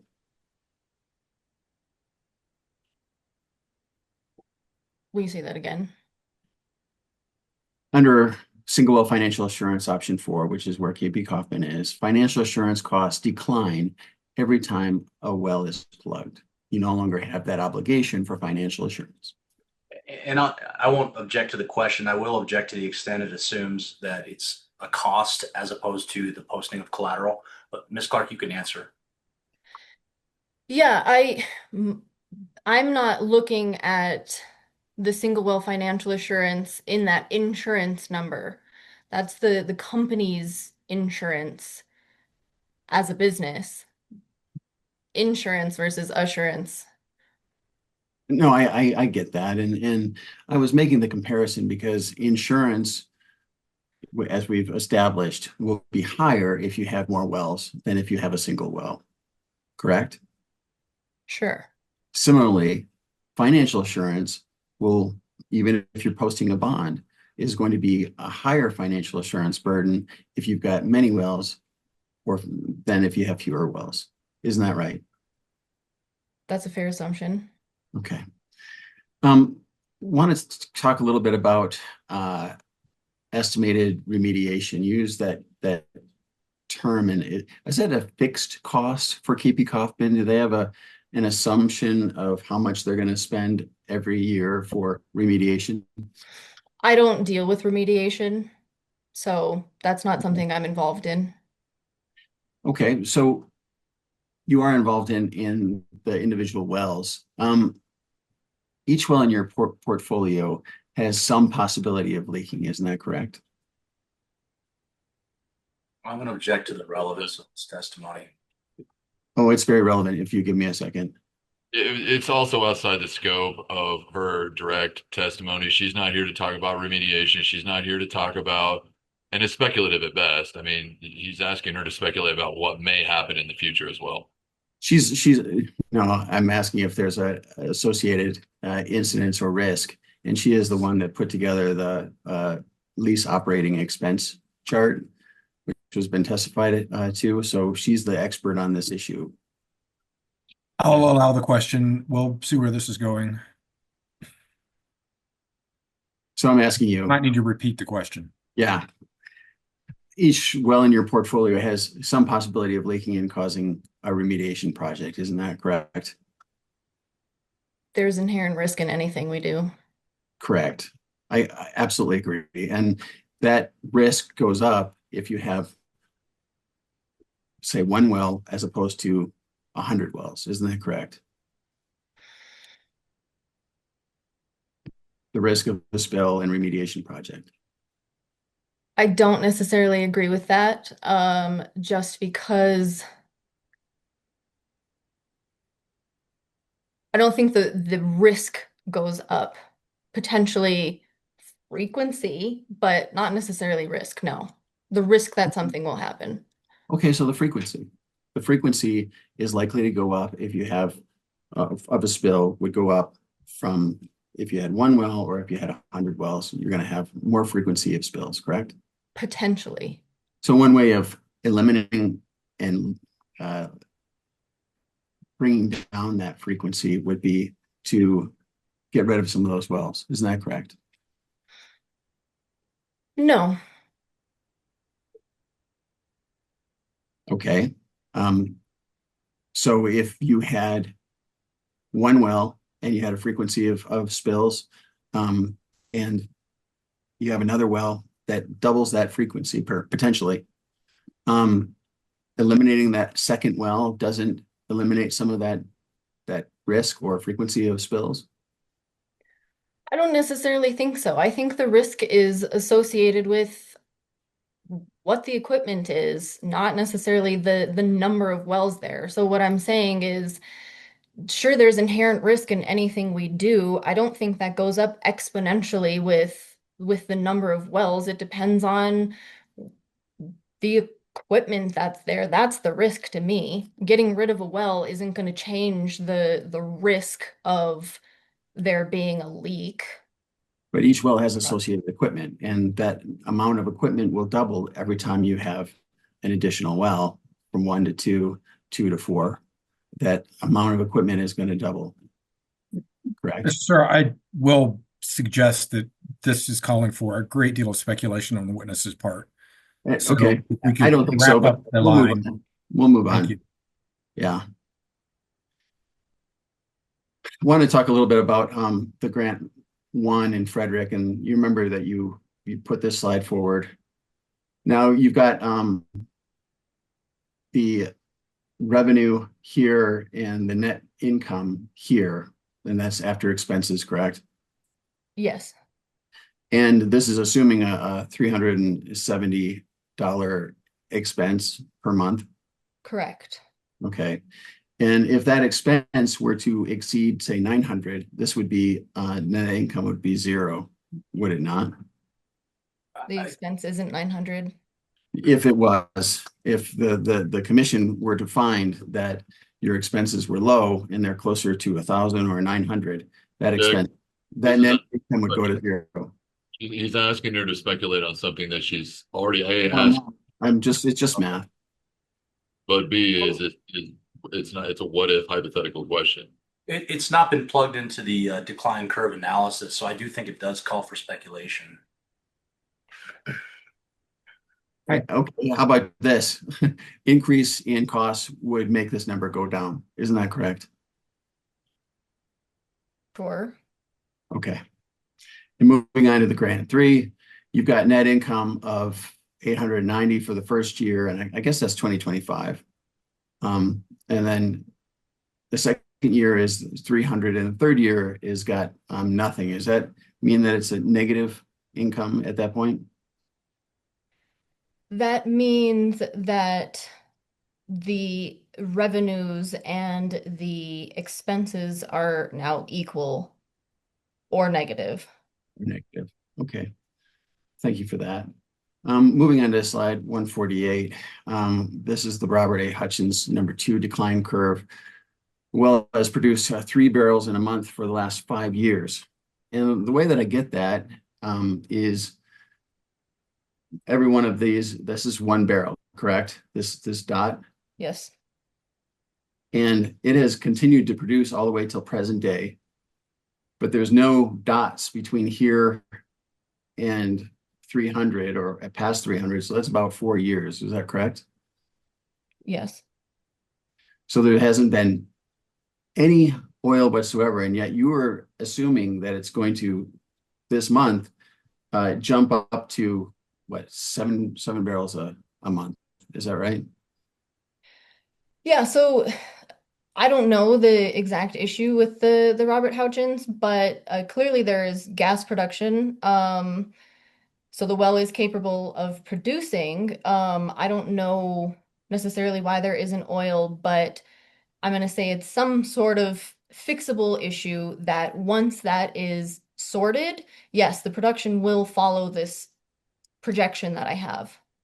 It could also be true that this is a new decline curve. You had said that decline curves can reset. They don't go necessarily from the very beginning of the well to infinity as the same curve. It can set, and maybe we're seeing a new decline curve where it's down to zero at this point. Is that correct?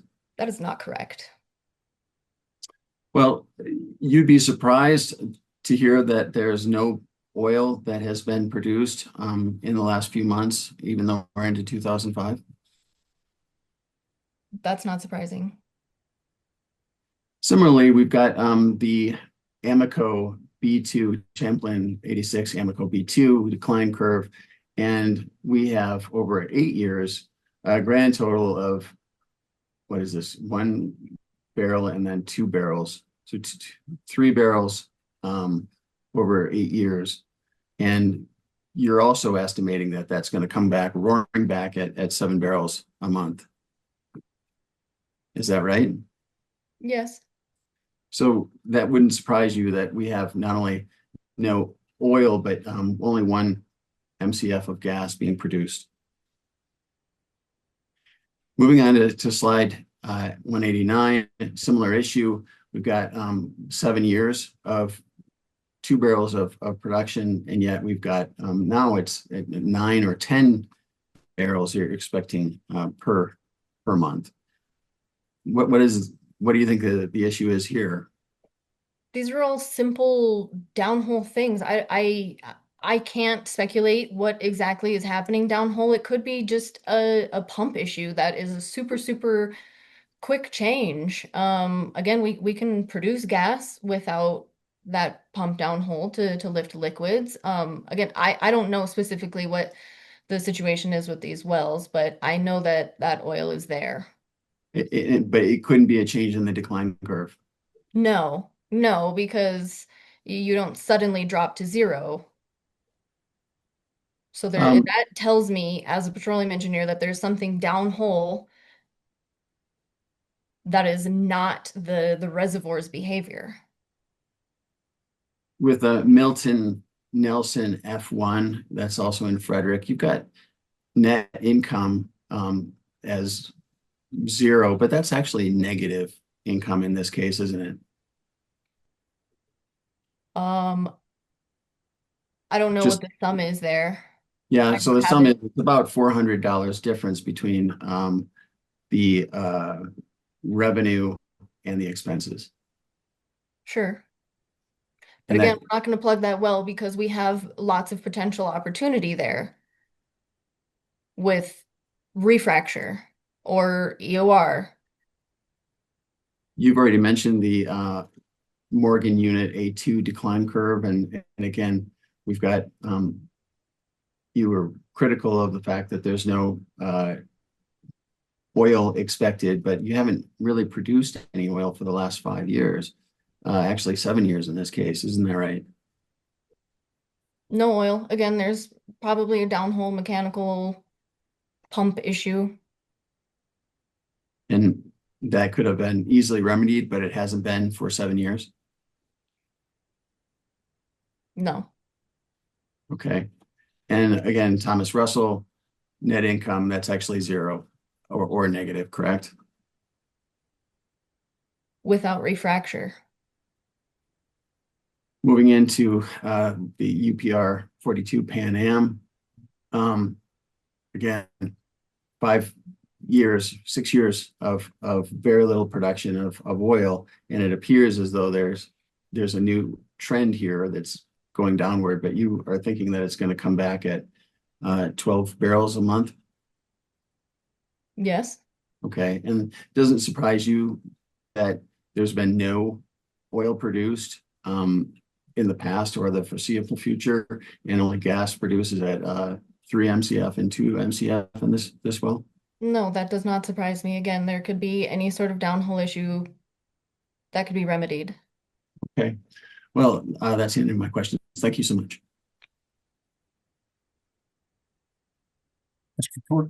Prescott, do you have questions that are different than Mr. Surs? I do. Go ahead. Thank you. Hello, Ms. Clark. How are you? Doing well. How are you? Good. Thanks. You prepared a report, I believe it was Exhibit 9. Does that ring a bell? Sure. Yeah. Okay. And you're aware that when testifying, you're limited to opinions that are in your reports that have a basis in the report, right? Sure. I'm going to object. That's a procedural question that Ms. Clark is not testifying to. And did you prepare a rebuttal report to Ms. Lancioni?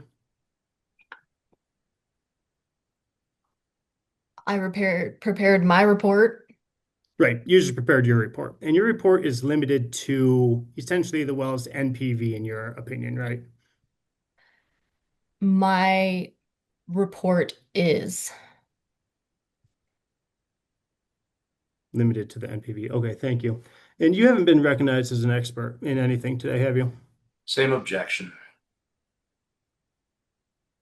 I'm sorry, what's the objection, Mr. Schwarzenegger? The objection is that I believe all of these witnesses, in terms of disclosures, have been disclosed as, at least on our side, percipient expert witnesses. And whether or not she's an expert, I don't think is a question for her to answer. My question was whether she's been recognized as one by the commission today. Okay. Okay. I actually don't know the answer to that. Good Okay. answer. And did you review the user useful factors prior to preparing your report? I did. And did you review the statement of basis and purpose discussing those factors? Being net present value, gross revenues, all of those kinds of things. I'm asking if you reviewed the statement of basis and purpose associated with the rulemaking that defined use and useful. Yes, I know the definition of used and useful. Okay, but did you review the statement of basis and purpose discussing those definitions? Do you want to tell me what the statement of basis is? So I think the answer is no. Moving on. So you said that your opinions are limited to the net present value. Which of the used or useful factors are you putting that into? Gross revenue, especially in comparison with P&A cost, the production, the Okay. production trends. I think that's the second factor. So thank you for clarifying that. You graduated from, I believe, School of Mines in 2020. Is that right? I did. And your only employer since then has been KPK, right? That's correct. And you worked for KPK while you were in school, right? Yes. So KPK has taught you a lot of what you know about wells and production. Is that fair? Yes, KPK and Netherland Sewell. Have you done trainings with Netherland Sewell? I've worked with them very closely over the last several years. So no trainings. Not official trainings. Okay, so who at KPK taught you how to conduct production forecasting, for example? Alan Harrison Okay. and Brandy Green from Netherland Sewell. Okay. And my education as a petroleum engineer at Colorado School of Mines. Let me ask you about your methodology. You did decline curves, right? Yes. And you take issue with Ms. Lencioni's decline curves not going back farther with historical production. Fair? Yes. You only went back to 1999, right? Yes. These wells were drilled in the 1970s, right? Yep. So when we look at your decline curves, and I'll go ahead and share my screen just so that we're looking at same thing. I believe this is it.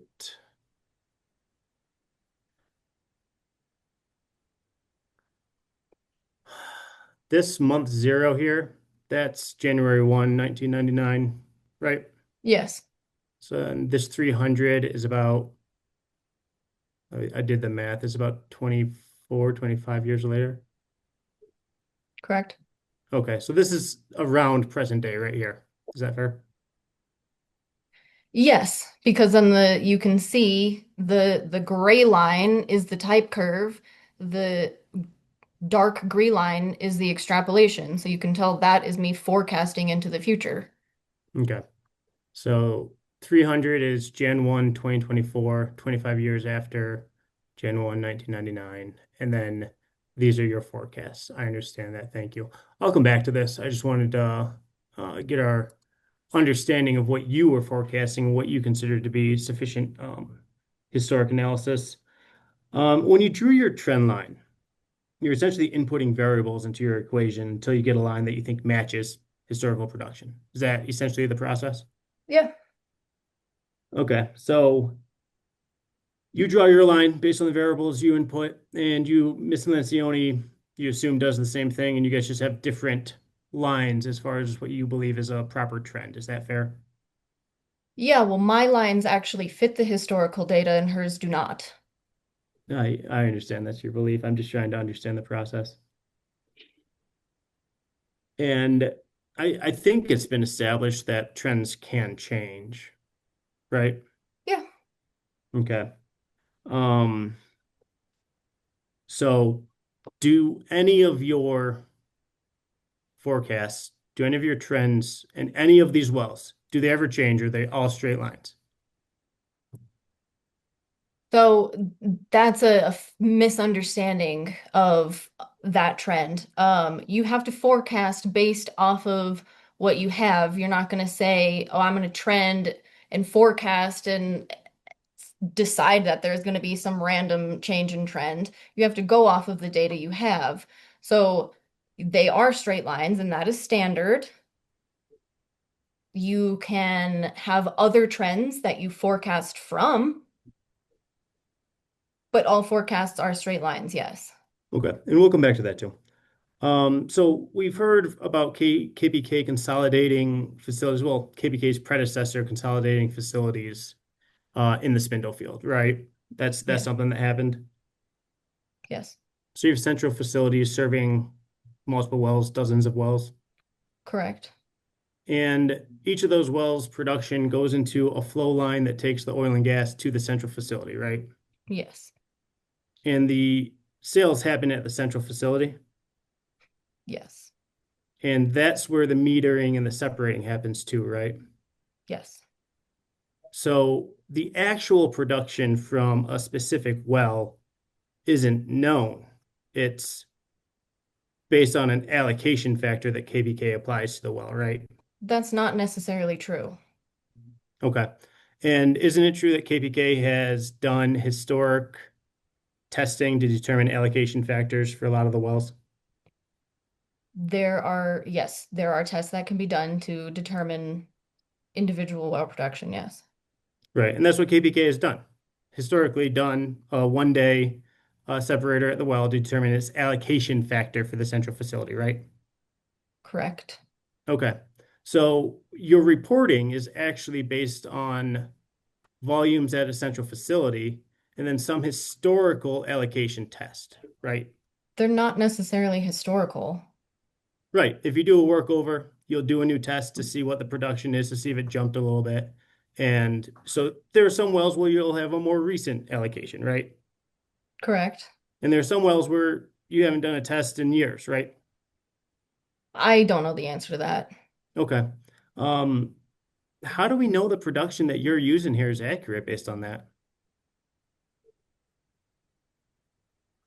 because it is based on real historic data. Historic data.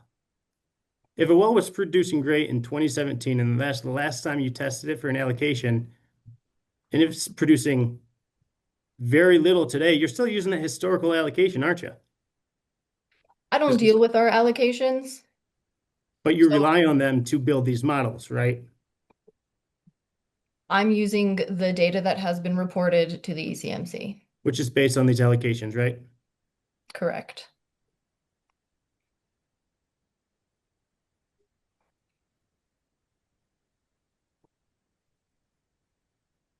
In going to your report, Exhibit 9, you provided your assumptions, those economic constraints. Is that right? Yes. And I'll have some questions about those, but I just want to make sure I understand everything covered in your report.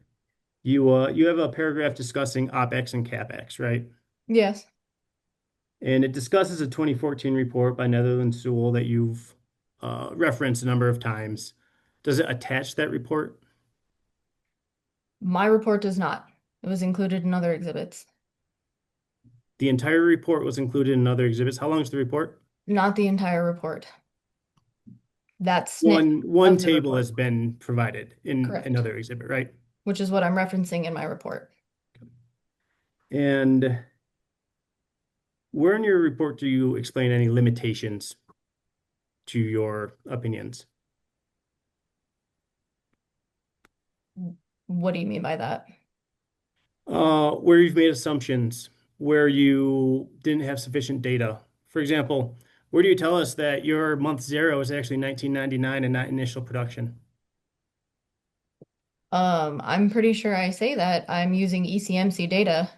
So everyone knows that that starts at January 1st, 1999. You never looked in their production books? I have. It goes all the way back to initial production. I'm using the ECMC Form 7 data. Online data? Yeah. Okay. And where do you explain the volumetric allocation that these are essentially estimated production numbers, not actual? These are actual production numbers.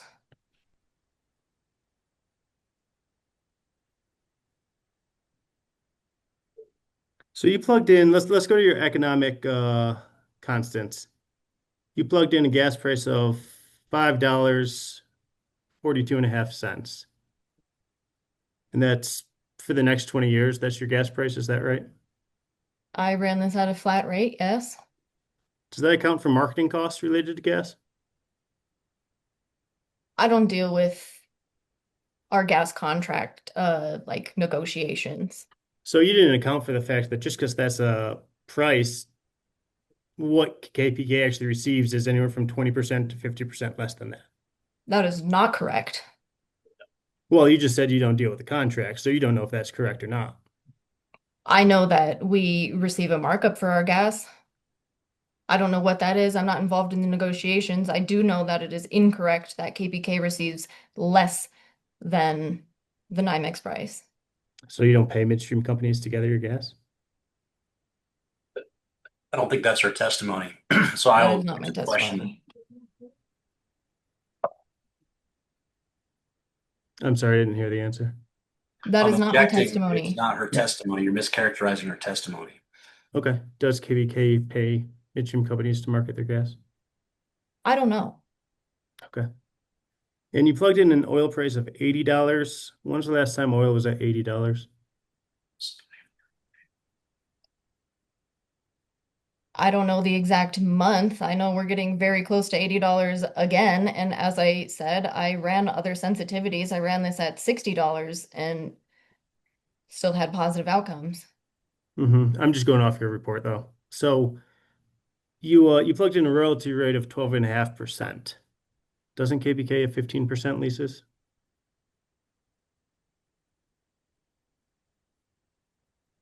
I don't know. Have you looked at the basin assignment that identifies all the leases and their royalty rates? No, I took the standard 87.5% net revenue interest. That's what you took, despite having information indicating that's incorrect. I don't have information that that's incorrect. Your company does. It's I in our don't. exhibits. I mean, I applied you're the standard to attacking all Miss of my. Lencioni's NRI calculation, which she'll admit she made an error in for some of the wells. but then you have information and you are representing that your information, your report's correct, even though the information in the record contradicts it. So how can we trust your numbers if we can't trust Ms. Lencioni's numbers on the same issue being the NRI? Well, there's a huge difference between 15% and 12.5% and 95%. Well, let me ask you about overriding royalty interest. Doesn't Amoco have a 9.5% override? I don't know. But that's not built into your economic constant, is it? I don't know about overriding royalty. I know that we have 100% working interest and we have 12.5% royalty. That is standard in Spindle Field, which is what I used. Except we're at 15% royalty. That's like, I'm gonna object. That's your testimony, not hers. We will refer to the basin assignment exhibit. It's in the record. So again, I come back to my question. Where in your report do you identify these limitations and assumptions? You're assuming this NRI, which the record will establish is incorrect. So where did you identify where you're making assumptions, where there are limitations, anywhere in your report? In this table, I assume that my royalty is 12.5%.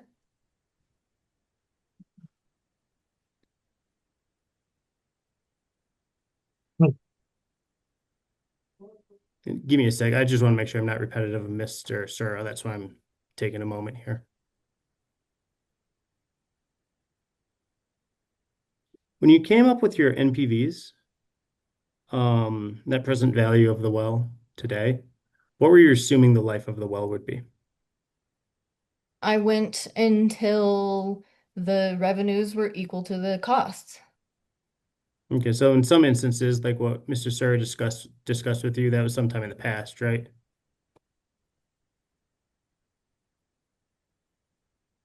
I went until the value was either zero or negative, which you can see in my cash flows. So can you give me a general, estimate? What's the general amount of positive cash flow you have for these wells based on your calculations? I think it was all but 3 wells. Or And positive those, today? yeah, And would be positive for how long? What's the average? I don't know that number off the top of my head. I could get it pretty easily. Okay, and to keep these wells in a positive cash flow state under your analysis, did you analyze what kind of work needs to be done to keep them there? Well, yeah, that's baked into the operating expenses. The historic operating expenses, you mean? The operating expenses. Your operating expenses are an average of costs you identified from the past 5 years, I believe. Real cost data from the last 5 years, yes. For these wells or all the wells in the Spindle Field? All the wells in the Spindle Field. Okay. So you didn't do actual cost analysis for these wells, right? I did not. Jeffrey did. Okay. But you used your analysis. So we're talking about your cost for all the wells in the Spindle Field averaged and then applied to these specific wells. I just want to make sure I understand. That's correct. Okay. And fair to say that these wells were chosen because they have more issues than other KPK wells?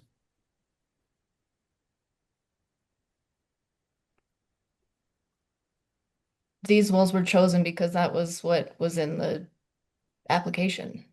Right. Did you read the application? Not thoroughly or in total. Okay. Do you recall the issues identified in the application with these wells? Most of them are subject to the 901A order. Okay. And the 901A order requires some amounts of integrity testing. I'm going to object. She's not here to talk Remediation. about the compliance, or she's not here to talk about the scientific nature. She's here to talk about the economics of the well. So he's asking for speculation, and he's far off of what her direct testimony was. I'm just responding to her answer. Tend to agree. If we could move on. All right, let's go back to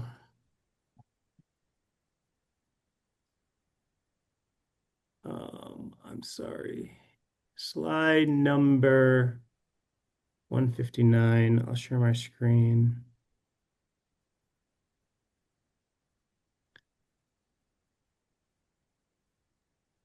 All right, this is the foreman number 4. It's one of the wells in Dacono. And I want to look at the production from roughly 2005 to present 2020, whatever you wish. We have no production for, and very little production recently for 15, 20 years here. Do you agree with that? Oil production. There's very little oil production. You're right. I'm only looking at oil at the moment. Thank you for clarifying that. And in the past year, we're looking at 1 to 2 barrels per month. Is that fair? You have to account for the days up, though. You can't say that there was only 1 to 2 barrels per month across 30 days. If it was only up for 1 day, that is equivalent to a barrel a day.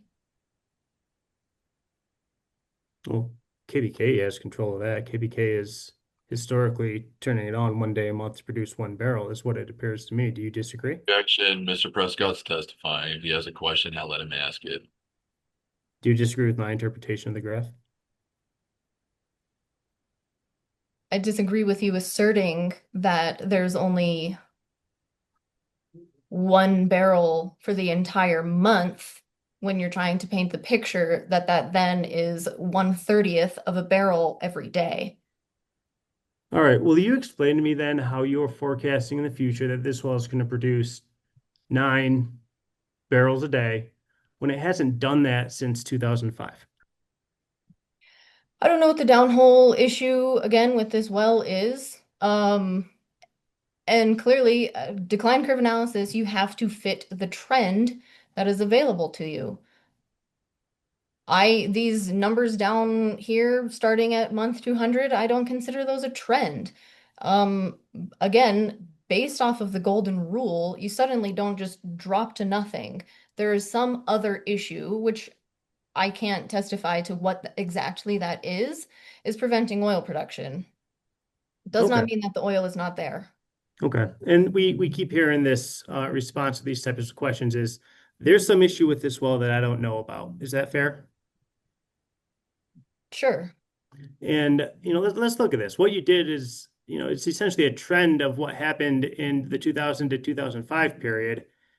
It ignores this. Why doesn't this line go like this through the actual production you have down here? Why is it so much higher? That's what I don't understand.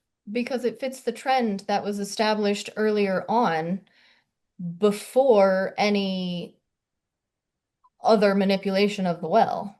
And this well hasn't been refracked since 2005. Is that fair? I don't know. Okay. If it had been, would we expect to see oil production higher than we see it? Calls for speculation. It does call for speculation. All right, let's go to one more of these. I don't want to belabor the point. We'll just go to the last slide here. Same trend that I'm seeing. We have production back in 2005-ish, much lower oil production, yet your trend line is still stuck in 2005. Can you explain that to me? Again, the production that looks to be basically the same volume per month looks like a manual number, as in not the behavior of the wellbore. I'm sure there's some sort of offload or whatever that might be.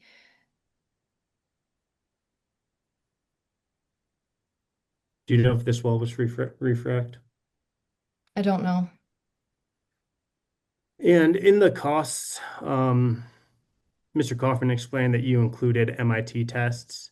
Do you know if any MITs have been completed on any of the subject wells here?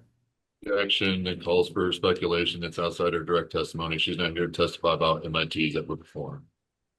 I have a feeling the answer is going to be no. Is that correct, Ms. Clark?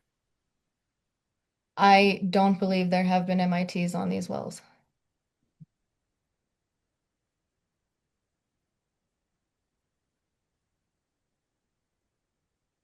No more questions. Thank you. All right. Mr. Boudreau, did you have any questions?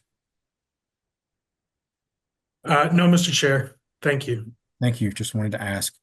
All right, Mr. Schwartzendruber, the witness is open for redirect if you have any. Thank you, Mr. Chair. I do have some. I would like to, I didn't realize she had not been previously qualified as an expert in engineering and economic decline curve analysis before this commission, so I would move to admit her as such. I'd prefer not to get through all of her education and background again, but if that needs to be established, I can certainly do that. She's admitted. Thank you. Ms. Clark, I don't know if you're able to maybe pull it up, but the Robert Hutchins slide, I believe, was 148. I just would like to look at that with you briefly. Sure.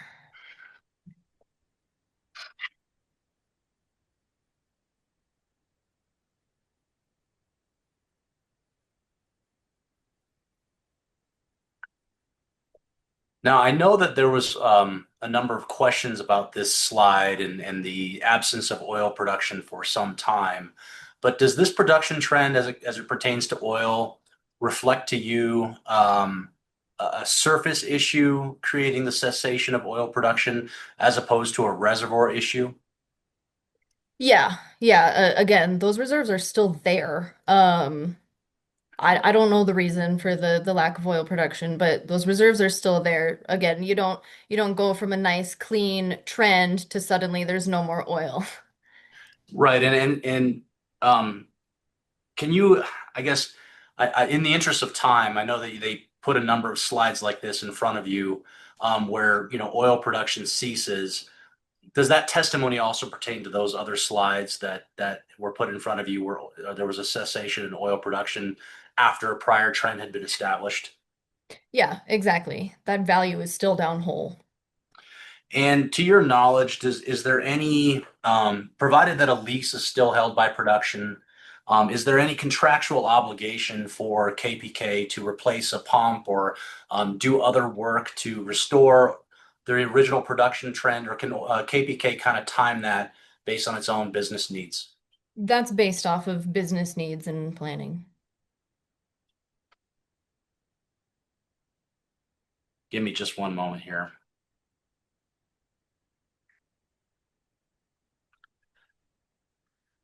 There was some questioning about Miss Lencioni only using 10 years and you using about 25 years of production data. Do you recall that line of testimony? I do.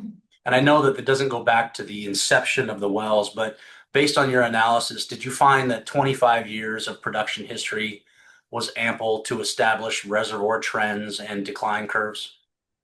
Definitely, yeah. And having 26 years of production history is a lot better than 10 to paint the picture of the trends of the reservoir. Well, and that was going to be my next question. You would similarly view 10 years to be inadequate? Yes, particularly when a huge chunk of those 10 years have been subjected to forced shut-ins. I want to talk a little bit about production allocation at the wellhead, and there was a disagreement between you and Mr. Lewis Prescott about whether the production was estimated or properly allocated. Will you explain what exactly goes on at these production facilities and how the well production is allocated back to the wells? Sure. Again, you can take a test separator, set it right on that individual well, and get an idea of what that production is going to be. So then, when you're looking at a facility that has dozens of wells going into it, you know the percentage of that total production that can be attributed to each well. Okay, and does the equipment that affords KPK the ability to do that, is it calibrated from time to time to make sure that the accuracy of production back to the well it does remain accurate? Yeah. And the 2017 hypothetical, that was Mr. Prescott's hypothetical. That wasn't based on any actual facts as far as, the last time equipment was calibrated for this purpose of allocation. Right, that is hypothetical. Okay. As we speak today, is oil about $75 a barrel? That sounds right. And is gas about $4 per MMBTU? Yeah. And so gas is a little bit higher right now than the assumption in your report, while oil's a little lower. Yes. But would you consider them both to be within still the realm of the validity of the economic analysis? The commodity prices are close enough that the analysis remains valid? Yes. Okay. We all know these things change from time to time, based on what's going on in the world and other things. Um, there was also a line of questioning about the actual overriding royalty and royalty burdens on these wells. You recall that line of testimony? I do. And you had said that the Spindle field generally is about an 87.5% revenue interest, meaning like a 12.5% royalty burden. That's correct. And isn't that the exact same rate that Miss Lencioni attempted to apply, even though she did have this error that really resulted in her applying maybe a 4.5% revenue interest? Yeah, she did apply 12.5% to all of the Dacono wells, other than that one exception in Triple E. And that is the royalty she applied to all oil in all of her analyses. Is that gas revenue that she applied the 95% royalty to. But yes, she used 12.5% for everything other than the incorrect gas line. Okay. So setting aside that error, this is like one of the instances where you and Miss Lencioni actually agree in the assumption that is given in the economic analysis. Correct. Okay. I don't believe I have any other questions. Thank you. Thanks.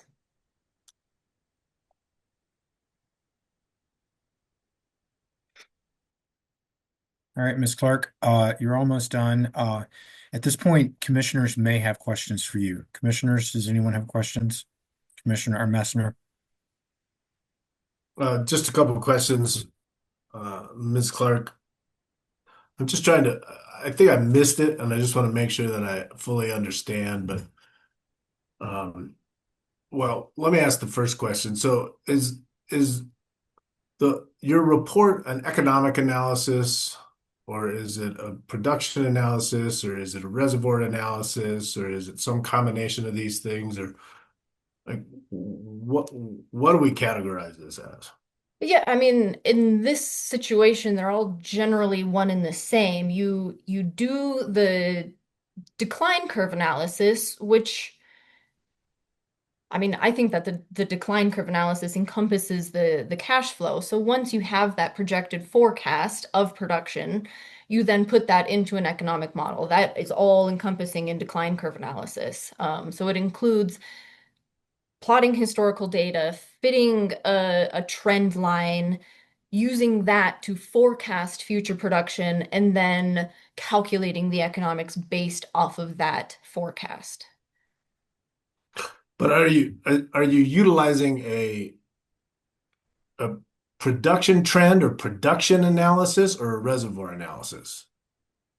I mean, you take historical production to forecast the reservoir. So the historical production is indicative of the reserves that are there, because that's what's coming out of the reservoir. And so based off of what was produced from the reservoir, the uninhibited reservoir, you can forecast how that will look in the future. It's the behavior of the reservoir that leads to production.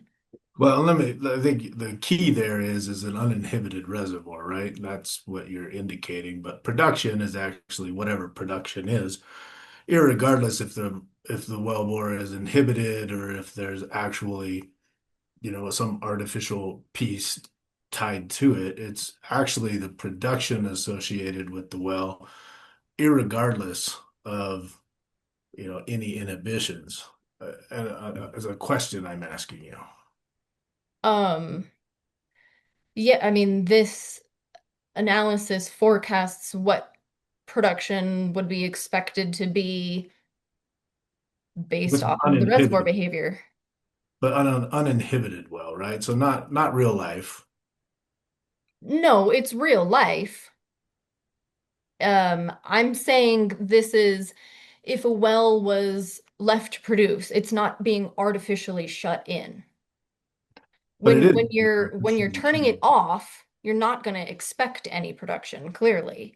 Right, but this is what I'm getting at is, and I'm trying to understand is when we're looking at an economic analysis, and if I'm trying to make a determination of used and useful, real life versus, possible life is more important to me. And so right now we've got a situation where production is curtailed either by the choice of KPK in order to hold leases, as we've heard testimony before, or, other reasons, and or um, potential 901A orders or enforcement orders or downhole issues associated with some problem with productions of pumps or things like that. To me, that's real life, and that affects the economics more than, the possibility of an uninhibited wellbore and the possibility of that reservoir production. And so I'm struggling here a little bit with your analysis because the numbers that you're showing, even in an uninhibited or non-artificial world, um, are really tight, right? As far as determining, whether there's, a positive trend or a negative trend associated with many of these wells. And so these details to me matter, which is why I'm trying to better understand why, when you look at a production trend, you're not using actual production trends, uh, but putting this caveat of artificial on there. Because this is real life, there is still oil in the wellbore that will be produced if the well is turned on. You can't force a shut-in and then say there's no longer value because you're not producing it. The oil that is in the reservoir has value and is useful. And so you have No, to that's account the difference for. though between a reservoir analysis and an economic analysis, right? And so the reservoir, I'm not disagreeing with you, could have value, and that's one element of used and useful. But to take that reservoir and indicate that in an unencumbered state, this is your economic forecast, that's where I'm struggling with it. Do you understand what I'm saying? Because I'm trying to better understand your report, but I feel like there's some gaps here. Yeah, I do understand what you're saying. The point is these wells and this reservoir has a lot of value associated with it. That is my Okay. report. Okay, and that's fair because there's two different parts to your report, right? Because then I think the remaining economic viability in the used or useful definition is what you're speaking to. There's also the plugging abandonment, remediation, and reclamation costs in relation to the well's gross revenue generation, and that's the other piece to this. And I'm not sure that the remaining economic viability analysis ties directly with the economic analysis that would um, that would meet the potential requirements associated with the section B in used or useful, or at least I'm missing it. And so if you can point me to that, that might be helpful. Yeah, I again, the reserves are directly linked to the the economic viability and production from this well. Again, if you're being forced to shut in, you're not going to be producing. So you can't say, oh, suddenly this well has no value because you shut it off. You have to look at the value of what is there, what can be produced if we can turn these wells back on. Now, And two so different then you have to look at the economics of that compared to, again, we're looking at gross revenues compared to the cost to plug and abandon. Okay. Um, and remind me, was remediation included in your operation expenses? Um, I didn't use remediation in the OpEx necessarily as a specific line item. Again, different things are coded. Um, so I can't say specifically what line is coded as remediation. However, I do look at the total remediation cost because I used the number from financial assurance that we provided that staff accepted, and that $39,000 to plug and abandon does have a remediation line. But it's blanket across all wells in KPK's portfolio rather than looking at individual wells that may have remediation associated with it, which is, I think, what at least the used and useful definition is asking for. Yeah, I'm using an average across all of the wells in Spindle. Okay. Thanks for that. And then just one other thing. I think you testified, and I just want to make sure that I understand. Mr. Schwartzendruber asked you a question whether all the wells were economically viable or in the positive without a refrac. I think you answered yes. But then No. I gave testimony before that indicated that was not true. And so I'm maybe just clarify for me. Yeah. Net present value. Again, that is excluding taxes, costs, or all of those things. The net present value has those baked into it. There were 3 wells that did not have a positive net present value without including a refracture net present value. The gross revenue is positive for all wells. But the gross revenue doesn't include any expenses. That is the definition of gross. Right. So it doesn't really touch on the definition of used and useful. The definition of used and useful is gross revenue compared to costs. Compared to cost, right? So that would Yeah. So I would use the gross revenue. I would not take out any taxes. I would not take out any royalties. I would not take out any operating expenses. If I look at that number compared to my 39,000 cost to plug and abandon, all of our wells still have a positive gross revenue. Okay. Well, thanks for that. Appreciate you answering my questions. Sure. Other commissioners with questions? Commissioner Cross? Thank you, Mr. Chair, and thank you, Ms. Clark, for your testimony. I just have a couple questions. There was a lot of discussion and looking back during cross-examination at some of those wells where there was a break and then maybe something much lower, where you said there is something downhole going on. You don't know what, but it doesn't just go to zero. Is that correct? That's correct. Okay, so question number one is, who might know what's going on downhole, and have you spoken with them? That might be Manny Silva, our VP of production. Yeah, he would probably know.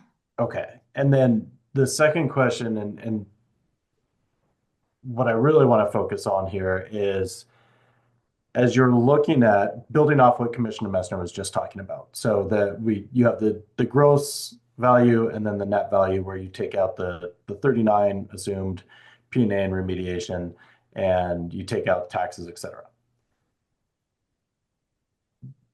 When you're putting in those, when you look at those wells where you said something's going on downhole, how are you accounting for that to get production up? So Sure, if you're assuming production is going to go back to your decline curve, is this something that if you don't know what's going on downhole, how is it getting back up there? Is it simple operating expenses, or could it be something bigger that needs to be done beyond those operating expenses? No, I mean for the most part, most of these are simple pump changes, which would require an easy workover, right? Tubing leaks, little things. And that is baked into the LOE that I use because that is a recurring expense. We account for recurring workovers. So that workover is a line item in the operating expense. So the cost to bring any well back up is included in my economic analysis because it's baked into that LOE. But if you're not sure what's happening downhole, how do you know it's something that's going to be a normal pump operating expenditure versus something that needs to be that needs to be done more? Um, I mean, mostly because we haven't seen anything that would alert us to any sort of large workover, like mechanical issues, a casing leak or something like that. Have there Um, been mechanical integrity tests on all of these wells? we have been monitoring all of the annuli in the wells, and there is no indication of pressures that would indicate a casing leak. But has there been any mechanical integrity tests that you could point to? It's not something that you have to go down and completely change the casing. No, I mean, Braden head and annulus pressure monitoring is a form of mechanical integrity testing. It is not setting a plug down hole and isolating and pressuring up, but that is a form of testing the mechanical integrity of a well. Okay. But overall, your testimony is those OpEx expenditures that you're putting in your LOE would cover what's going on downhole, despite you not being certain what those issues downhole are. Yeah. Okay. Thank you.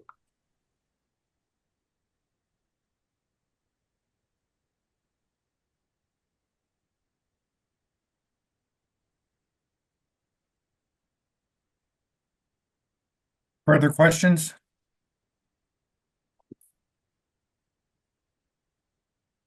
All right. Following my previous course, Mr. Schwarzenegger, do you have any further redirect? Wasn't quite as extensive this time. No, it wasn't. I have I think one question, Mr. Chair. Thank you. Go ahead. Ms. Clark, the questions from Commissioner Mesner about the limitations with decline curve analysis, just to be clear, though all of those limitations about things at the surface that impede or impair production versus reservoir characteristics, those apply with equal force to Ms. Lencioni's analysis as well, don't they? That would be correct.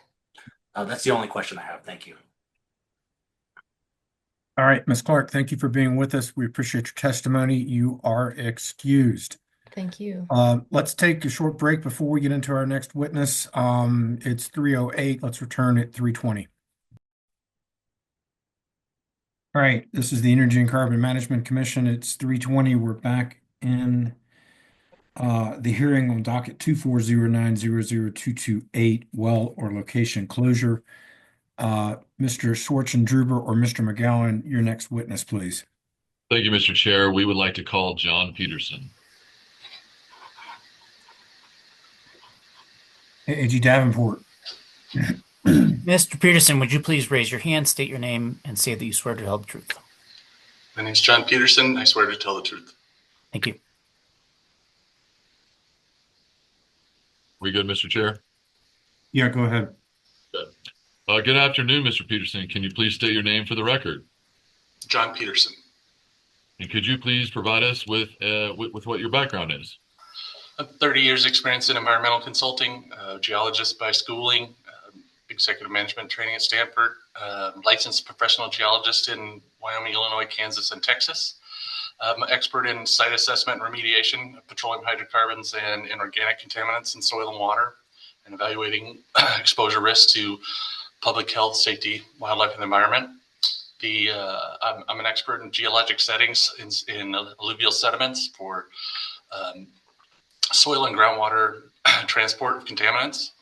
I've worked for all major oil companies. I've worked for hundreds of them across Colorado and hundreds more across the U.S.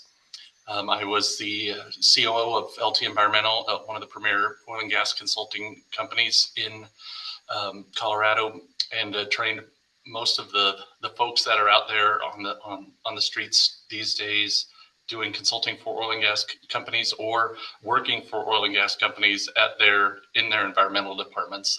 There's quite a few of them that came from LT Environmental. I was also the client manager for the COGCC from 2000 to 2018, where I would help the COGCC identify risks of public health, safety, and welfare, and at orphan properties looking for problems that they didn't have a responsible party to go to. We did a lot of work for the COGCC on that behalf. And I'm an expert in assessing fugitive methane gas from coal outcrops, landfills, and oil and gas facilities. From April 23 to December 24, I was the Executive Vice President of Environmental Health and Safety at KPK. Thank you very much, sir. Mr. Chair, I would move to admit Mr. Peterson as an expert. I'll object. Any objection? I don't recall seeing an expert report disclosed in this matter by Mr. Peterson. Correct me if I'm wrong. We are having him as a non-retained recipient expert, as we had with Ms. Clark. He did not prepare a direct report, but he is testifying as an expert, and I think his background reflects that. Chair, Rule 26 limits any opinion testimony to disclosed opinions with reasoning and basis. It's 26B2, I believe, non-retained experts. Or I'm sorry, non-retained experts. That's even higher requirements for disclosures. They haven't disclosed anything indicating that he had expert opinions or the basis for them. I don't see how he could be qualified as an expert today and allowed to give opinions. We have him speaking directly to the opinions proffered, and it doesn't require that he submit the report. He's here to just testify to the evidence that we've proffered, and he's here to testify in his expert opinion about the status of the locations and to his direct knowledge. I mean, if he's going to be qualified as an expert witness, providing expert opinions can't be done without a report. The rules are very clear about that. So I'll defer to you, Chair, but Rule 26 is clear on this point. Mr. Chair, if I may jump in, all of our witnesses were disclosed as non-percipient experts pursuant to all of the requirements of the Colorado Rules of Civil Procedure in Rule 26. But to me, this seems like a pre-hearing matter. If the applicants had issues with the disclosures as opposed to the qualifications, I think that was a motion that should have been made to the hearing officer some time ago. The only person that we understood would be offered as an expert was Ms. Clark, because she submitted a report and it was in the evidence. So to suggest that we would have even known that they were being offered as an expert is a bit confusing to me. Rule 26 requires disclosure of the identities of the experts, their curriculum, CV, or resume, which we've given you, and a summary of their testimony, and just a general statement of the basis for that. So you've received that. Again, to me, this feels like a pre-hearing objection, not a hearing objection. All right. Give me 2 minutes.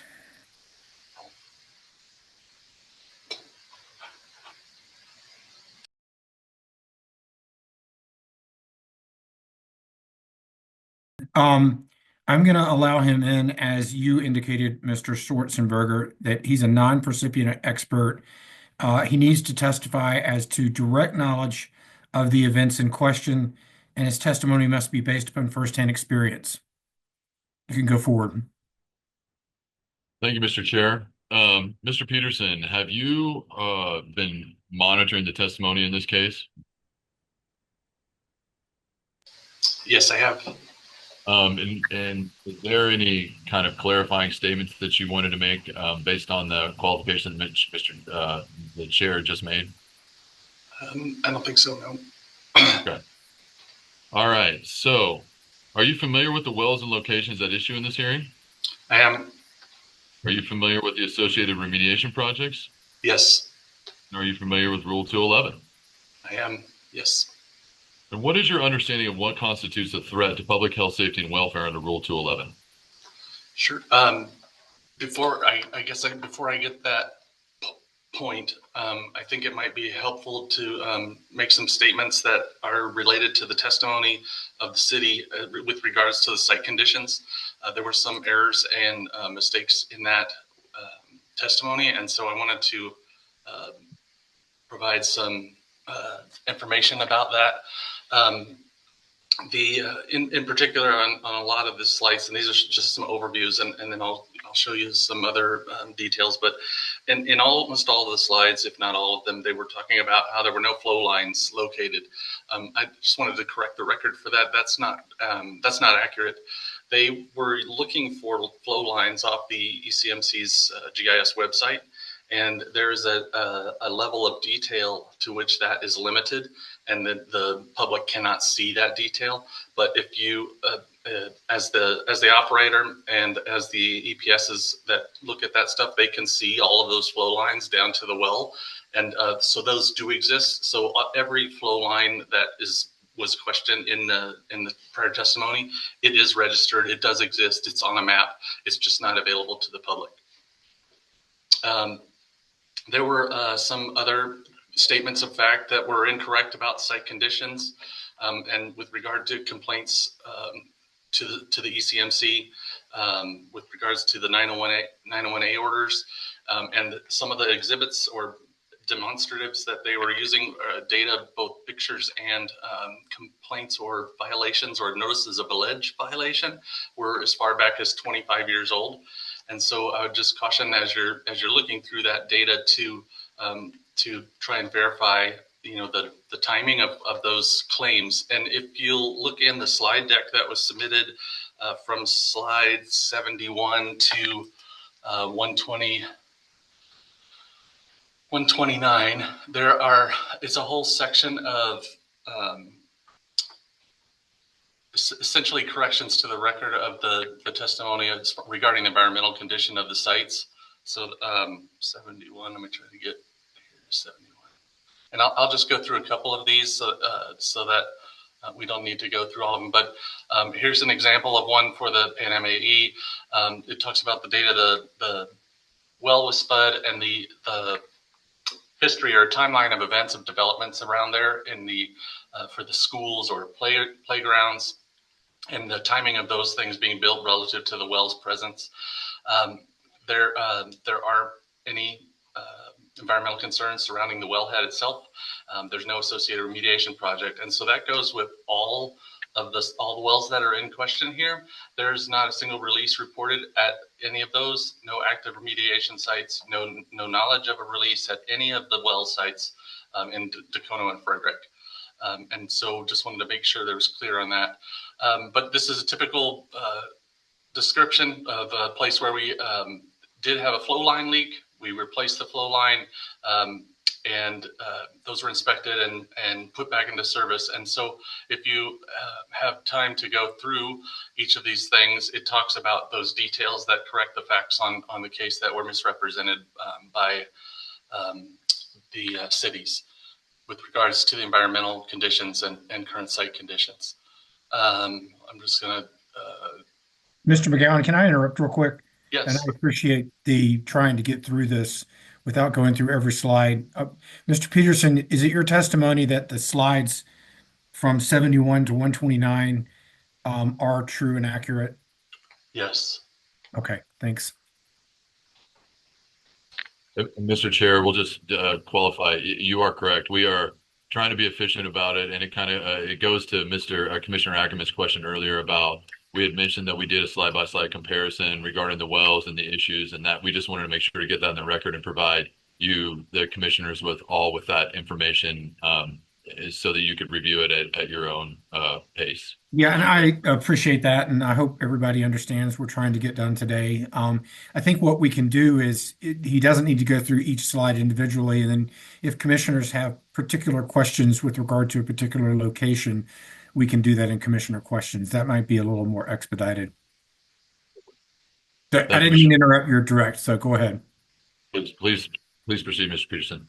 Yeah, just so you know, not all of those slides are related to environment. It's the same ones that have the economic data in by site, well by well. So, but there is a page regarding the site conditions and the environmental corrections that need to be made on the record. So I'm not going to go through any more of those. I want to get to the start of my my testimony. The Rule 211, and this is not just 211, but the whole ECMC rules. It talks about very often threats or minimizing adverse impacts to public health, safety, welfare, and the environment. This is a hard question to ask, and I guess this is or to answer, and this is what the commissioners, I guess, have to really decide based on this hearing. And so I thought it would be helpful if I provided some basis for how the industry, how professional does that assessment, and show you on each remediation site how that applies or does not apply, if that's okay with you. But there is no objective criteria for what constitutes a threat. The ECMC in general is not very consistent to apply that policy, whether it's from operator to operator, site to site, even within the staff, EPS to EPS, you'll get lots of variation as far as what's a concern or what's a threat or what's deemed a threat. Definitely operator to operator, consultant to consultant gets different judgments as far as how that assessments made or judgments made about threats. There's a lot of discretion, and in fact, it's the full discretion of the ECMC's EPS staff that ends up making this determination or requesting actions or responses by the operator to address any potential issues. What I wanted to point out is that the 900 series rules, which are the environmental ones, the 300, the 600, the 1000, the 1100, and 1200 series rules, all of these rules are set up to help gather information about risks and risk to exposure. And none of these rules have a definition of what constitutes the threat. And so I thought, as I'm trying to understand what the basis of what answer is trying to be developed from this hearing, I'm like, well, what is a threat? How can I define that? Who does it already, or is there already an established standard? And so I went to the EPA. The EPA has a set standard for how this stuff works. It's their risk assessment process. And they evaluate those threats, and they use an objective and common practice. And I think that it's in alignment with the standard industry practice, and there's and other environmental regulatory agencies. And I think there's a good bit of alignment with the ECMC rules with regards to those that process of evaluating it. I forgot to mention that this was one correction.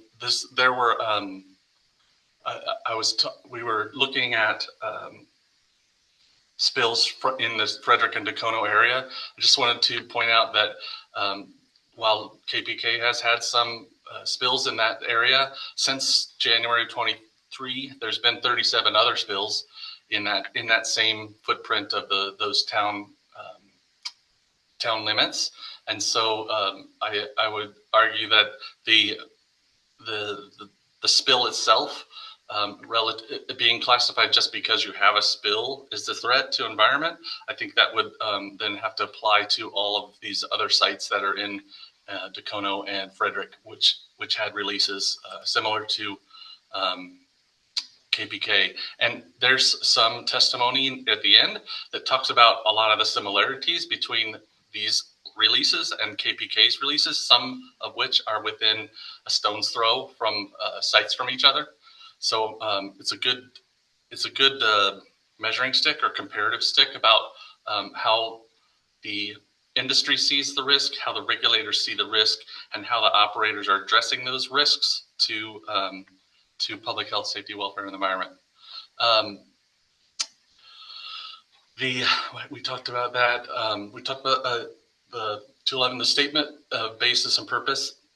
They've never had the requirement to abandon wells based off of this, except where it was absolutely necessary to protect the environment. And there hasn't been application like this for 211. The situations where the 211 was applied are quite different than what is being presented here today. So back to the environmental EPA's risk assessment. Basically, they're using science and engineering principles backed by empirical data. about the geology, the hydrogeology, the geochemistry, physics, toxicological data, very conservative assumptions. They err on the side of caution in this process. It's alignment with the standard industry. This is what the environmental consulting industry uses as kind of the guideline for doing this type of work and assessing these risks, because that is indeed the basis for the whole industry, is to try and assess risk to the public health and environment from various potential impacts to that environment or threats of impacts. It's used by various regulatory agencies across the U.S. But the basis of this process comes down to two things: acute exposure and chronic exposure. And acute exposure is those short-term exposures to contaminants. We're talking minutes, hours, days, really high levels of contaminants generally. And they generally have effects to health like eye irritations, asthma attacks.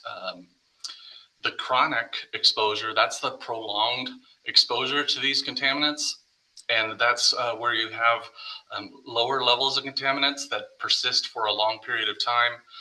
The exposure period, in fact, in the calculations that they use to create all the cleanup standards, they use this chronic exposure evaluation to develop the cleanup standards for soil or for water. And those are the same ones that the ECMC uses. They're all based off of a risk model for chronic exposures. And those chronic effects are, cancer, pulmonary disorders, neurological problems, habitat destruction, all those really types of impacts that take a long time to actually cause an impact. And so in the acute threat realm, the Form 19 at the ECMC is really the form that's trying to do that acute exposure assessment. And it talks about all of the exposure pathways, the receptors, the size of the spill, the descriptions of what activities are being formed to mitigate those acute threats. It talks about the emergency response activities, the stuff that KPK has performed, all the removal of whatever materials they've done so far. This report is required to be submitted within 72 hours of discovery of the release. And there's a second one that comes within 10 days of the discovery release. And so what happens in this process is the ECMC is notified of these spills. They get this form within 72 hours, but they also get a verbal notification within 24 hours. And it's at that moment that the EPS is starting to look at what are the threats, what are the immediate threats, and to make sure that that those things are being addressed.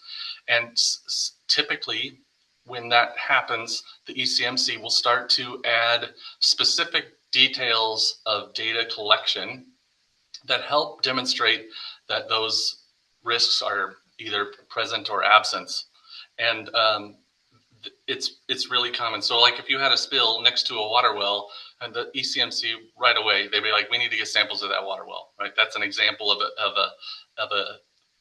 an acute threat to a water well, a receptor that needs to be evaluated right away. And so that's what generally happens. But if there was no water well, or the water well was 2 miles away, that's not something that would be required. The threat to that water well is not there, or very, very, very small. So that's how the ECMC is really trying to do that evaluation and get data. But that acute threat evaluation, it considers 5 conditions. You have toxicity, flammability, reactivity, explosivity, and radioactivity. In particular, in Weld County, the oil and gas in there, we really only are worrying about the toxicity, the flammability, and the explosivity risks. The radioactivity risks, there are potential for radioactive elements in certain parts of the state, but it's not very common here, so it's not a threat that's generally assessed. And the reactivity is another one that's not really applicable to the type of contaminants that are being released. So the EPA, they have these acute exposure guidelines. They're numbers in a table by chemical compound that establish an allowable concentration contaminant that's been deemed to be protective of public health, safety, welfare, and environment from an acute exposure. None of the sites that KPK has in question in Frederick and Dakota exceed these AGLs. The concentrations that have been there or that have been measured do not exceed these numbers or this lookup table.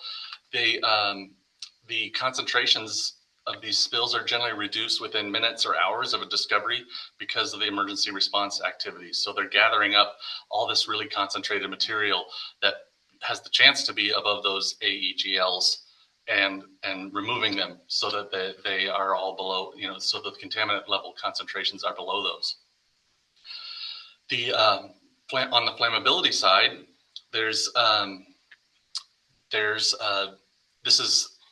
this is a risk, obviously, because the oil burns, natural gas burns.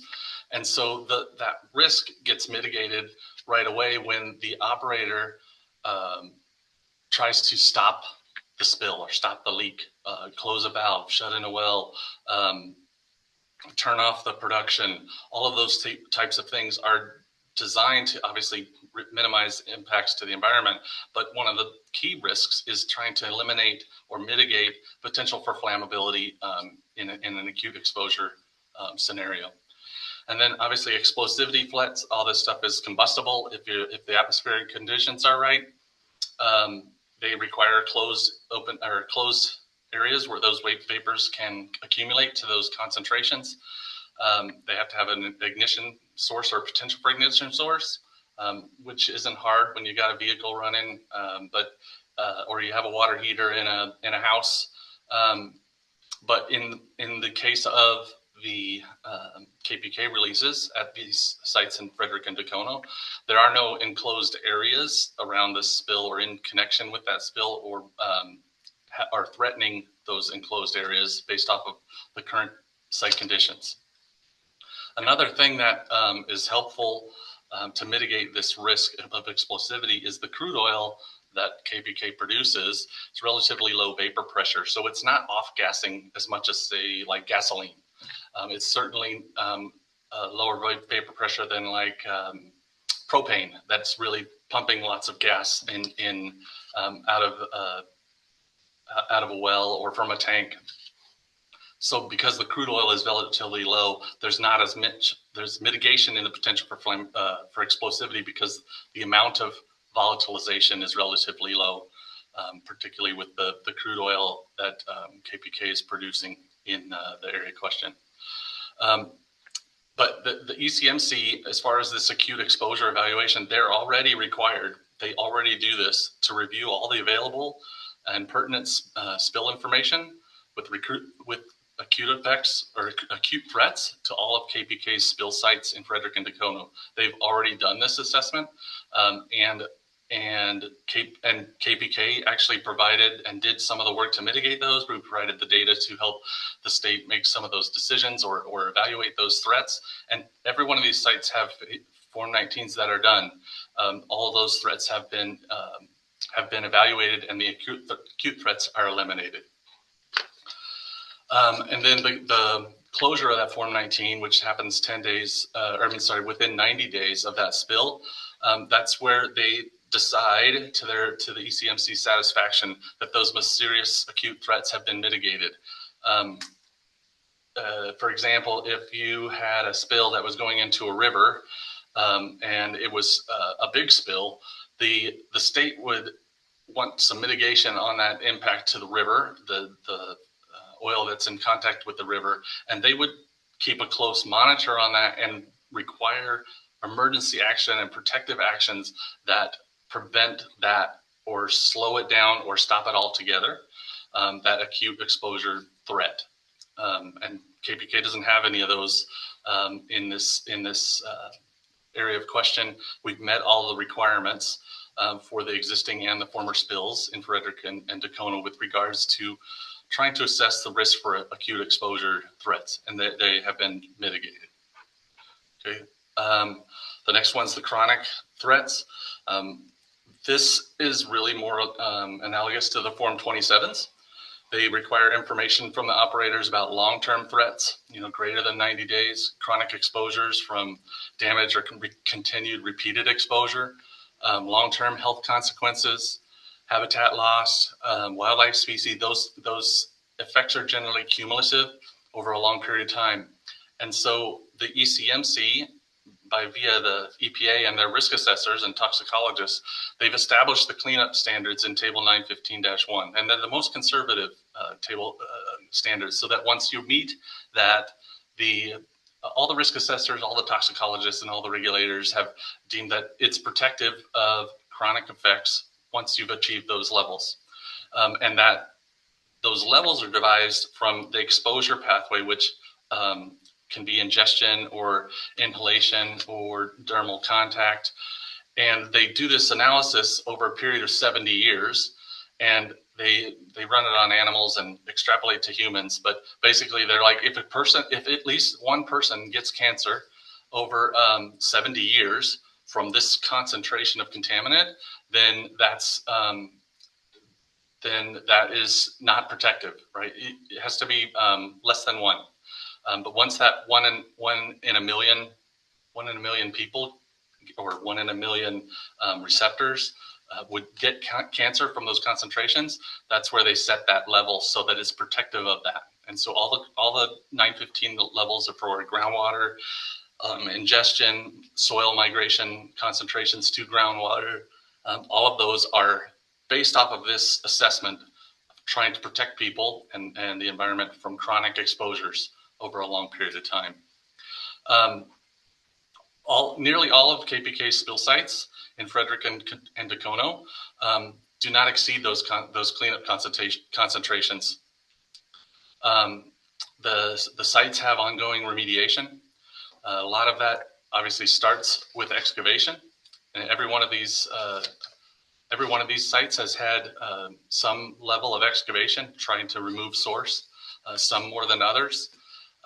There's two other mitigations to those things. One is natural attenuation. So this compound of hydrocarbons is naturally occurring. It's also naturally degrading, and so that in itself is a benefit to the long-term risk mitigation, because it's not, once you turn off the source, the contaminants itself start to shrink and to go away. So it's not like they persist for thousands of years, like a radioactive waste or some other chemical compound that basically doesn't decay in any reasonable amount of time or doesn't get degraded. And so there are lots of processes that go into that degradation, from microbial to chemical, that are constantly pushing on that natural attenuation of this type of contaminant over the long term.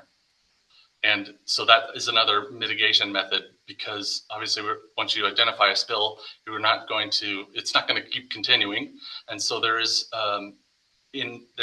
definitely an endpoint to when this contamination will meet those standards, even if you did nothing, because of the natural degradation of those compounds, petroleum hydrocarbons. There's some other things that you need to look at when you're looking at exposures. There's 3 criteria that have to exist in order for an exposure to be completed. Think of this as like a chain, and if you have one break in the chain, there's no connection between the 2 ends. Or one link breaks, you have no connection between the 2. If all of them stay linked, then you do have the potential for connection. And the 3 links are the pathway. So the contaminants have to have a way to move. They have to have a way for the exposure to happen, right? This is people or animals drinking, eating, touching, inhaling. That's called the exposure route, how that contaminant enters the receptor. And obviously you have to have a receptor. There has to be humans or wildlife or something that is in contact with, or has the potential to be in contact with, that contamination for that exposure pathway to be complete. And once you eliminate one of those things, the exposure essentially goes to zero because it can't happen without those three links together. But that's not the way the contaminants are regulated, because nobody just wants to protect it all and make sure there's no humans and nobody's getting hurt and just leave it there. That's not good for the environment. And so there's always some pathway to get to closure, to get to full cleanup, to be protective of those chronic exposures, obviously, even though there wasn't really an exposure pathway, but also to be protective of the environment. At all of KPK sites in Frederick and Dakota, as well as the majority of the active and former spill sites by any operator in Colorado, they have at least one of these three factors that are incomplete. The most common one, this is an important point.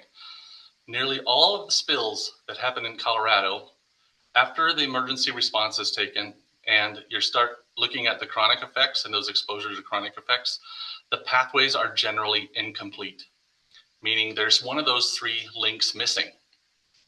And so the threat to public health, safety, and welfare it's not there. Or it's super, super low because, right, site conditions can change. A person can come in and dig up a hole that was formerly closed and didn't have access, right? There would be an opportunity for exposure there. So another reason why you don't leave it sitting around for forever. But as it's covered, there isn't a route for exposure. And so that means there's no threat from that to those receptors. But in KPK sites, all the residual contamination that happens to be there that's underground from whatever has not been remediated fully yet. They're not producing vapors that are unsafe levels. There's no structures that have been affected. None of these sites have impacted any surface water, drinking water, public water supply, domestic water well, structure, or any other receptor. Okay, those things have not happened. They have not impacted those at all of the sites, the release sites that are in those city limits. The groundwater or even some soil may still be above the cleanup levels, so we can't get closure yet. But there's this extremely low potential for that contaminant to be impacting water or to reach a receptor. And the main route here, the main pathway is that groundwater, right? It's below, the contamination goes down, hits the groundwater, and starts to travel downhill. That aquifer or that water transport is that pathway that is most commonly impacted over a long period of time. The shallow stuff is excavated and that stuff goes away, exposure eliminated. It's the long-term stuff that's been put into the groundwater that needs the care and the monitoring to make sure we're not getting into the chronic exposure risks. But in Colorado, particularly Weld County, and definitely in the area where these spill sites are, the aquifers, if you can call them that, they're really water-bearing zones that are below the ground surface, not necessarily an aquifer. But under the rule of the state, they are an aquifer and a water that needs to be protected, but they are rarely accessed. In fact, in order to access that, you have to get permission from the state engineer's office to access that water, that shallow groundwater aquifer.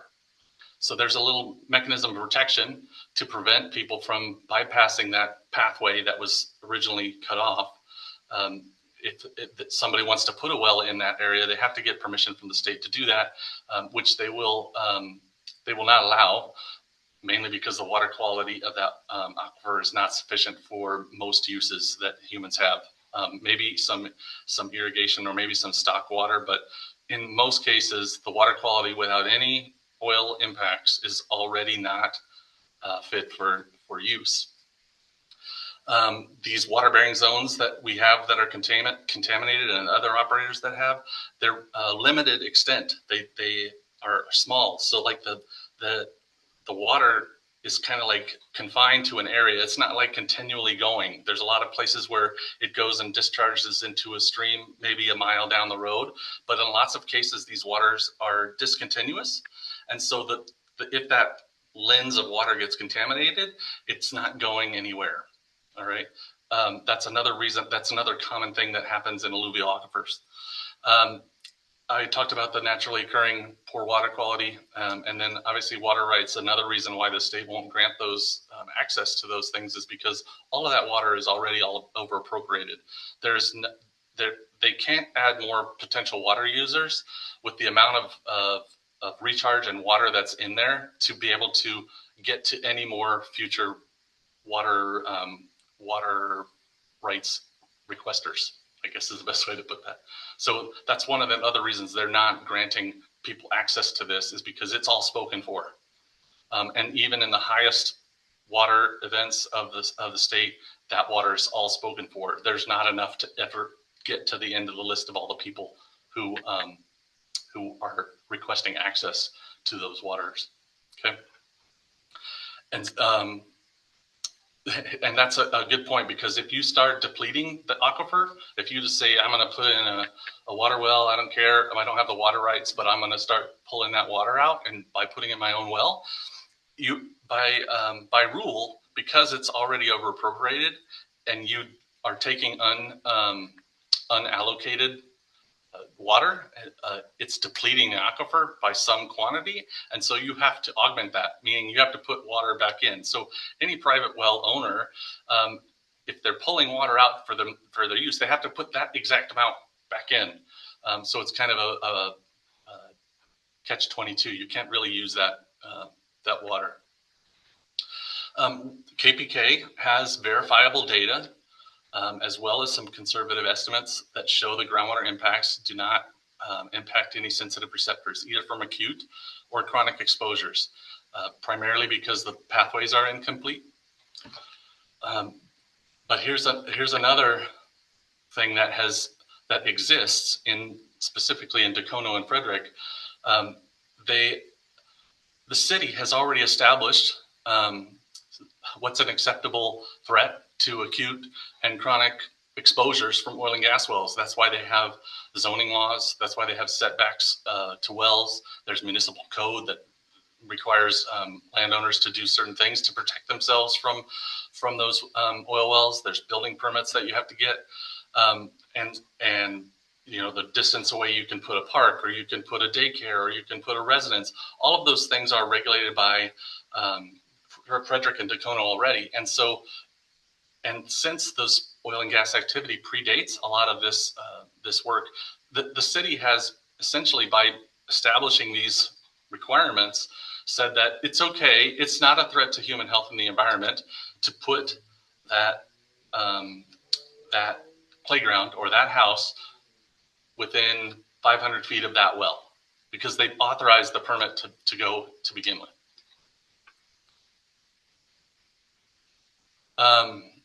So one of the examples where the Rule 211 was applied, this was with Vision Energy, and that was a voluntary order. The commission required them to plug in a bandit well because there was a serious threat to health, safety, welfare, and the environment, and it was no longer useful. And that well was spud in '89. It had never really produced. It had been temporarily abandoned. It contained high quantities of hydrogen sulfide, which will kill you, and exposed those high. It's just not a viable well. It's not something that's going to be useful, and so that's where this rule has been applied in the past on that order 1V794 and 1303. There's another one. Sorry, those are the two.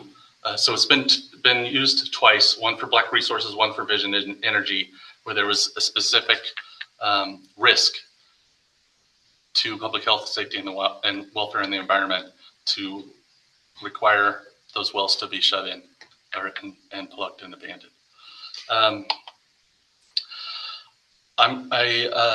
I want to go through the remediation site status so you can see how I have derived some of those essentially conclusions or overarching statements about conditions and risks to the public health, safety, welfare, and the environment by talking about each of the remediation sites. But before we get to that, I need to give you a little understanding about the contaminants so that when I'm explaining what's going on and I mention a contaminant, you'll understand what I'm talking about.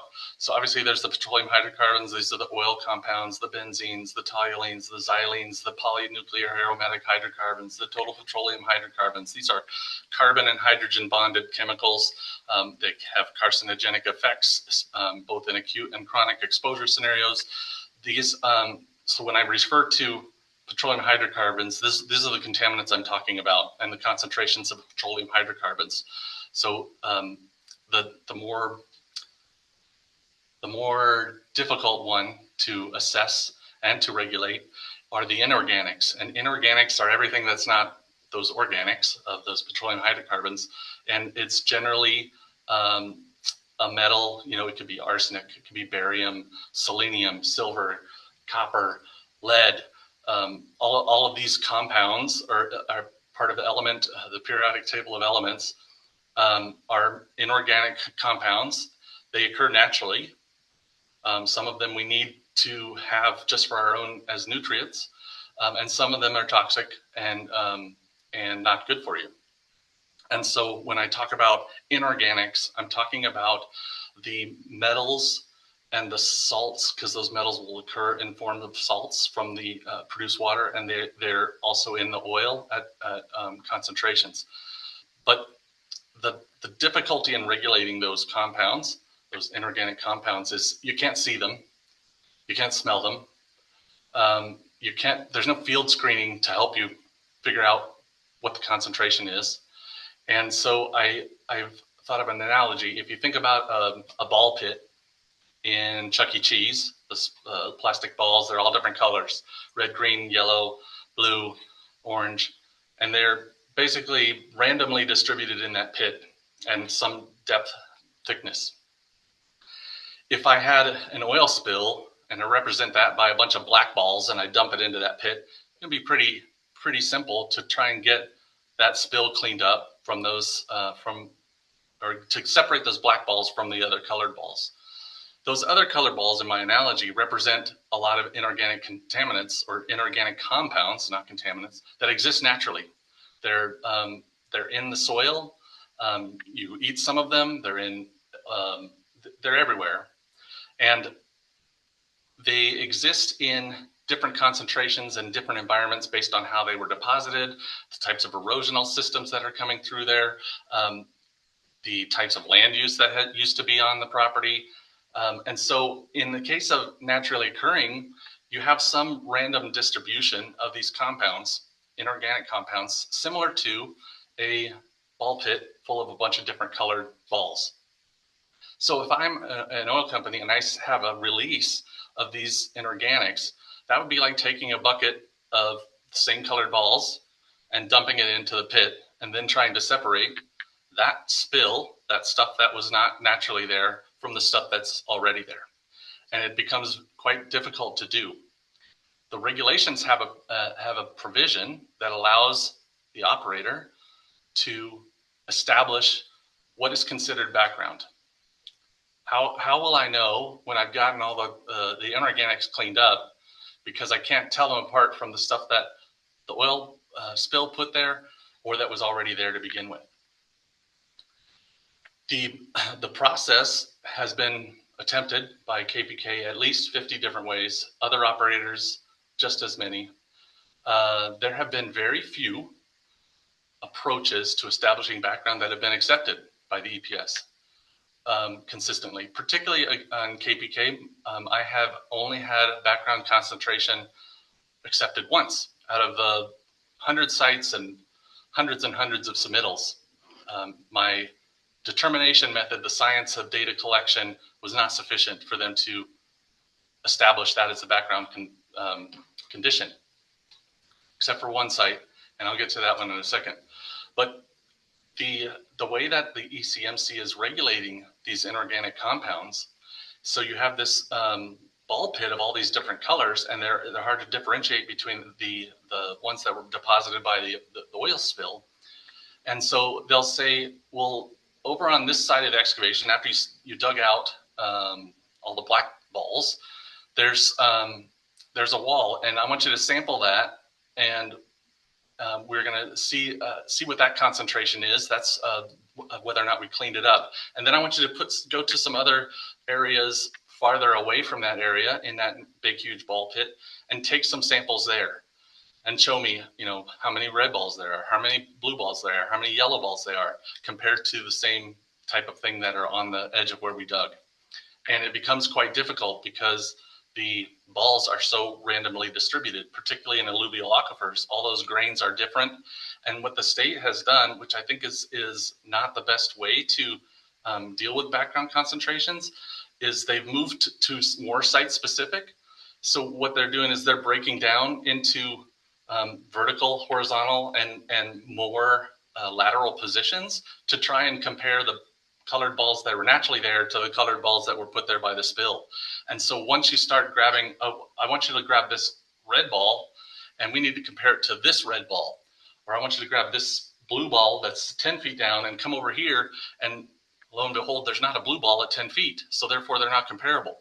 So the process of becoming more site specific and more vertically integrated on trying to build some assessment of what the whole population looks like becomes rapidly more complicated because of all these other factors. You can't get to a point where those concentrations can be comparable because there's so many different variables, there's so much heterogeneity, there's so much randomness to the distribution. What most regulating agencies do in this situation is they have studies done that gather lots of data, they do statistical analysis, and they figure out on that distribution of data, what's the low end, what's the high end, and of those occurring compounds. And they usually establish a cleanup standard or a protective limit that's somewhere in that range. Sometimes they just use the top. Sometimes they come up with something else when they incorporate some other models. But the importance there is that when you take all of those colored balls and you look at them as a whole ball pit, and you start to say, well, there's about this many yellow balls, there's about this many blue balls, there's about this many orange balls. We are saying that's normal. And so when we see similar in the area of the spill, we're done cleaning up inorganics because it's not an anomaly to the rest of the ball pit. The USGS already has data like this. The CDPHE has data like this. Other states have data like this. And there are established background concentrations that are not acceptable to the ECMC based off of these reputable sources, other regulators. And so they want a specific background assessment that as the operator, I'm supposed to establish, but as the ECMC, they're not supposed to establish how. And so we're left with this bring me a rock scenario where I'm constantly trying to gather enough data or the right data or in the right place at the right interval, at the right time, the right distance. That's all basically discretion on the part of the ECMC. And I have to guess, do I have enough data to present with them that it's background. And that essence of that right there is a huge detriment to the closure of sites in Colorado, oil and gas release sites, not just KPK's, everyone's, because everyone's disagreeing about what's naturally occurring and what came from the spill. And there's no answer yet. And the answers that are accepted are all over the board. And I'll just tell you from my experience at KPK, all but one of them was denied as trying to make that argument with that data set, all different kinds of ways. I had one that was approved. These are the SAC sites.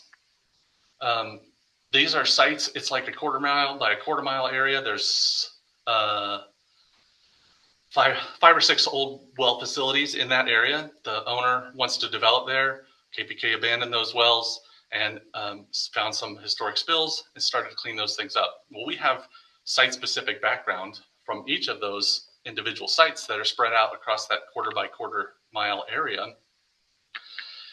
But it's not, the spills were really small. So I might have like 3 background samples over here, and I might have 1 over here and 2 over here and 2 over here.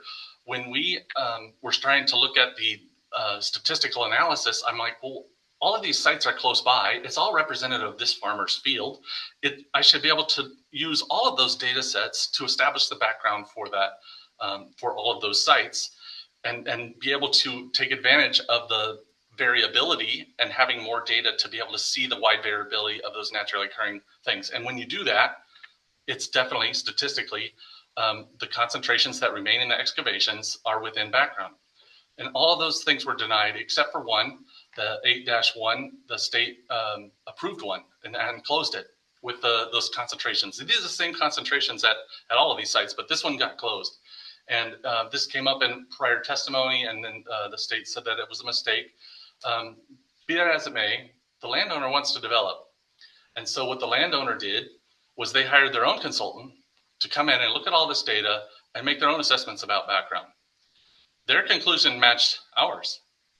And so the owner was just like, what are we doing? We're sitting around here disagreeing about what's naturally occurring, and I can't close my sites. So they sit there open, and they look like open spills on the paper, but they're clean. The petroleum hydrocarbons all been moved. All the inorganics have been removed to the background levels, but we can't close the site because we can't agree what's naturally occurring and what's not. That specific instance, the owner and their consultant met with the ECMC, I think it was Julie Murphy, but don't quote me on that, and started to present this data, and it was approved after somebody else presented the same data that I had. So the data that I am collecting, or the data that KPK has collected to try and demonstrate this, it's valid data. And I think if you look at standard industry practice, it's a good way to demonstrate what's naturally occurring and what's not. But the inconsistency in the rules, the inconsistency across regulators, the inconsistency across different types of equipment, different types of alluvial aquifers, it becomes very hard to get a consistent answer, and which forces everyone into this limbo. And so when I talk about these sites and I say all the petroleum hydrocarbons are gone and the inorganics are within background, that's a site that's sitting in limbo. It's been cleaned up based off the science that we've developed, but the state disagrees. And we can't seem to get to a place where they'll accept whatever it is we want to submit. All right, let me go on to the remediation sites. So the first one is this grant. This is the grant 1. Or actually, the grant 1, 2, and 3, and 4, there's no spills at any of those sites. The spill at the grant was at the tank battery, to which those liquids came into, centralized facility. The source of the impacts were shut in once we discovered the release. They located the flow line that was closest to that area. They put in a boring, and down to 15 feet for groundwater and 17 feet for soil, and the sample had contaminants in it. So after that investigation, they did more assessment trying to establish where the horizontal and vertical extent of this contamination is. And another spill occurred because it rained and there was a produced water tank that subsurfaced. It rained, the water came up from below and floated the tank. That was not fastened into or fastened to a foundation in the ground. So now we have another spill, same site. 2 spills are now open. We do the work to remediate that or deal with emergency response, and we still start looking for our receptors and our extent of contamination. Not only that, they did a lot of excavation, and they excavated more than 2,300 cubic yards of soil, and they pumped out water from this excavation, 3,280 barrels of water, impacted water that was removed and disposed of. And the consultant at the time, Marcom, said, well, we think we need to put in a system that will clean it up in situ, which is essentially this air sparge and SVE system sucks air and blows air to remediate those contaminants. That proposal was denied. Since then, we've had 71 different soil samples collected at the site, 11 monitoring wells, 134 groundwater samples, 21 different reports going to the ECMC. And we plan to do some more monitoring wells because there's the area of the plume that doesn't have enough data, it doesn't close it off sufficiently. Site's still open, but the site's been mostly cleaned up. All we're dealing with now is the residual groundwater impacts that originally thought we need to use an active system. And I think now when you look at the data, you can probably naturally attenuate that and let that aquifer heal itself and get to closure. So this is an example of how this process starts from the spill point to the time where you're trying to get closure. The site's not closed because of those things that I mentioned. This is facility 4 West. This was a contractor for Extraction Energy. They were boring a new line underneath ours, and it was shut in and abandoned, and they hit it, causing a spill. There's no live lines in that area. The only active line that we had was flushed and released before this thing was even discovered. They collected some soil samples, and extraction temporarily backfilled the location. Kind of like, we got it taken care of for now, let's figure out what the next steps are. They've got extractions consultants started grabbing samples. They completed repairs on the line. They backfilled and didn't even collect any more clean samples. The source is removed, and there's still contamination in there. It's extraction is the one that caused the release, and nothing's happening at this site. And KPK is getting the pressure to go close it. Well, we installed some borings. There were some locations that had soil contamination above the standards. And we were going to do some more delineations. It's an iterative process. Once you get some data back, you look and say, okay, well, where else do we need data to basically describe or define the area of that contamination?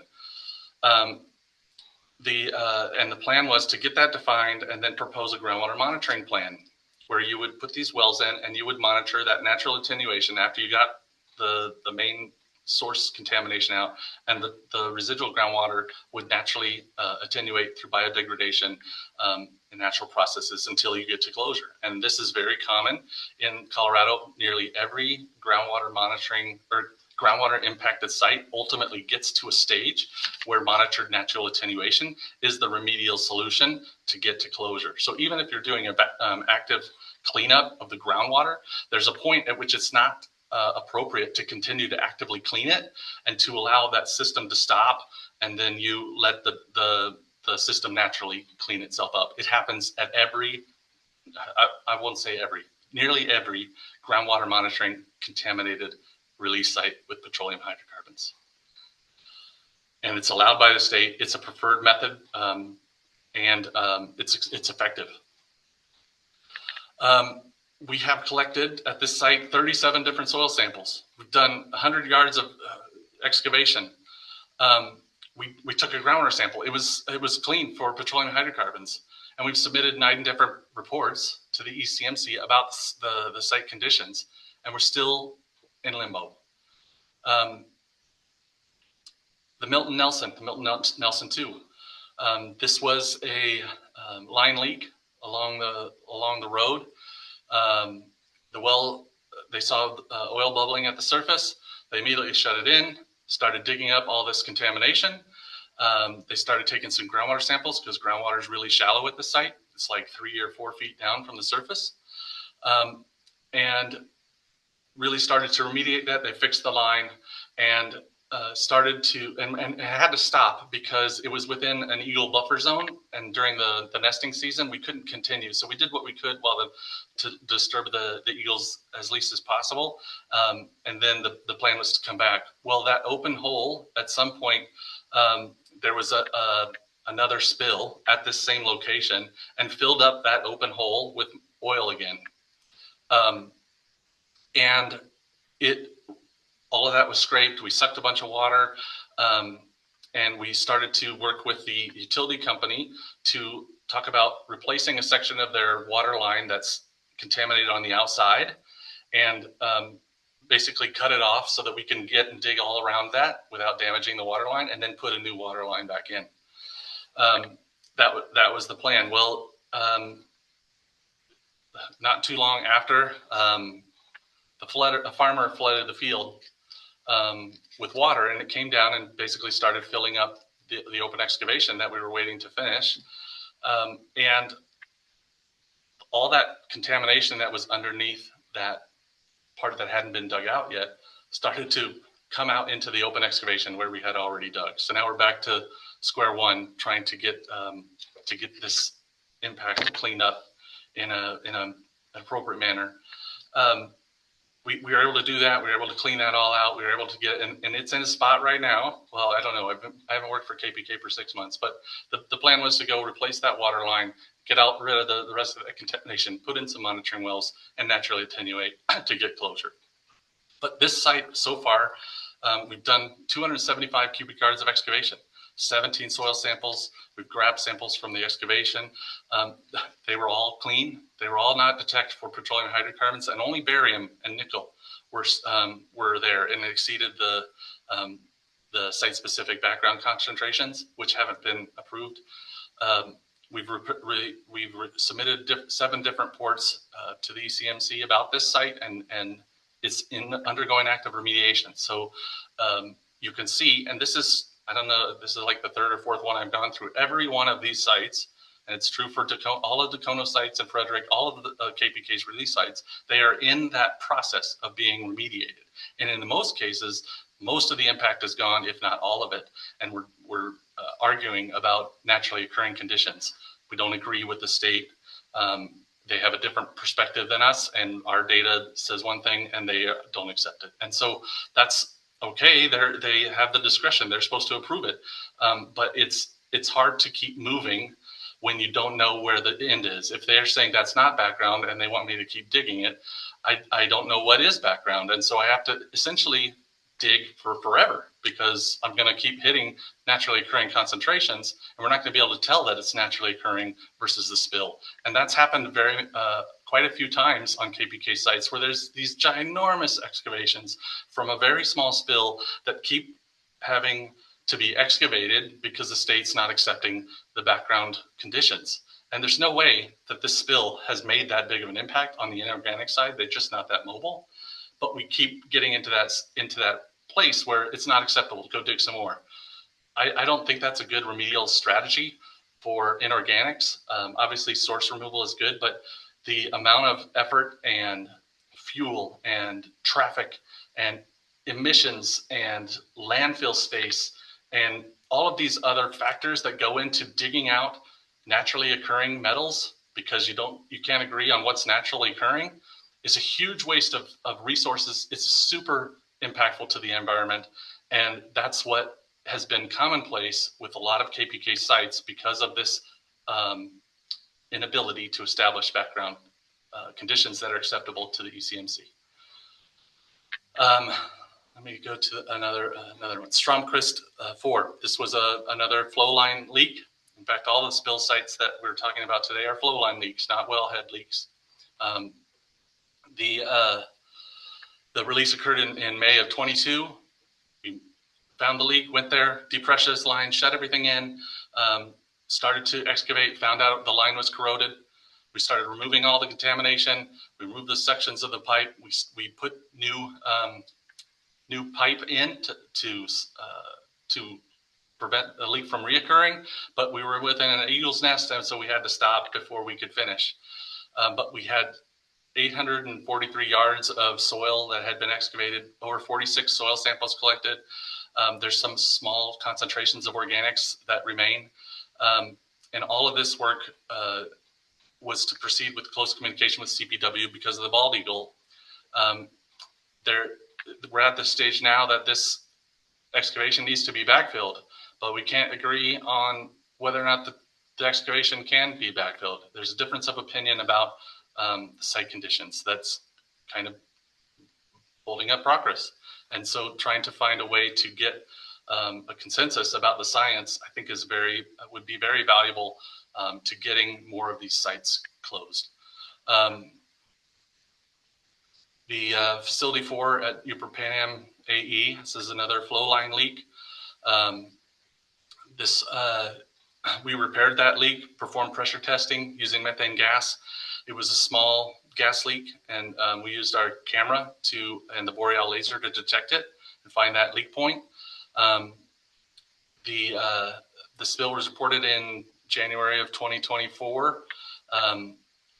It was on the same flow line that's about 3,300 feet east of here that has another spill.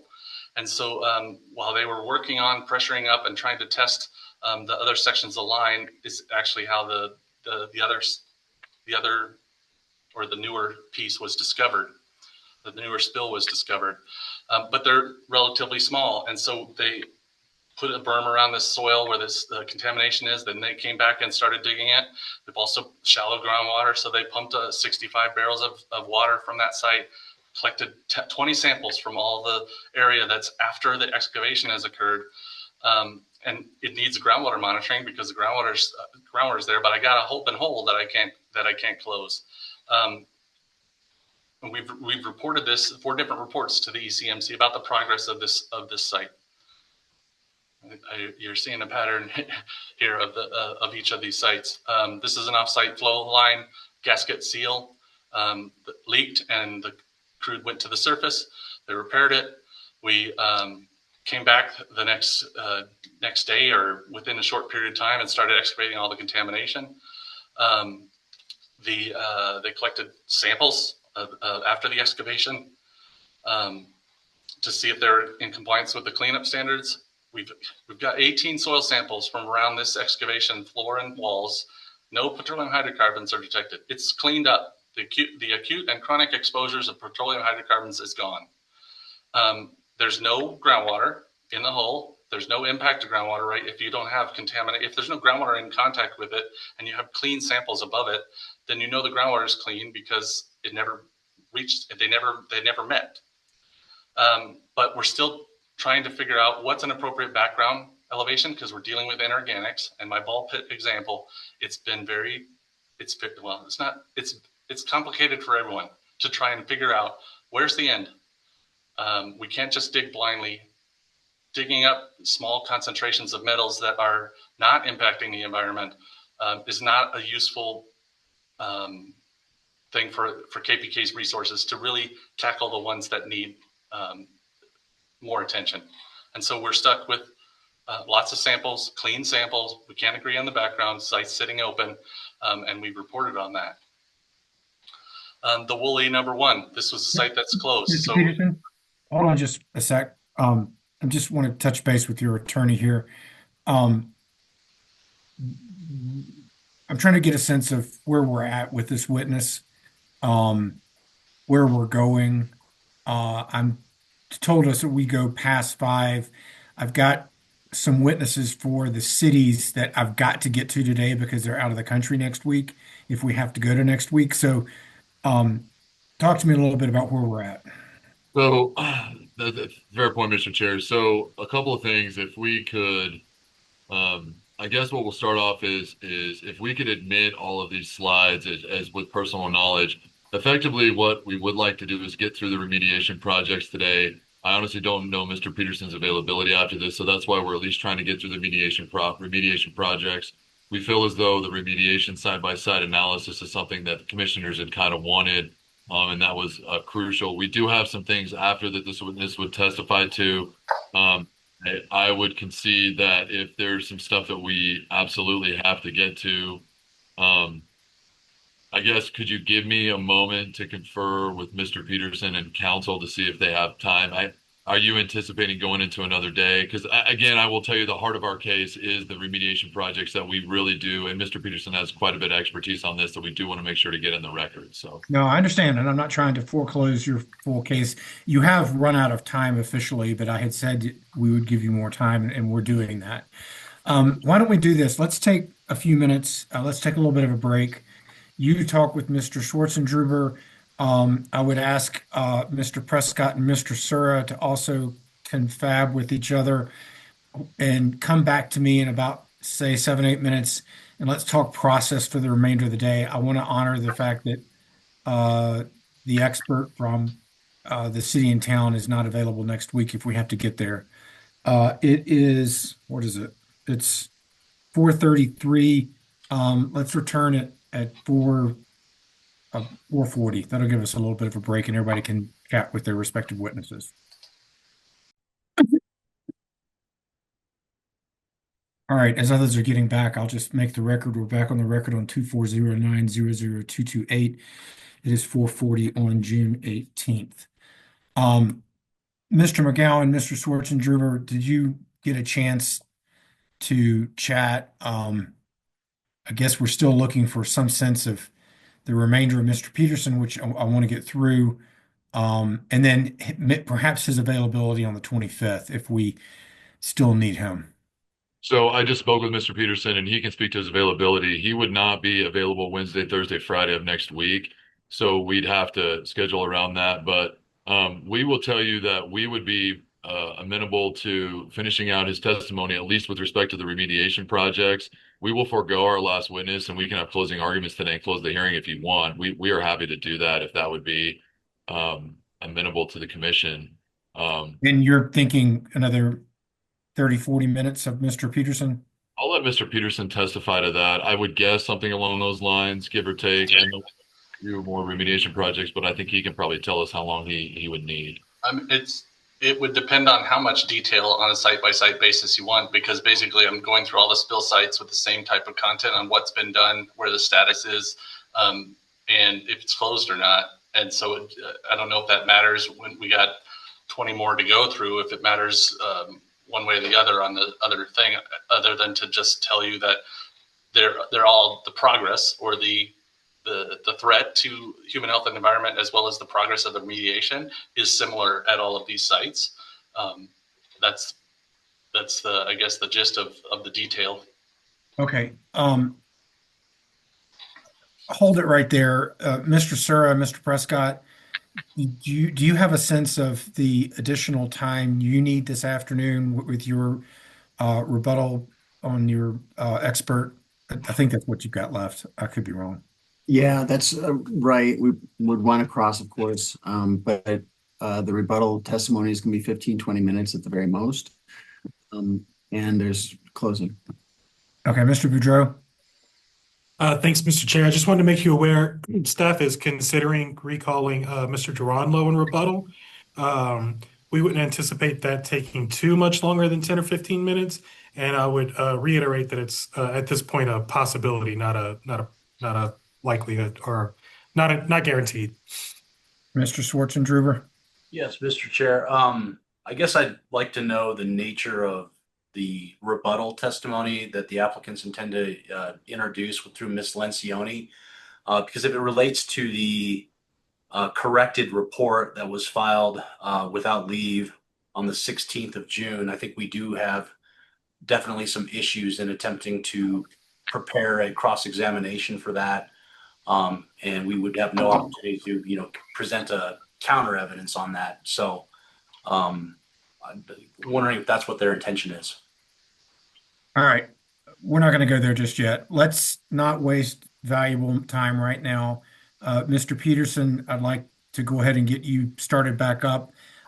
I can say as one commissioner that if your testimony to the remediation sites is similar as to each site, and that if you could summarize that for kind of a conclusion for all the sites, that is good for me in terms of trying to get the perspective of KPK on this. Now, having said that, it's your case, Mr. Schwarzenegger and Mr. McGowan. Y'all litigate it however you like. Appreciate that, Mr. Chair. So I'll let Mr. Peterson is the expert on this, so I will let him go ahead and finish out his testimony. I know that he can frame it in much better terms than I can, and I'll defer to him on how he wants to summarize that. All right, Mr. Peterson, you are recognized once again. Thank you. And thanks everybody for the quick check-in. We'll figure this out. Thanks. So on the slides, which you have available, you'll be able to go through each of these sites and site-specific details for site conditions and work that's been done by KPK since the spill. There's discussions about what work's still left. In in total, sites are at different levels of completion. There are some that have a lot more work than others.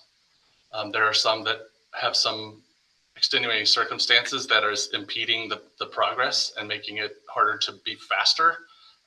Some access issues, obviously the Eagle issues, or a bunch of utilities that we got to figure out how to get around without destroying.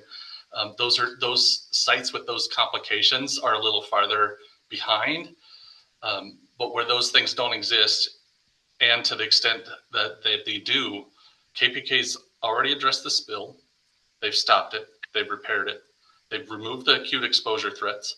They have removed a majority, if not all, of the chronic exposure threats.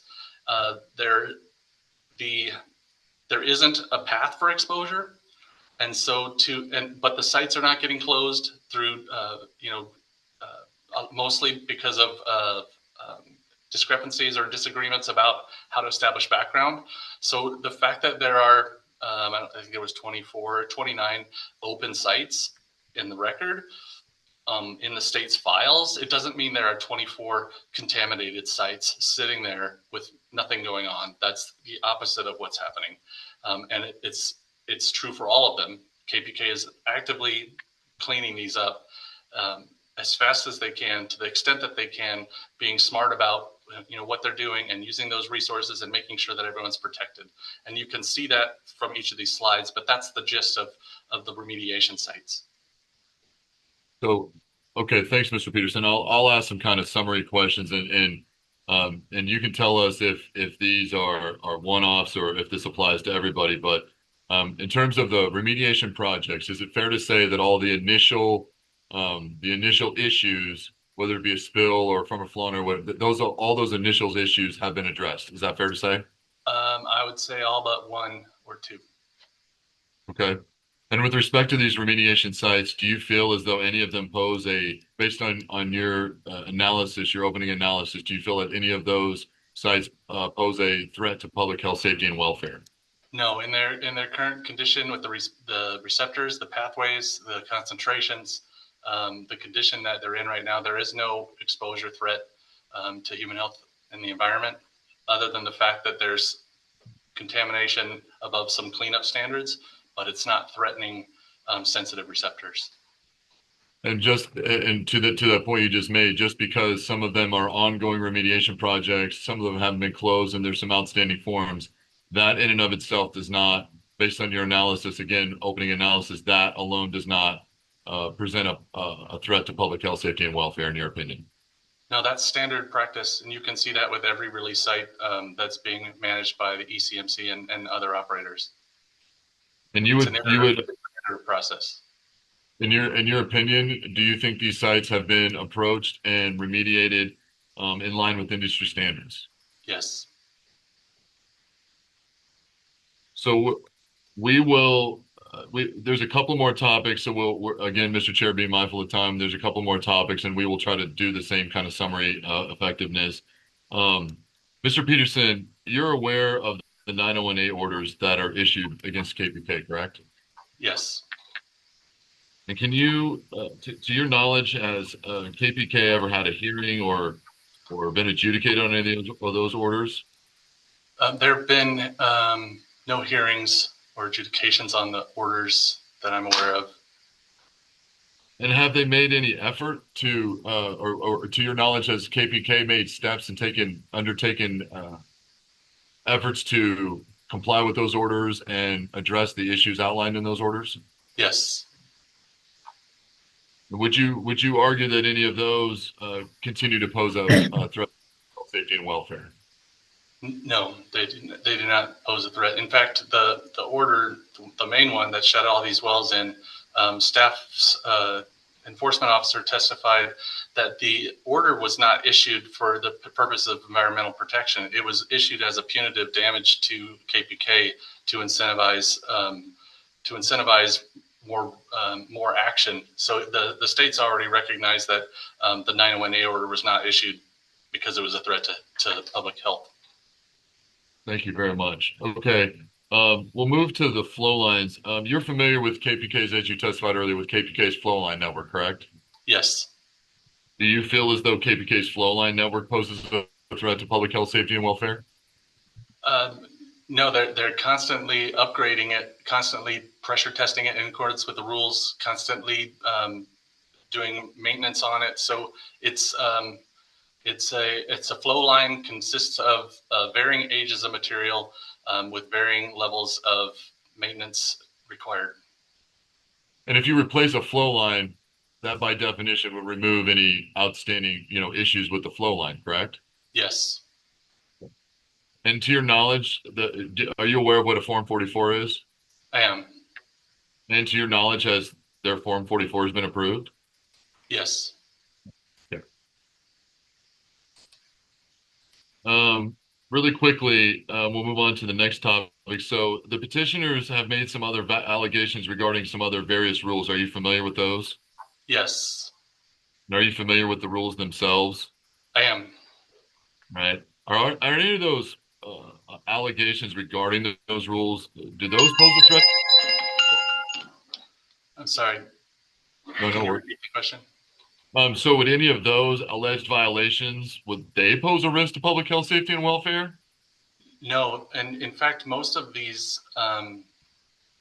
violations were created under inspection by staff, and those issues get resolved within, days or weeks of that notice. So any complaint about trash or debris on a site that hasn't been cleaned up, it's hard to.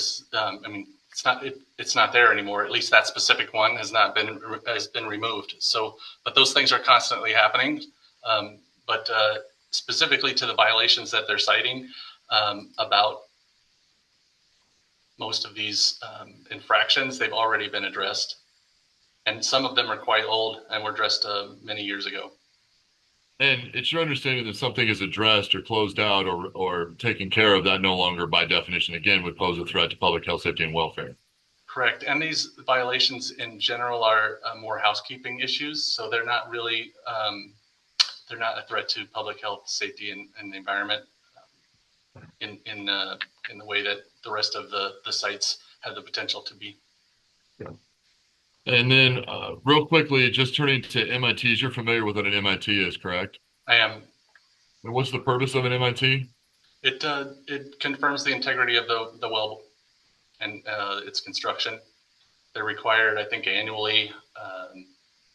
They use reservoir pressure to check it and to set the pressures, close it all up, and watch that there's no leaks happening. And if an MIT isn't isn't conducted on a well, does that necessarily mean the well poses a threat to public health, safety, and welfare? No, it just means that they haven't done the test. And the purpose of the test is to detect issues. So by definition, not doing the test does not mean that it poses public health, safety, and welfare risk again, correct? Correct. So in your opinion, based on your knowledge and expertise and background with KPK, do you feel as though any of the issues in the slides, the well by well analysis or the remediation projects or the flow lines, do you feel like KPK's operations pose a threat to public health, safety, and welfare? I can conclusively say they don't. And the main driver behind that is, and there's multiple for each scenario, is that pathway of completion from contamination to either an acute or a chronic exposure is not complete. Therefore, the threat has been mitigated. Perfect. I think that's all the questions I have, Mr. Chair. Trying to be brief here so we can move along. So I think that'll do for now. All right, I'm going to go out of order, Chair Prerogative. I'd like to ask the witness a question or two. So your summary, and I appreciate Mr. McGowan getting into summary stage on that. I think the commissioners understand your perspective. On all of these things in which you were asked, are there operations that threat to public health and welfare, or the flow line of threat to public health and welfare? the non-MITs, the threat to public health and welfare, and you said no, they were not. Are you saying that in line with the utilization of the acute exposure guideline formula? Are you saying categorically they're not a threat at all? What Well, can you clarify that? yeah, you can't eliminate the threat entirely, right? It becomes degrees of no. Um, so anything can happen at any time. It doesn't necessarily mean it's a credible threat or a likely threat or a probable threat. But the fact that there's contamination in the subsurface, there's, I mean, it's not supposed to be there, right? And so during the time that it's there, there's always some threat. It's not likely to occur because of all those things that I were talking about that protect that or that lop that off. But if its mere presence is the threat and constitutes a threat, then every spill in Colorado or across the U.S., every open spill that's there would constitute a threat to public health environment because there are some residual concentrations that are above standards. The site hasn't been closed yet. And if that's the definition, dirty or impact to groundwater above the standards means it's a threat, then every release site that's still open that has residual contamination will be a threat to the environment. Right. And that was where I was going. So thank you for that clarification. Uh, Mr. McGowan, did you have something further? No, Mr. Chair. I think you can take commissioner questions if cross-examine. All right. Well, then let's go to cross-examination from Mr. Prescott and or Mr. Sura. Thank you. I'll go ahead. Mr. Peterson, how you doing? Good. Hot. Trying to kind of understand your big picture points here. Sounds like you disagree with Mr. Duranello's testimony and opinions regarding the open remediations. Is that accurate? I lost the last half of your question. Did I disagree with his assessment of his testimony and opinions? You know, I'd have to go through each one. I'm sure there are some disagreements for sure. I'm sure that there is information that he doesn't have that's basing his testimony. I'm sure. So it doesn't necessarily mean that I disagree. It could mean there's an absence of information. It could mean that we do disagree. And it sounds like you and ECMC staff have a history of disagreeing. Is that fair? It's not me. It's not me disagreeing with them. I'm talking about the data, the presentation of the data, the collection of the data has not been acceptable.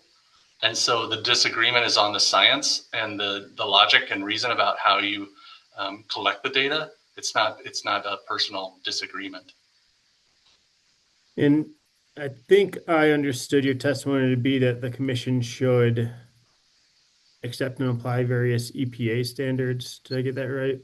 I'm sorry, that the commission should apply EPA standards to this Rule 211 hearing. You talked a lot about the EPA regulations and standards. I understand your question. I'm not saying they should use the standard that EPA uses. What I'm saying is that there is no standard. And so in an effort to try and help you folks quantify risk to the environment, public health, safety, welfare, and environment, I tried to explain a process that does that because it's not explicitly, it's not defined in the rules. So it becomes a subjective analysis. And so I wanted to give you some ways to take that data and evaluate, you know, your sense of what it means. And you said you haven't worked at KPK in 6 months. What's your current relationship with KPK? I'm just testifying here today. I have no relationship remaining with KPK. Are you compensated for your testimony today? I have not been. Okay. And so then in that case, you haven't been there in 6 months. What is the basis of your firsthand knowledge regarding the current state of the remediation projects? Yeah, it's up to 6 months ago, and only to the extent that the data that I pulled from has been updated to current from current databases, current data collection. But the sites themselves and their various steps of completion could be off by a little bit because 6 months I haven't been there and seen it. But I do have my testimony does present the most current up-to-date available information for each site. And by information from each site, are you referring to documents on file with the ECMC associated with the spills, for example? No, I'm referring to documents and data that KPK has and or the state has, but I know that those two records are not identical at this point. Okay, so you're telling us that you're relying on documents that KPK gave you that haven't been submitted to the commission? Oh, they've been submitted multiple times. They have been denied. And so they have the data in some senses, but there's also other mitigating factors in that there's data and work still being done, despite the fact that the ECMC won't approve the reports. It's like we have, and Greg Durangelo has mentioned this to me personally. Just because the forms aren't in or it hasn't been approved, that should not preclude us from moving forward and making sure the environment's protected. And so we're doing that, and they have been doing that throughout my tenure there. But there's definitely forms that they don't have that we have, or data that we have that we've tried to submit, it wasn't rejected, or data that after we've submitted multiple times, we're like, well, we can't seem to prepare something that they're going to accept, but let's finish up what we got.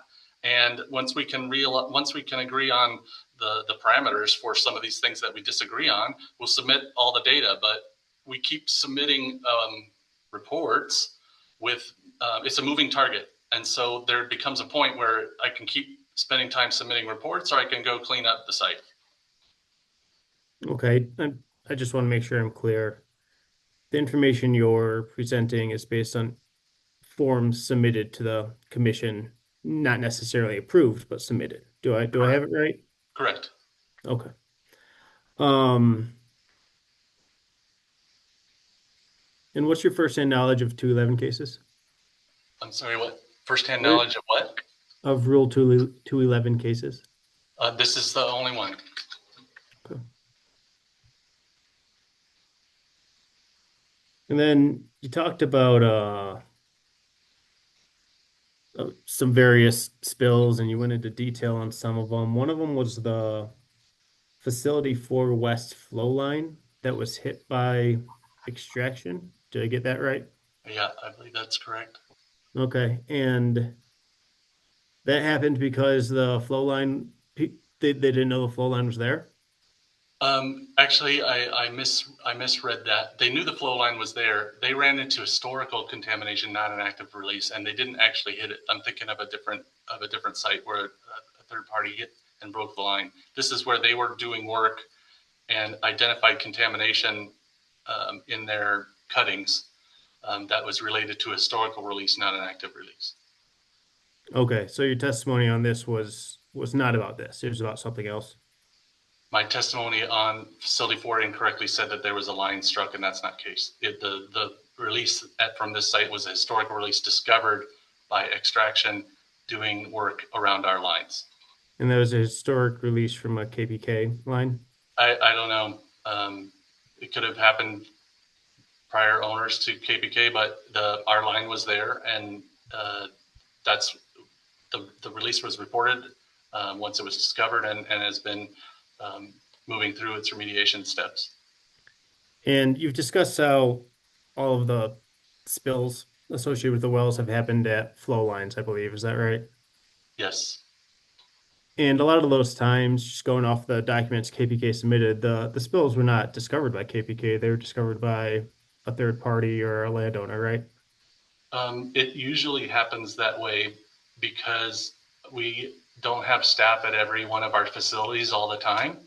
they're moving around from site to site. And so usually it's a third party that sees it. Occasionally our folks will see it before somebody else does, but most leaks are found by somebody else because they just happen to be around there and we hadn't visited there yet. So there's no way to know how long a spill has been out in the open before it's discovered by a third party or KPK. Is that fair? I would say that's not fair. It's not that there's no way to know. You can make estimates based on what you're seeing, the extent of contamination, as well as the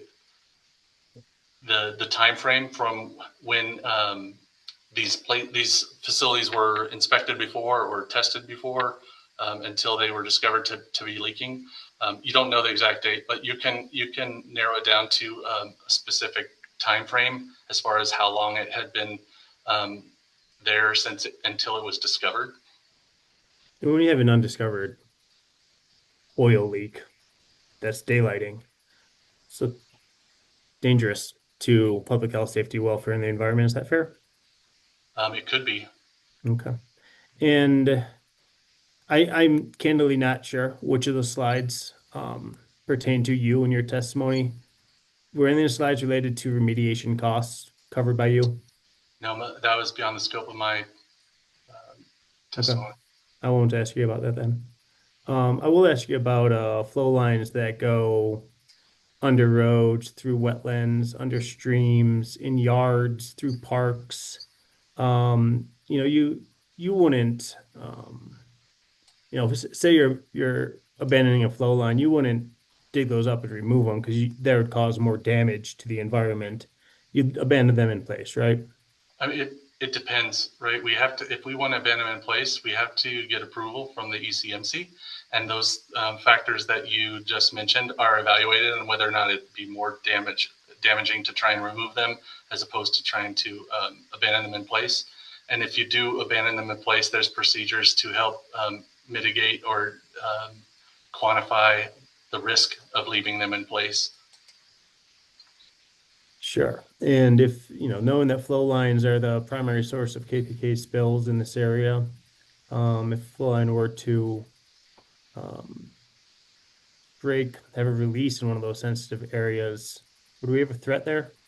I'm going to object to that. That calls for speculation. I mean, that assumes that something's going to happen. I mean, if he wants to ask about stuff that's already happened, that's fine. But I don't think Mr. Peterson should be required to speculate about what might happen in a future event.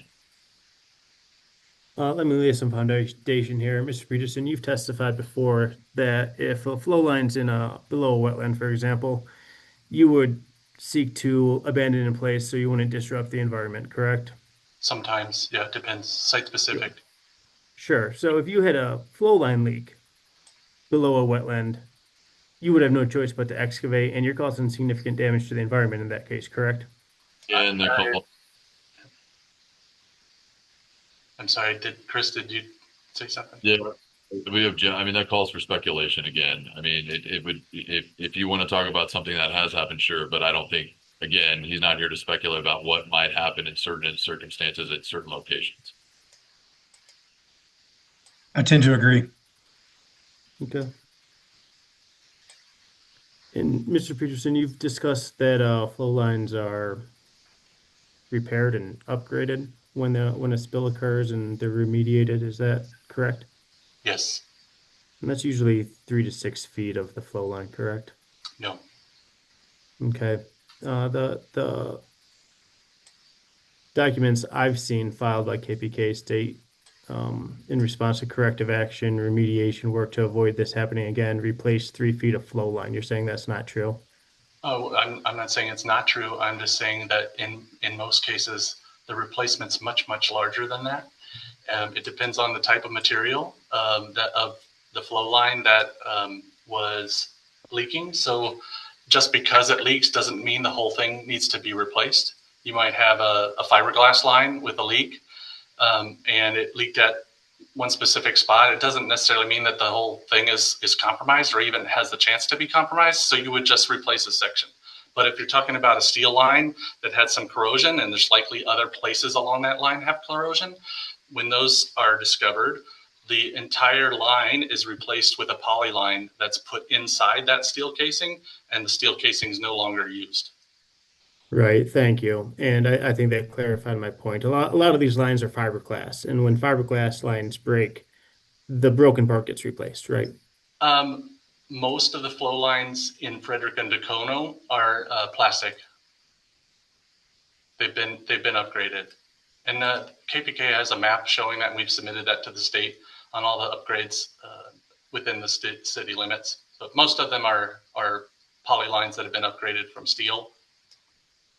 I'm not saying there aren't fiberglass lines. There definitely are fiberglass lines, but I would say they're probably not most of the lines. But I don't know for sure. When we do that upgrade, is there any excavation involved, or is that a pull and replace? How do you do that upgrade? The pipe is opened up in sections, and the number of places where it's opened up is really determined about how the size of the pipe and where it's going and how many turns. But you don't need to, because you're pushing that line in from one side to the other, and at some point that line, you just can't move it anymore, and so you've got to go to that spot and open that up, and then do it again and connect those two sections. But obviously, that's trying to be minimized. We try to push as much as we can without opening more spots, because that's just more work for everyone. But you don't need to do excavations other than at both ends of the line in order to upgrade with plastic. Just depends on length and type of material and turns and all those types of things. Okay, no more questions. Thank you. Mr. Sura, anything ever so briefly? Ever so briefly. The first question is maybe for Mr. McGowan. Are you foregoing the well by well slides that you had intended to have Mr. Kaufman, Mr. Peterson, and Ms. Clark go through? No, we're not foregoing those. We asked that they be admitted, but in the interest of time, we're not going through them individually. Well, is Mr. Peterson able to respond to some of those slides? It would depend on what questions. He's qualified to discuss some of the discrepancies between some of the allegations in your petition, but he wouldn't be the economic sides of it. So I guess it would depend on the question. Well, I just have one then. This is involving environmental issues, and thanks for your testimony, by the way. The grant one, you've got a slide here that says that KPK submitted 2 IR camera videos taken on just March 21st, 2025 to CDPHE. No leaks were detected, but that is not the condition that was first found. It was leaking gas, was it not? I stopped working at KPK in December of 24, so I have no knowledge of this specific event, instance, or any details associated with it. Just to save time, I'm going to submit that it was leaking, and hopefully it was fixed, but it was also leaking in September. Is it surprising to have a leak that is notified and ordered to be fixed in September, then just 6 months later have that same leak occur? It's not common, but it definitely happens. Okay, no further questions. Thank you. All right, commissioners, the witness is open for questions from you. Commissioner Oath.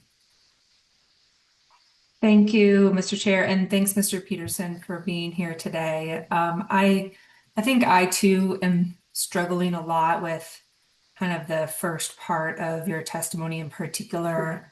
You talked about cleanup standards. I think they were mostly related to like a hazardous waste context.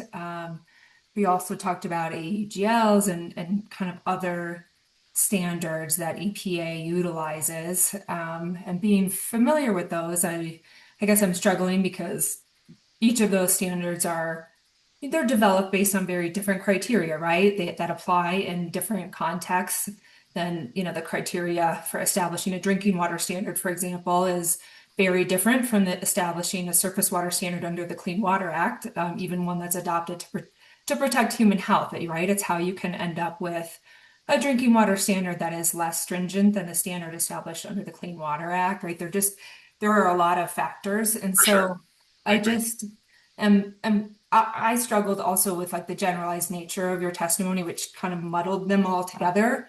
But I appreciate, well, and I would also reflect what I think a comment was made earlier that, these standards that by EPA are established and intended for implementing requirements under the Clean Air Act, Clean Water Act, CERCLA, and other federal statutes, but those are statutes that this commission doesn't implement. And so I appreciate kind of the conversation that's happened on this already, but I guess I'm still kind of struggling to understand what you're suggesting with your testimony. It seems like you're suggesting that these are just these are some methods that this commission could utilize in this very different circumstance of a 211 hearing instead of implementing those federal statutes to assess whether or not there's a threat to public health, safety, welfare, and the environment. So I just want to make sure I'm understanding your answer on that question.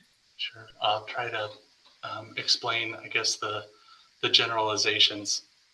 The intent of bringing up the EPA risk assessment method and those toxic and acute exposures was to provide a framework for which risk can be evaluated. There's no criteria in the COGCC rules that establishes what is a threat and what's not, what is an impact and what's not. And so you have to use some professional judgment and your knowledge about exposure and concentrations and contaminants to be able to assess whether or not there's a threat. And so the whole point of the EPA and the AEGLs and the different exposures was just to say, here's how the EPA tries to quantify risk. We don't have a method that's spelled out for the COGCC rules, but the rules use forms that kind of follow some of those EPA methods. And so therefore, because those forms are being utilized and that information is being provided to the ECMC, the risks and threats are being evaluated, regardless that there's no fit process, but that it's very objective, and so very subjective. And so we have to look at what constitutes a threat, and we don't have a definition. And so I use the EPA one and the way that the ECMC asks for or approves information in the Form 19s and the Form 27s as a way to say, well, if the state is asking for information and we're providing it, or they're approving forms, or they're agreeing with the mitigation actions or whatever, that they too agree with the same risk or threat to public health and environment that I did, or that most operators would, or that most consultants would. And that's the best I can explain it. I'm trying to basically give a concrete answer that doesn't have a concrete question. Does that help? Or yeah, I think you weren't referring to my question as being non-concrete, but the question of whether or not there's a threat to public health, safety, welfare, and the environment. Yeah, what is a threat to public health? Okay, thanks. Right? Yeah, I appreciate that. Okay, and then if we think about that and think about the cleanup standards as potentially being one way to put a risk assessment framework around here to answer that question. In one of your slides, and it was slide 188, you had a bullet point that said nearly all of KPK's spill sites don't exceed the cleanup standards, which makes me curious which ones do exceed the cleanup standards. Yeah, I mean, we'd we'd have to pull out the data tables for all the data that's been collected at these sites and go through them one by one, looking at the concentrations, comparing them to the standards. But you must have done that to prepare your testimony, correct? Yes, but not in a way to be able to recall it all from memory. I don't have all the tables printed out. Okay. But as I went through those sites, I would bring up a table and it's like, oh, we have all these samples. There haven't been any detections of petroleum hydrocarbons. There's some inorganics that are exceeding. And so then I would say, okay, at this site, there's not a lot of contamination there because all of our samples are coming up clean as far as petroleum hydrocarbons, and we're dealing with a background issue. So that's the extent to which I looked at each of the data tables. I guess that's and I guess the generalization is that because of the way that KPK responds to these spills, that except for the ones that are impacting groundwater, that excavation of impact at the source is largely removed and eliminated in its entirety within weeks of the release. And what you're left with is lower level residual concentrations that you have to further define the extent as well as decide the best remedial alternative. Okay, I have no other questions. Thanks. Others with questions of the witness? Commissioner Messner? I just have one question because I've been listening to the testimony, and this is similar testimony that I've heard from you before, Mr. Peterson, and it's hard for me not to come to the conclusion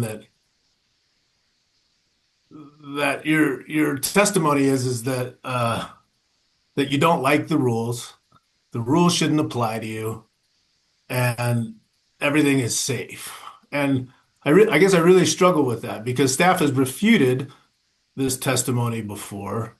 You're making assertions that the ECMC doesn't have the ability to determine a threat or to determine what is safe and what's not safe in our regulatory process.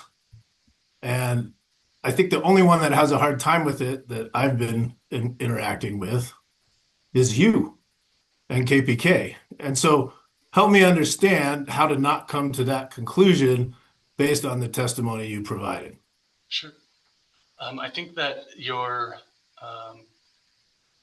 conclusions or summary of my positions are inaccurate, and I didn't testify to those things. But I do understand your perspective that a lot of my testimony is reflecting the very limited extent, magnitude, degree of contamination relative to what the state or the EPSs have testified.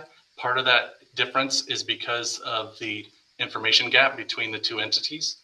Part of that difference is because is basically a relative it's a relative comparison to the way that this work is done. And the EPS folks, they've been in the same business. They know how that work is done. I think that there's a big disconnect and a distrust by the EPS of KPK that makes it hard to take anything that I'm saying at face value. And that's obviously a difficult place to be in, but I haven't presented anything that I wouldn't stand behind that has data and some scientific rationale. It's not arbitrary. It's not flippant. When you look at these sites and you look at not just these sites, all the sites that are in Weld County from other operators, all the past sites that KPK has closed, it's moving and being remediated in the same way. You're getting to the same place. KPK is getting to the same place, and maybe there's some things that are different, they're faster or slower between operators, but the risk to public health, safety, and environment at a Kerr-McGee site that's been excavated and one that KPK has been excavated, they're the same.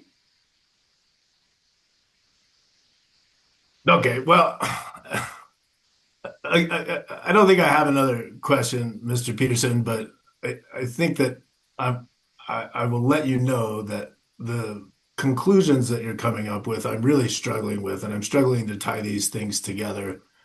And there are differences between things that you and KPK do and other operators do in particular situations. And so I think that makes it hard to understand your perspective on this one. So thank you for that. I understand.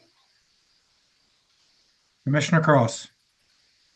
Thank you, Mr. Chair, and thank you, Mr. Peterson, for your testimony. I just want to have two quick questions. I was going to ask about the nearly all do not exceed, but Commissioner Oath got to that already for me, so I appreciate that. Number one, you talked about all the Form 19s being closed on all these sites. Form 27s, you talked about being the chronic impacts. There was testimony previously that for many of these sites, Form 27s haven't even been filed. Updated Form 27s haven't even been filed for many of these. Why is that?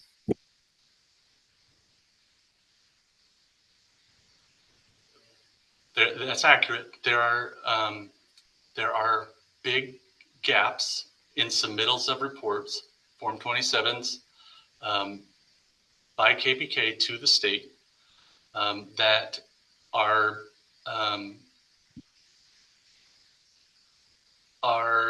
beyond what the state would want to see.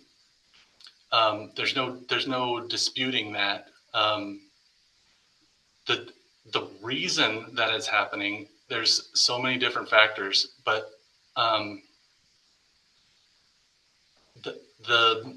the best answer I can give you is that the resources to execute on all this work, especially given some of the other criteria that have been imposed on KPK, like the 901A order, the distrust of the technical approach, it makes the preparation and timely submittal of those difficult to invest in because it feels futile, and we're getting multiple denials and so forth, and the state will say they're not good quality. I will tell you that is not an accurate statement, because the people that were doing the reporting for KPK, same consultants that are doing it for the other operators, and they're doing it the same way, and those ones are getting approved, but ours are not. And so and we don't have any of them to testify to this, but when I was using a few of the new consultants and they started getting some of these forms denied, it was the first time they had ever seen a Form 27 denied, and they had been working in state for 10 years. So it's not a quality problem. It's the same. They definitely have some quality issues from time to time that aren't accurate. There's some mistakes in there or some poorly presented information. It is that nobody's disputing that.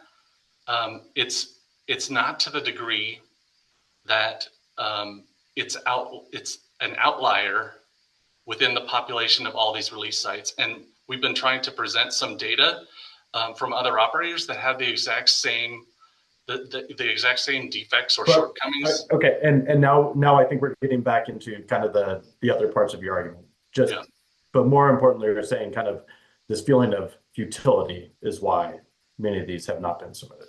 That's my own personal thing, right? If you submit a report 3-4 times and it's denied every time and you're trying to correct it, at some point I've got to put my attention onto something else because I'm not going to make any progress there. Okay.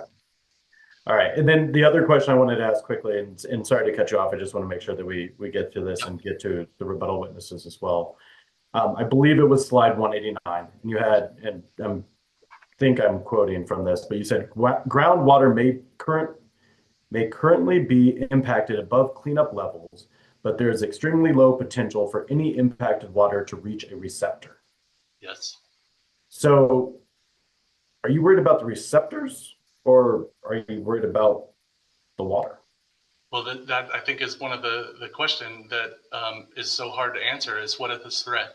is the environment, is water the environment?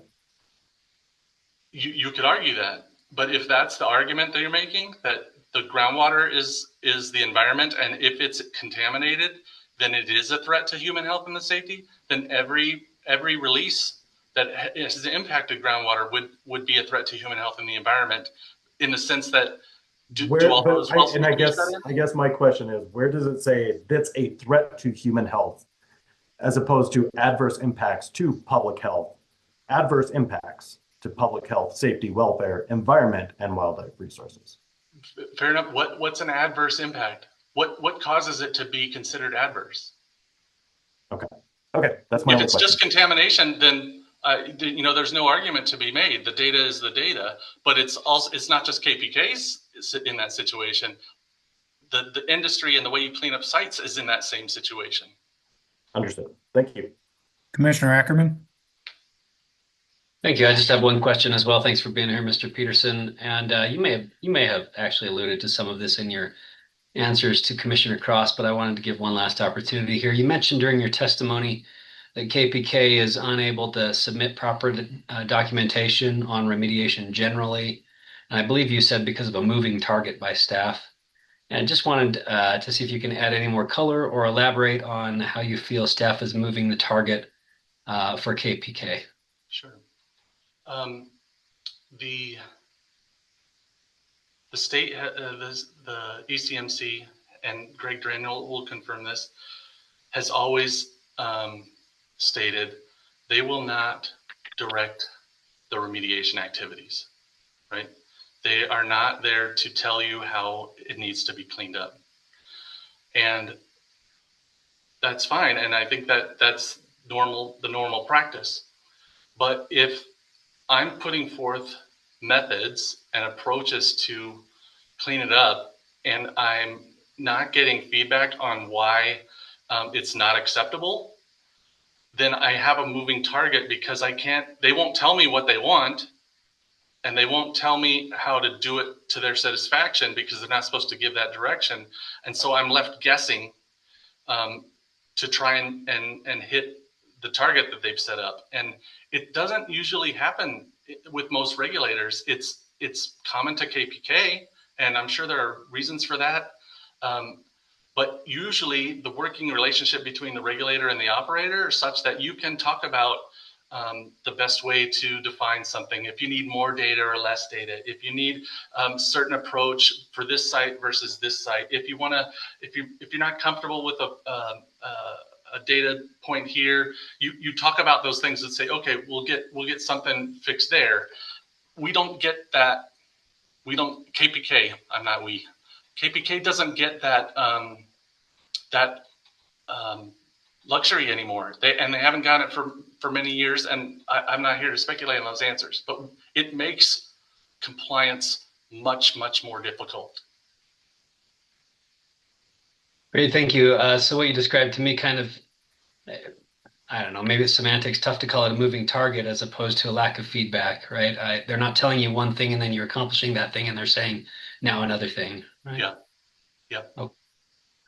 All right, that's all I had, Mr. Chair. Thanks. All right. I think with that, we've gotten through commissioner questions. I've allowed redirect ever so briefly now. Mr. McGowan, did you have any redirect from those questions? Yeah, Mr. Chair, thank you. Just like two questions. Mr. Peterson, flow lines have been discussed quite a bit. Would it be your understanding that flow lines are separate from wells? And what I'm getting at is the sense that, for example, you could operate a well without a flow line, right? We kind of asked this question earlier. You could, for example, permit a tank battery. Is that fair? Yeah, and I think the ECMC considers them separate too. They have different facility ID numbers. They are really specific about keeping them separate. Perfect. And then this was asked earlier. Historic spill doesn't mean it's from KPK, correct? It doesn't necessarily mean it's from KPK, no. Okay. And then a lot of there was mention that some of the issues that have arisen are from flow lines. Those have happened quite a bit from third parties, correct? I wouldn't use words quite a bit, but there have while I was there were 3 spills resulted as a result of a third party, not KPK. Okay. And this question was raised just because if a location does exceed the cleanup standards, that doesn't necessarily mean it poses a threat to public health, safety, and welfare, correct? This is the mincing of words, and I think that's a big part of trying to answer this question.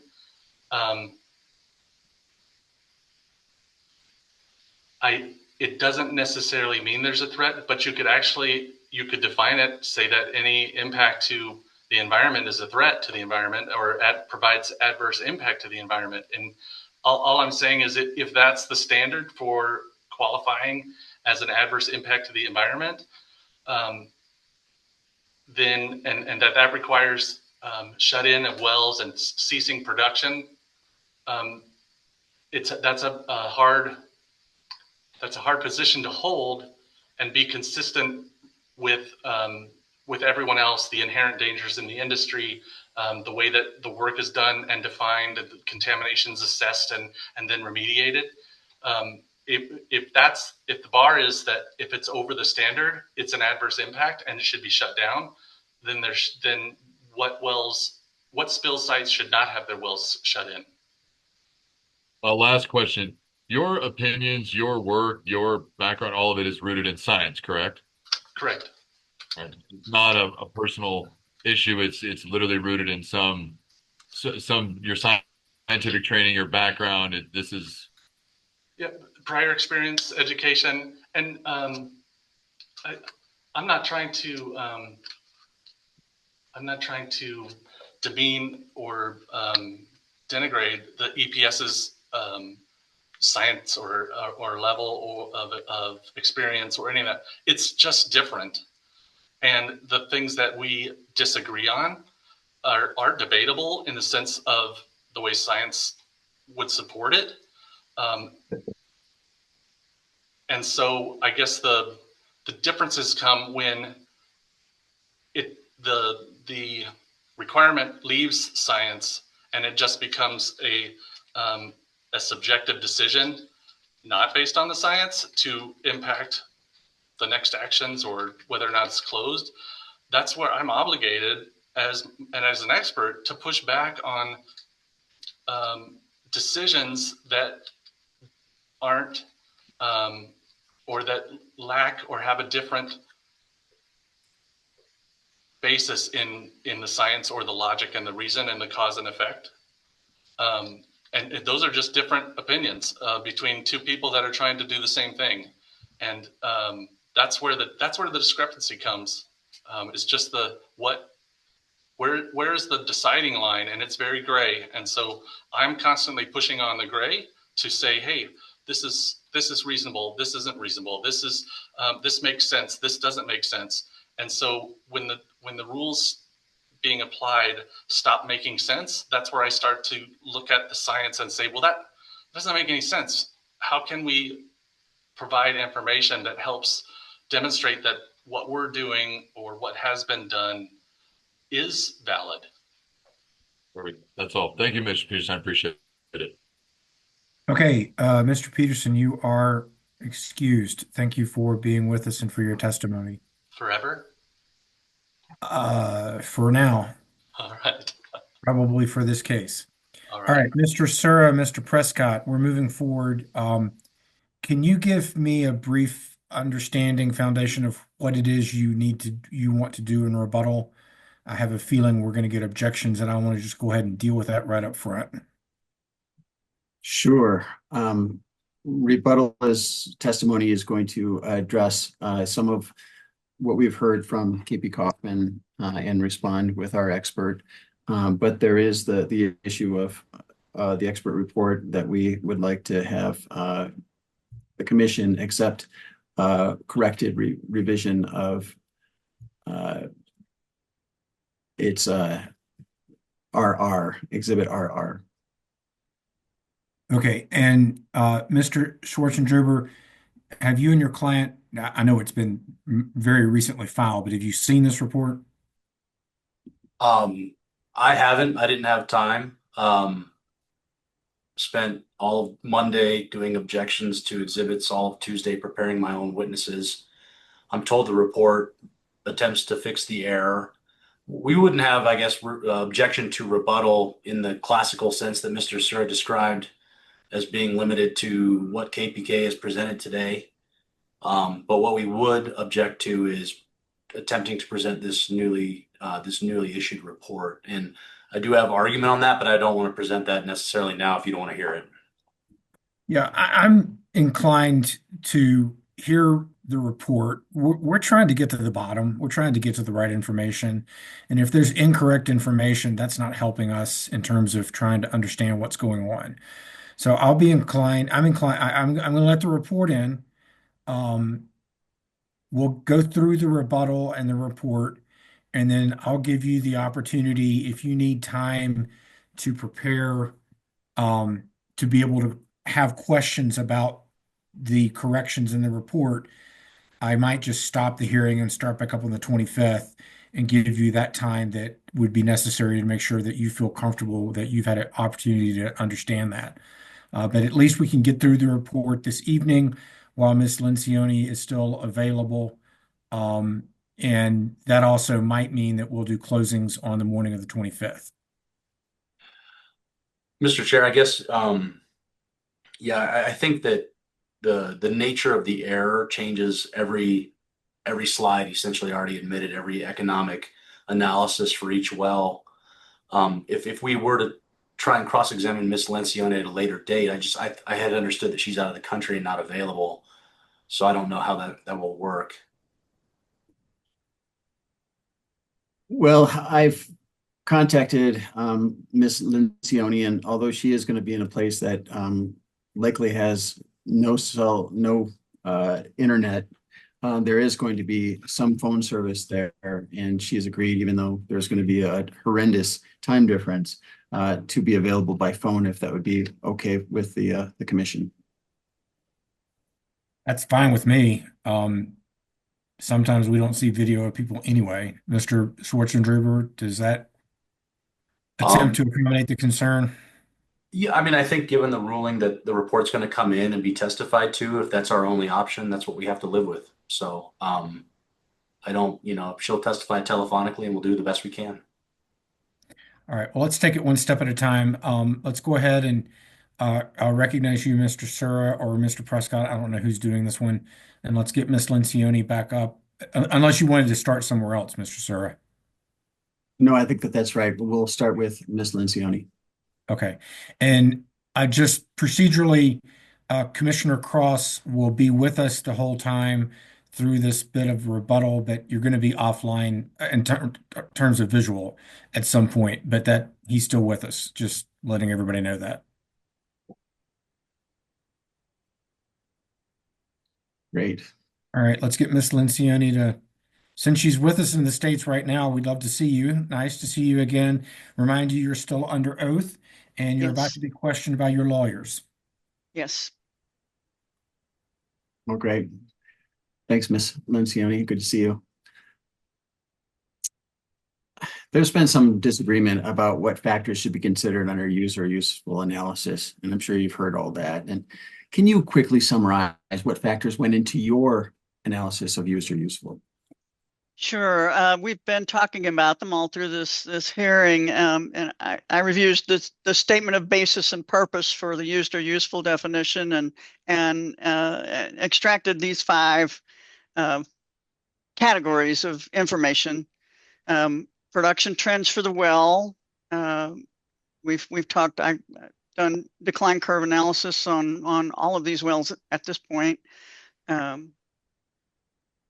And that's a key factor in performing an economic analysis.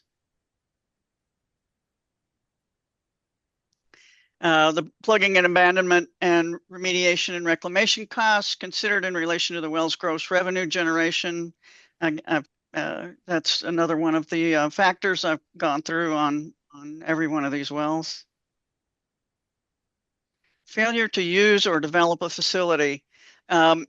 When I first started on this project, I was thinking of this as being related to facilities that were external from the well, but through conversations with the attorneys in the matter and further review of the information available, I've come to understand that facilities also include wells.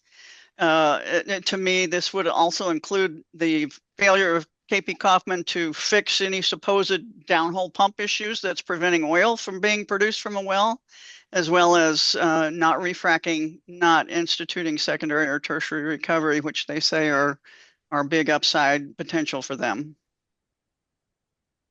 Remaining economic viability based on the economic analysis of the well, the projections of the production and costs into the future. And other relevant evidence. This can include many things. We have focused in our analysis of the wells on the fact that they are all old wells and that the likelihood of continued problems with equipment, flow lines, et cetera, is likely to continue into the future and generate more costs.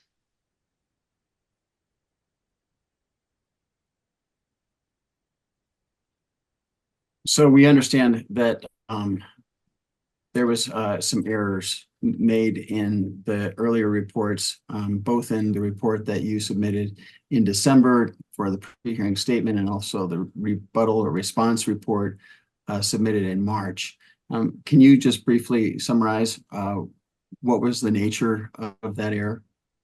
That's right. When I saw the KPK slides, I went and checked first the output and saw that the KPK was correct in the fact that the net gas reported in my economics was too low. It's not because I input the incorrect net revenue interest. I was inputting a gas shrinkage factor and it was input incorrectly. I was trying to input 5% shrinkage and instead it deducted 95% shrinkage. So I was dismayed to see that and hurried to correct it. So a new exhibit RR amended has been submitted into the record on Monday, is that correct? That's correct. Would you briefly discuss the findings of your report? Sure. So in addition to correcting the errors in the application of the shrinkage factor, and indeed I took out all shrinkage factors just to be consistent with what KPK's analysis, and I reduced my production tax rate from I think roughly 7.8% down to the rate stated by KPK at 4.5. And then I have revised economics for all the wells. Some changed more than others. And a number of the wells, there were 7 of the wells that in my first analysis had indicated that they could not even support a level operating cost in the range of $300 a month. You know, they generate considering a level. I'm having trouble hearing her. Is it just me? Yeah, could you try that again? Sure. I think you're out of battery or you're coming through really garbled. Okay.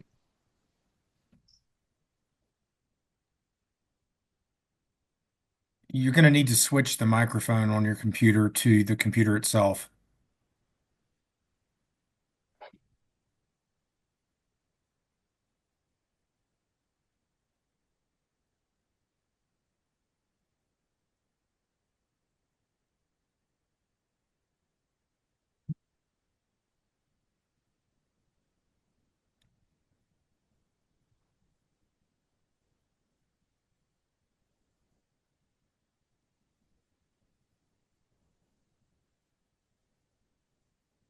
No, still no. Yeah, I'm still not hearing anything.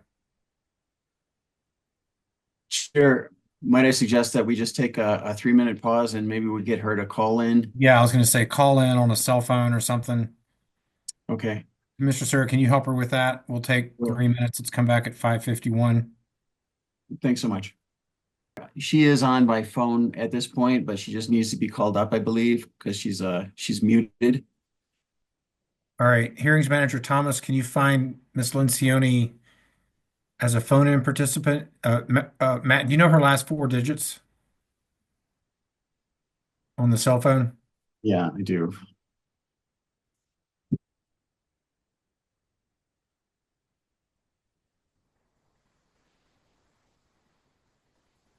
It is 1058.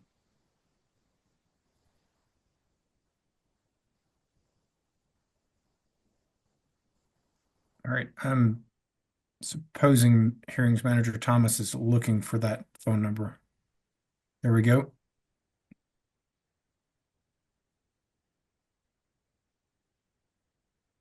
We're asking Ms. Lencioni to unmute.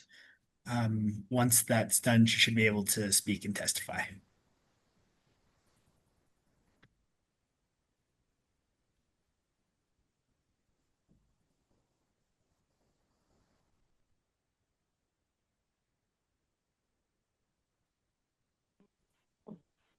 Can you hear me now? Yes, we can. Okay, good. You're gonna need to turn. I'm gonna have to turn. Yeah, Mute your computer, I think. There. Can you hear me now? Oh Yeah, but dear. we're Let me. still hearing a I got to echo. get rid of the sound on the computer because I'm hearing two at different times. Okay. Can you still hear me? Yes. We can hear you. Okay, We can see good. you. And You're I can muted hear on your you, and I computer. only hear one. And we only hear one I'm of sorry you. about that. It's okay. You need to go get Okay. some batteries for your headphones. All right, Mr. Sir, if you'd like to continue. Well, where we started is you were talking about the overall conclusion of the corrected well report. Yes. So there were 7 wells that changed that were in my original report incorrectly shown as not being able to make any net income with only the well level operating costs of around $300 a month.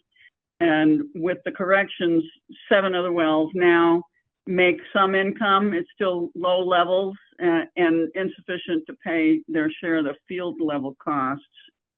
There's still no wells that are completely economic, and my opinion as to any of the wells being used or useful has not changed. They're still not used or useful, in my opinion. Thank you. Would you please go through and briefly summarize the findings of the wells? Yes, you want to, yes, here we go. So this is one of the wells. This is one of the ones that was uneconomic at well level before, and now is generating $18,000 in positive cash flow considering just the well level costs, but still does not cover the field level costs. The gross revenue generation for this well has increased to $37,000 roughly, still short of what's necessary for plugging and abandonment and remediation. These aspects of the used and useful analysis are the same as before. These haven't changed. And here's the revised economics. You can see it's got the proper amount of net gas production now. And you can see it is generating some positive revenue for through 2029 with the $300 a month, but is still not able to pay for the additional well level costs. And here's another one. This is another one that's changed from being uneconomic at well level cost to being able to generate almost $10,000 considering just well level, but can't support its share of field operating costs. Gross revenues have gone up to almost 30,000. Still, again, not sufficient to meet plugging and abandonment and reclamation. Again, no change in these segments of the definition. And here's the revised economic output showing it's going uneconomic in 2030, even at the well level costs.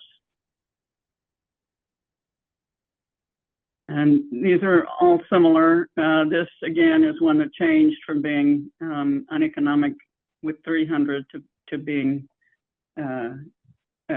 economic at 300, but unable to pay its share of any field costs. And the net revenue, the gross revenue has increased, but is still insufficient to cover plugging abandonment liabilities. I think you went backwards.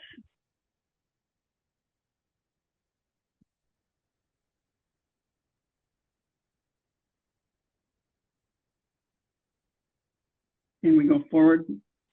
No, this is B2, and this is 3 and 4, 5. Can you not see it? I thought, okay, right. I thought we lost track of where we were. Yeah, the 3, 4, and 5 has not changed. And there's the revised cash flow. Again, you can see it's making money until 2030, and it's still not making sufficient gross revenue to cover P&A and reclamation. And this story is similar for all of these. I don't know if you want me to go through each one in detail, but we have all of the revised numbers here in the presentation.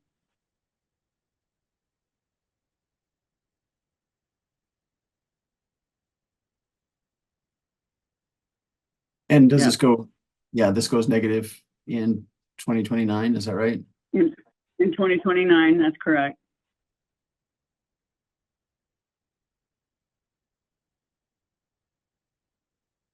Why don't you just give just positive cash flow? Yeah, positive cash flow of a little less than $8,000, still not enough to pay its share of field level costs. Gross revenue up to almost 30,000, not enough to pay for P&A. No change here. Here's the economic output. And there's where it goes negative. In 2029? In 2029, correct. This one now generates almost $10,000 in cash flow, considering just $300 in operating expense. So still cannot cover its share of field level costs. And again, it generates almost $30,000 in gross revenue and can't cover P&A. No change here. And this, you can see again, this one goes uneconomic with the 300 cost in 2029. And so that's not including field level costs. That's just the $300 a month. Correct. This one now makes $6,000 in net cash flow, considering just the $300 a month. And again, can't support its share of field facilities. Makes about $25,000 in gross revenue, not enough to P&A. No change here. And again, in 2029, it can't cover field well level costs.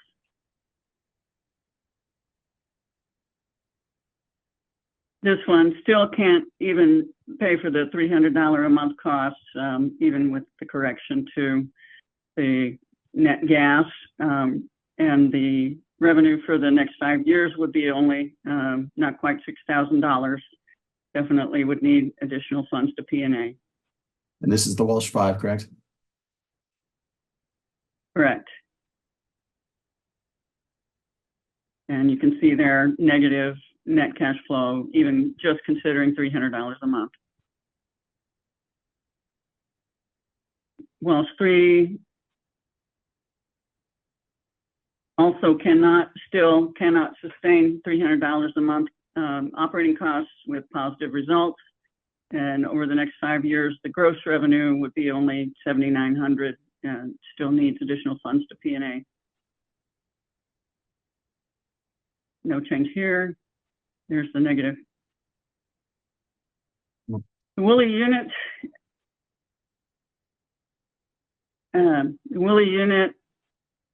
Still would not be able to sustain the $300 a month.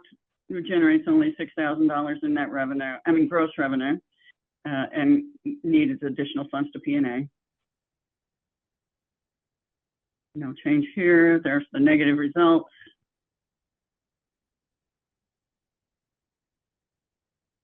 Champlin 86, Amico B5 still cannot sustain the $300 a month with positive results. Generates again a little bit less than $6,000 in gross revenue. No change here. Here you can see.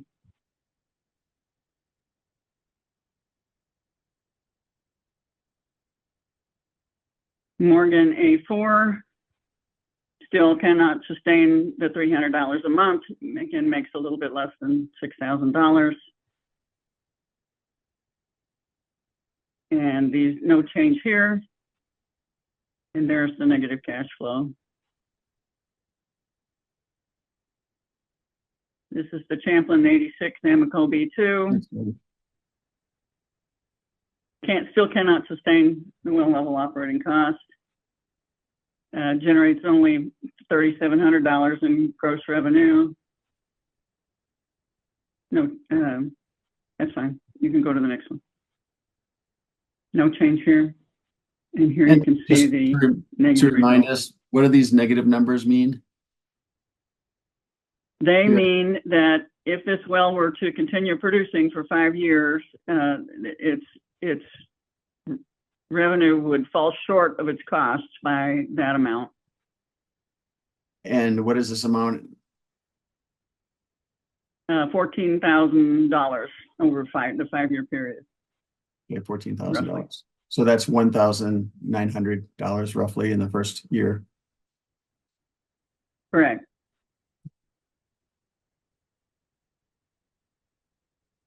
Again, this well cannot sustain the $300 a month, even with the corrections made.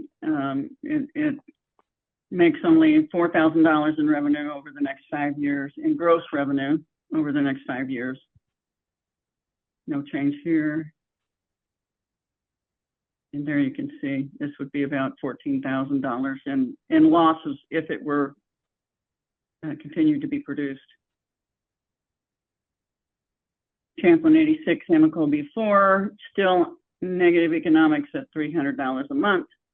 Makes about $4,500 in gross revenue.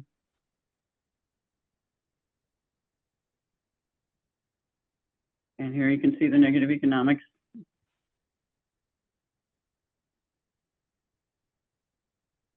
Again, same story, still cannot sustain the well level cost for the Morgan unit A1. Makes less than $5,000 in gross revenue over 5 years.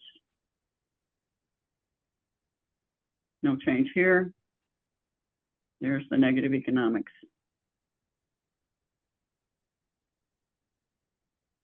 And this well also, the Colorado National Bank Trust 1 cannot sustain the well level costs with positive economics.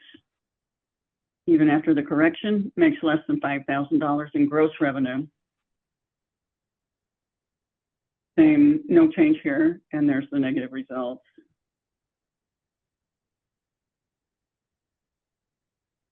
That's the cover of my amended report. So we would like to move to have this admitted. Exhibit RR amended. Right. I have heard previous argument on this, and over objection, we'll go ahead and get it admitted. With that, did you have further rebuttal? We do, and very short. Okay, go ahead. Thank you.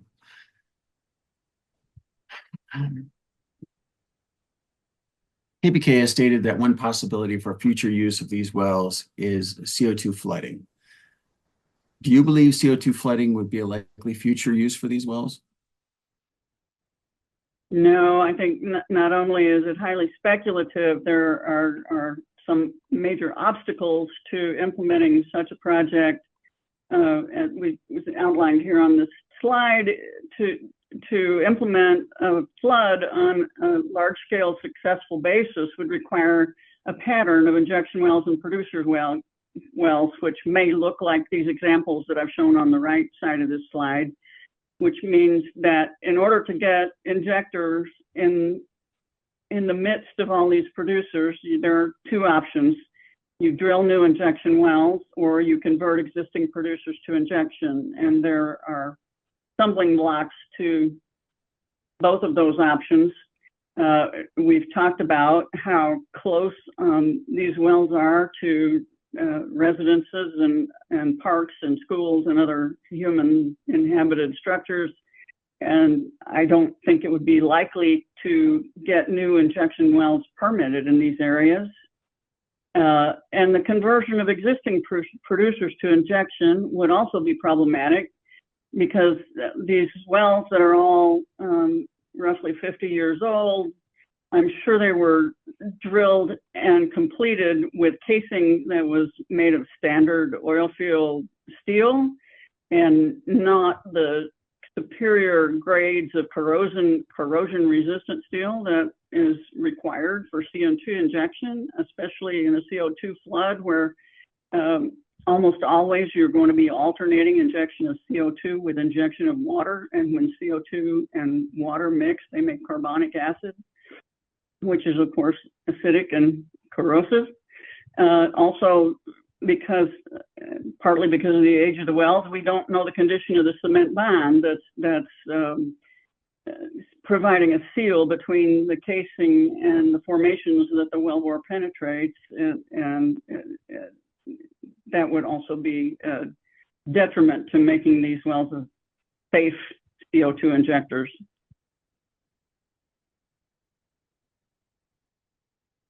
Now I'll turn it over to Stephen Lewis Prescott.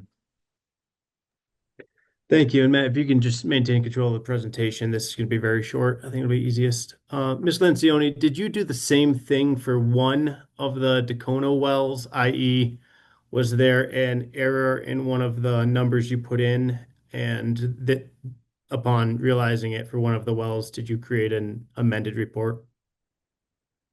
Correct.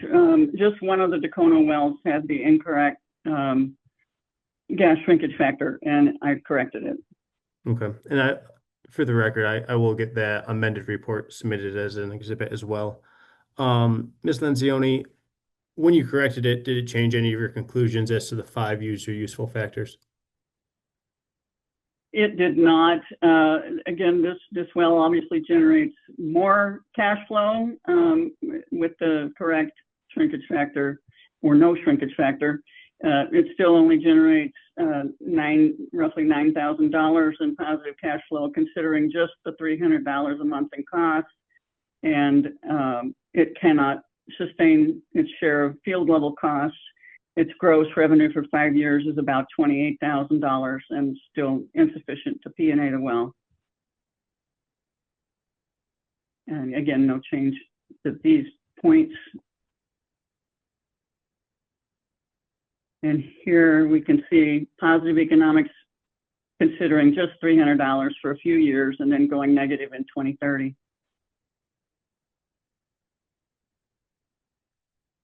All right, thank you for sharing that correction for the Coslet for a well. And then next slide here. Is this a demonstrative you put together using KPK's LOE spreadsheet? It is. One of the points that I saw in the slides that were from KPK was criticizing the fact that I forget the words they used. I selected only a portion of the 5 years of LOE history that they provided. And so I went back and compared the 2024 average values that I focused on to the 5-year averages that they did provide in their spreadsheet. And this graph shows a comparison of those 2024 averages and 5-year averages for all of the categories of expenses that KPK listed. And you can see they're really all very similar, except notably the category of production rig services, where the expenditures average per month were much higher in 2024 than average over the period. Thank you. And I tend to agree. It's helpful to see this in a graph form. Can you tell me what production rig services are? Every company has their own nomenclature, and it's not all 100% clear, but I would assume this means small workover rigs, or what we used to call pumping units back when I was more closely involved in field operations, which are capable of doing simple workovers on wells. Okay, and we saw a spike of this in 24. Do you know what year our 211 application was filed? I believe it was in 24. Okay, and then looking at the categories here, and I don't want to spend too much time here. I think we've gone over these costs, but are there any categories of expenses, monthly operating expenses, that jump out to you as being abnormal?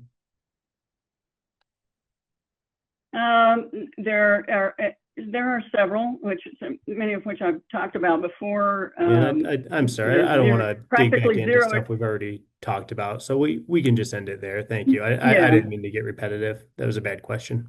Thank you. Okay. You're welcome. Okay. Thank you, Ms. Lencioni. I apologize, but I think we're going to interrupt your vacation in a faraway land to have you come back for a cross-examination next Wednesday morning, probably around 11 a.m. Mountain Time. So with that, folks, I'd like to sort of chart out next steps. Mr. Schwartzendruber, I don't want to require you to do cross this evening. I want to give you a chance to look at the amended report and get prepared, and then be ready on the 25th for a cross. I also don't want to have commissioners do questions ahead of your cross, because our questions are often influenced by the cross that occurs before them. So with that, let me just chart out something, and then I'm going to chat to the lawyers and my fellow commissioners. I think where we're at is we will stop for the evening, and then we will return on the 25th.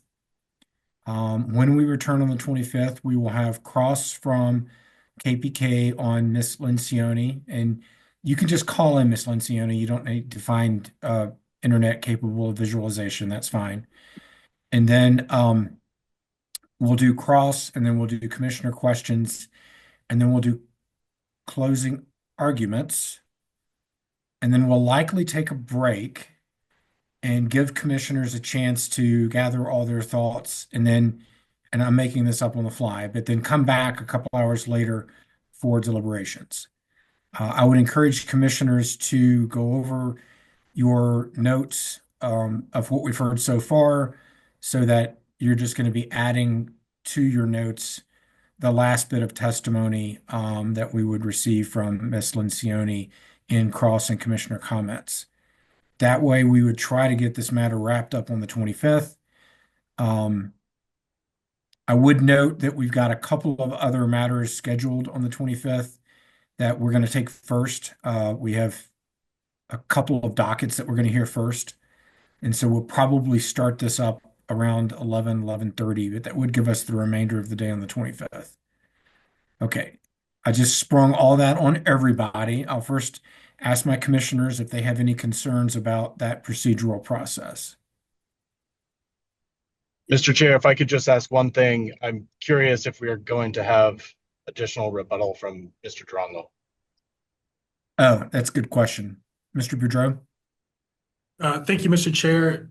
Staff feels like commissioners covered a lot of the topics we wanted to cover on rebuttal with Mr. Dronlo during commissioner questioning. Mr. Peterson. Having said that, Mr. Duranlo is available if the commissioners have further questions for him, either this evening or Wednesday, the 25th. Let's have him available on the 25th. I want to give the commissioners an opportunity to ask him questions. Some of the information from Mr. Peterson has me at least wanting to ask a question or two. So we'll do it that way. And that's a good question, Commissioner Cross. Any other questions from commissioners about process? Commissioner Messmer? Thanks, Mr. Chair. I want us to be a little bit maybe realistic here from a time perspective, because in the 20, when I look at the agenda, we're not starting till 10. We've got the cumulative impacts discussion, and then a cap application, and then an OGDP application inside of a cap. You know, in the best case scenario, that's an hour and a half. In the worst case scenario, that's 2.5 hours. So I just want to make sure that we're giving ourselves enough time, and that we're also giving Miss Lucioni enough time. And I also note that we are coming in for a hearing on the 26th as well. That's wide open except for one item. And so I don't know. I just want us to be realistic with timeframes. Yeah, no, I appreciate that. I've been working with Elias on the fly here with GChat, et cetera, to try to come up with a schedule that works. I mean, I think I'm comfortable if we need to move to the 26th as well. That would really just be for deliberations. Mr. Boudreau? I think you covered it. I was just going to say, Mr. Duranlo is not available on the 26th, but now that you're saying it's just for deliberations, I don't think that's a problem. Okay. Because we do have the 26 set aside for a special hearing on the Chevron matter. And so that does require all of us to be present, and we could easily accommodate that. So I guess what I would suggest is, at the good suggestion of Commissioner Messner, lawyers, go ahead and pencil in the 26 just in case, if we can't get through it. I'm trying to get this done. I'm going to be out of office for the first 3 weeks of July, and I'd rather get this done before I am gone, and I want to be part of deliberations. And having practiced before, judges hated when judges took things under advisement and then they don't like get ready to render an order, and then they get all confuzzled. So I think we'll do better if we can try to get it done next week. That's probably too much information, but all right. With that, Mr. Schwarzenegger, Mr. McGowan, are you guys comfortable with what we've outlined? Mr. Chair, I do have a number of questions and clarifications that I'd like to seek. In terms of Ms. Lencioni, I think we do need to ensure that she at least can access the slides and the reports and that sort of thing in real time while we're talking about it. If she's appearing telephonically, I won't be able to obviously screen share with her. And so I just want to ensure that that's the case. So that could entail, I guess, coordination between us and Mr. Sura and Mr. Lewis Prescott. But I just wanted to voice that. Yeah, no, I think that's a fair procedural request. And why don't you work offline with Mr. Sura and Mr. Stephen Lewis Prescott to make sure that they know which documents she needs to have on her computer she's got with her when she's traveling. And then she can just look at them on her own. And if Ms. Lencioni, if you find Wi-Fi and you're able to attend visually, that's great. But I'm just suggesting, if not, then make sure that you and your lawyers know which documents the cross-examination may cover. Point one. What's point two, Mr. Schwartz? We never received the slides, at least to my knowledge. Maybe I missed them, and I'd like to get them. I'm not sure if the commission got them or not. The slides from today? Yes, correct. We'll file those today. Yeah, and I, as one commissioner, would also like access to all those slides. So we'll make sure Mr. Thomas gets them out to everybody. Next question then is whether this will then be limited to cross-examination. There will be no rebuttal slides or anything like that from KPK on any of these economic issues. Is that a question or Well, I think, not knowing exactly the nature of everything that appears in these reports, obviously I heard her presentation today. We may have an interest in very brief economic presentation. Yeah. I don't know if that'll be permitted. It's permitted. Okay. Um, and then on the other sort of process we had around slides was objections to the slides. I don't know if we want to adhere to that. I know, you ruled sort of categorically today, but in making our record, we may ask, I think it would be beneficial to do that with any new slides as well. Yeah, consider all slides continuing objections to be part of the record. Okay, so we can file additional objections to these slides. Yes. Okay. And then last thing, we do feel pretty strongly that the correction of this report and presenting it isn't proper. We obviously understand, and acknowledge the hearing or Mr. Chair's ruling on this. If it's okay, we just would like to file maybe an objection just to preserve error for the record. It doesn't necessarily even need to be responded to. It can be very brief, but we'd like to make that just to get it in the record. Yep. Go ahead and do that, and then I'll review it and we'll see what we're going with it. But we've already admitted the exhibit, so it'll probably be just to preserve your record if needed. Thank you. That's really the goal. I appreciate that. That's all from on my list, unless Mr. McGowan has some other things. Yeah, no, thanks, Nick, and thanks, Mr. Chair. I have one brief thing. Is Mr. Duran, though, going to actually present rebuttal, or is it just for commissioner questions? And I guess the extent of my question is will I get a chance to ask? Yeah. Right? I understand the nature of it. My perspective is that he's going to be available for questions from commissioners. He's not going to have a formal rebuttal. And if commissioners ask him questions, I'll give you guys a chance for cross, and I'll give Mr. Boudreau a chance for redirect. That's it. No, I appreciate that, Mr. Chair. Thanks. That's all I have. Mr. Boudreau, is that consistent with what I thought I said? That's right, Mr. Chair. That's our understanding also. All right, Mr. Sura, Mr. Prescott, anything further? Nothing further. Thank you. All right, folks, appreciate everyone's diligence and sticking around and having an ability to listen to all this. There's a lot of information. We're trying to do everything we can as a lay panel of folks to make sure that everyone gets their voices heard on important issues all the way around.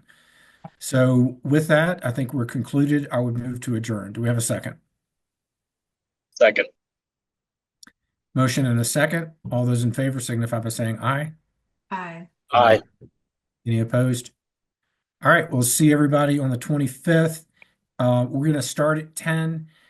We think we'll get to you guys. Well, Commissioner Messner had a good point. We don't know when we're going to get to you guys, but hopefully it's, around noon or right before right after the lunch break. So just listen in, and we'll look forward to hearing the last parts of this important docket. Thanks, everybody. Good night.